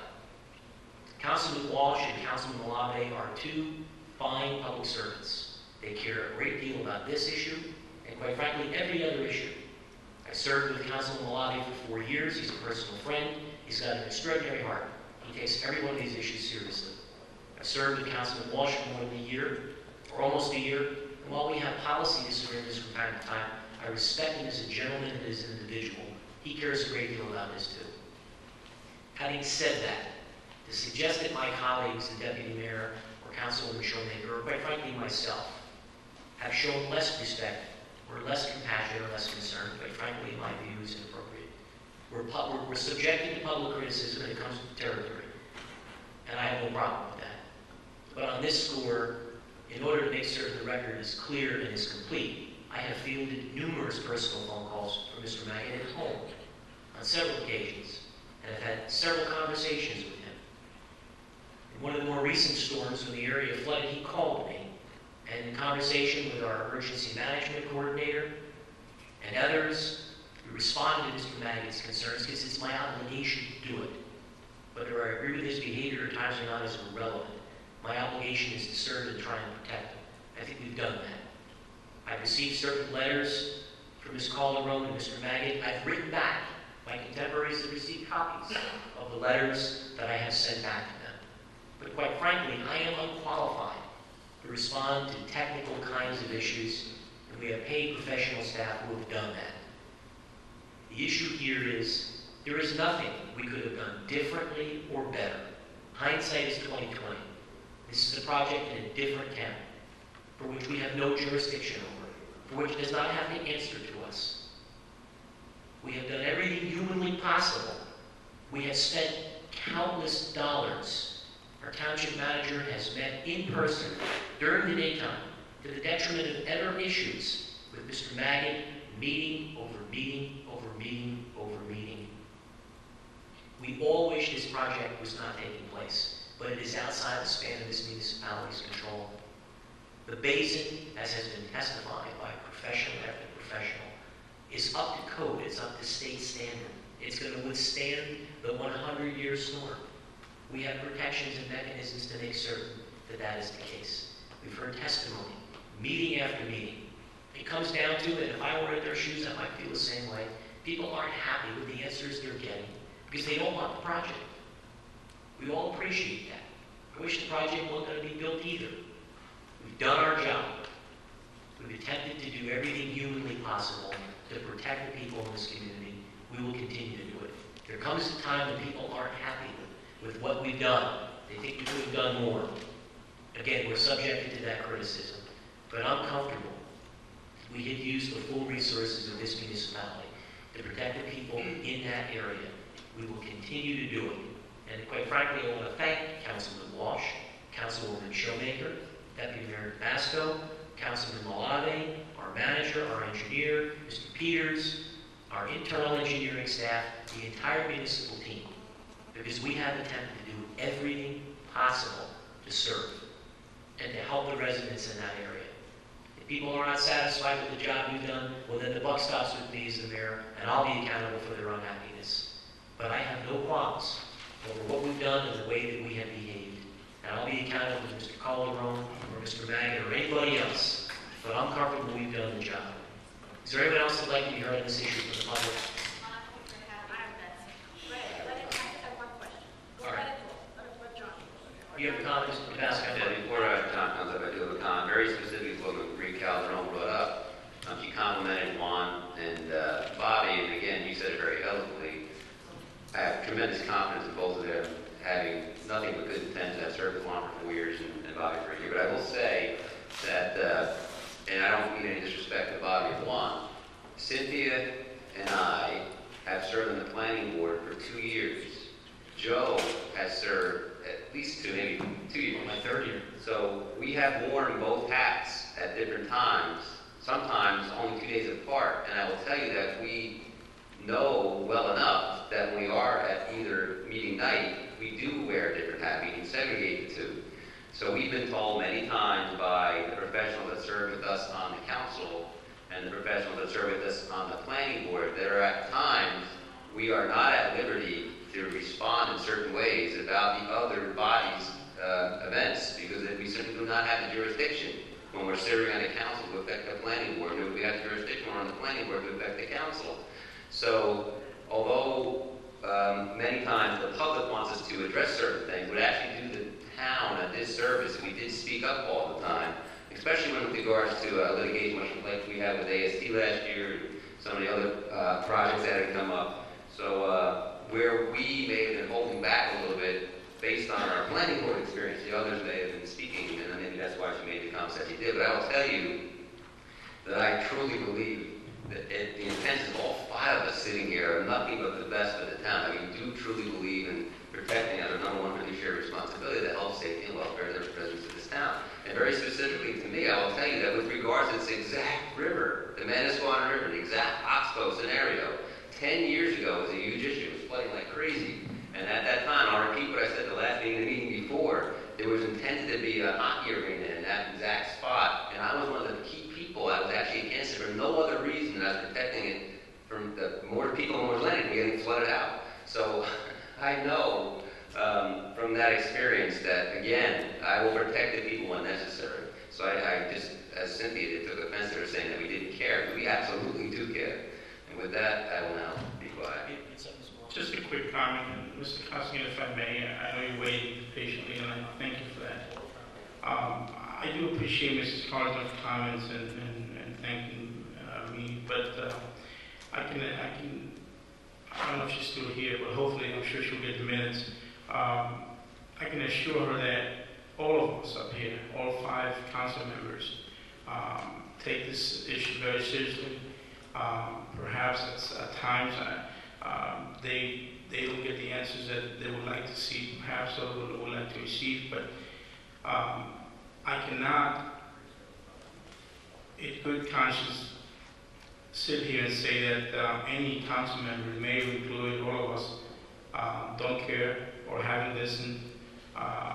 We are accessible. We're here to serve you people, the residents. So, and as for our township manager, Mr. C, he has met, I know, several times. As a matter of fact, it was, I believe, on a weekly basis with Mr. Maggot about this issue. So he has had an open door policy to not just Mr. Maggot, but any resident that needs to meet with him at any time. Again, perhaps he's not receiving the answers he wants to hear. But I also was offended by the remarks that Mrs. Carlton said about, on Mr. Walsh and I care about this issue. I don't think that's a true statement. I think she's speaking out of frustration. I share the frustration with her. But I think all of us up here, all 5 of us, deeply care about this community and want to do the right thing for all residents, regardless of location or party or political affiliation. Some people obviously bring politics into this, and it's not all about politics. So, but I thank everybody, like the mayor stated, I thank all the township professionals and everybody involved in this because we all care. Mr. Peters been here since 7 o'clock this evening, and he's still here, and we're going right after midnight now. So I want to thank him for sticking around, although he may be getting paid for this, I'm not sure. But, There's me. oh, just pro bono. I'll remember that, but. Thank you, Mr. Lundy. Mr. Costigan, sir, the floor is yours. Ms. Dixon, did you want to speak first, or you speak after? Okay. John Costigan, 214 Birdsall Road. I just want to address the tenor of some of the people that come up here. It's a very frustrating thing for you guys because you have to sit there. It was very frustrating for me to want Mr. Maggie to have his day in court, as it were, but not to be part of watching the ridicule that was going on.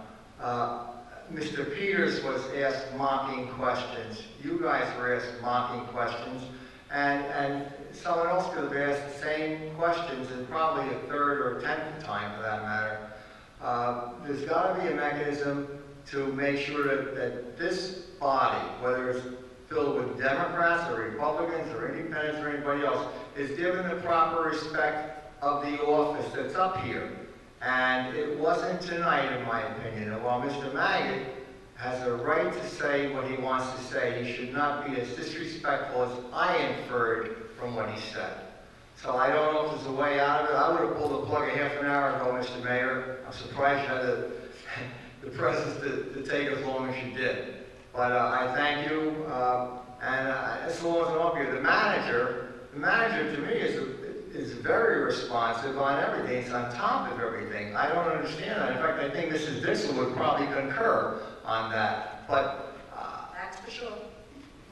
there you go. All right, well, I thank you very much, and We appreciate it. Glorious midnight. Thank you, Mr. Costigan. Thank you very much for what you said. Mrs. Dixell. Barbara Dixell, the Village of Freehold, Monmouth County. Okay, what I need to ask you is, I just spoke during the break with Mr. Peters. I know, as you know, my concern for Moore's Landing is the all-the-time flooding that goes on there and no way how we can fix it. And my question was, with reference to the cattail brook and the berm and this basin, would be any time anything would be compromised. But he kind of answered my question. He said it's not near the Manasquan, because I wouldn't want it to be low and have anything on a low level be near a berm or something near the Manasquan where we have to have the 300-foot buffer and protect it, even though it's not a C1.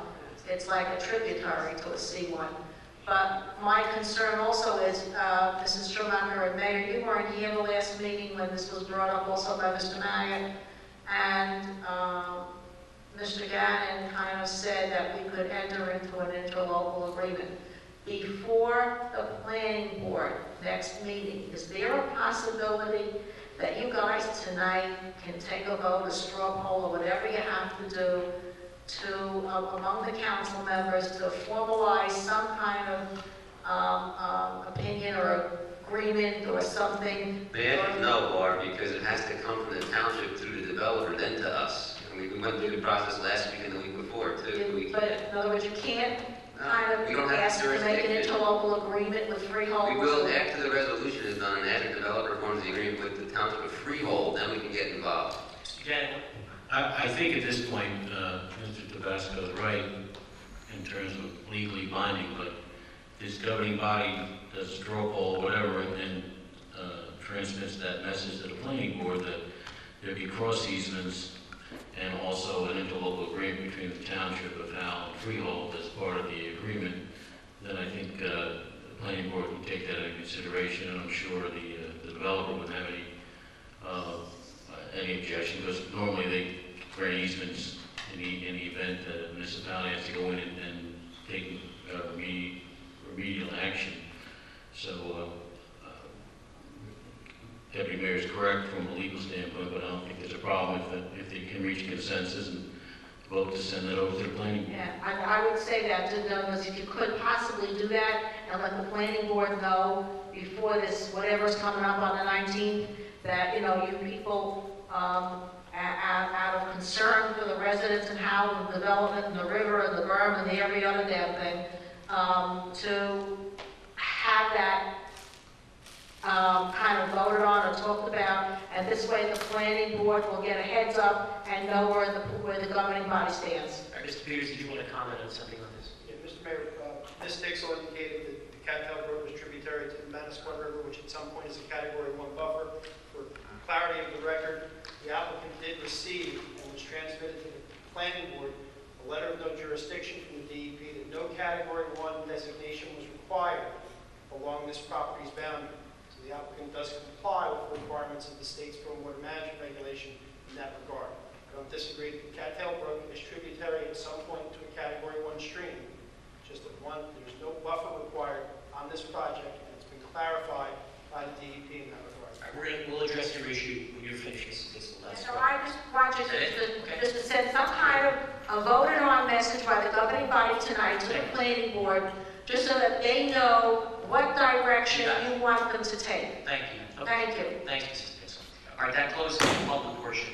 I'd like to ask the council, with your agreement, I'll just elaborate on something that we should ask Mr. Cherniewski to send a memorandum to the clerk of the planning board asking that the board be aware that we have an immediate interest and concern that come the 19th, that they be prepared to take any and all measures necessary and within their jurisdiction to ensure that the final approving resolution includes the appropriate protections to allow us access, easement, whatever interlocal agreements may be appropriate, that they understand our interest in protecting that area, and that the planning board do everything possible. I don't agree with that.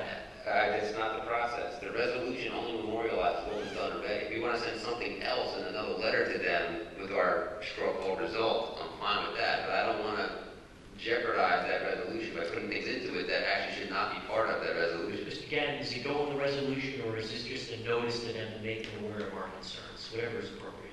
It would be a recommendation, and again, Mr. Tabasco is correct from a legal standpoint, but there's times when there's something was added or something was not added that, if the applicant agrees, then it can be made part of the approval. All right, so why don't we craft this in a way that says that whatever the appropriate way for the board to act on it, pre-resolution, post-resolution, that they do that. Okay? Mr. Mayor, I'm the applicant, we have no objection to that. All right, so is everyone in agreement with that, the caveat that the mayor has articulated? Can you put your name on the record? I didn't realize you were the applicant. I don't mean to put words in your mouth, but you didn't make a liar out of me. Robert Shankalian, I'm the managing director of Apostle Acres LLC. For the concerns, you've been here for the concerns and some of the suggestions I made, the other staff, you had no objection to that in terms of easements and then local agreements to maintain the integrity of the basin. That is correct, and that is, I can represent basically what freehold is also required. Okay. Thank you. All right, so you've got direction from the council, Mr. Cherniewski. Please, as soon as you get any votes tomorrow, let this be the first thing you do so it gets transmitted to the board, and the board members can have it in their packets. Is there any other business, Mr. Cherniewski, that needs to be brought before the council this evening? Not at this hour. Okay. Members of the council, It's already Wednesday. Members of the council, is there anything else? All right. I would like to say one thing. I was sitting here the last 15, 20 minutes. I'll tell you what, I'm a little bit taken back by how much passion there was in this room tonight.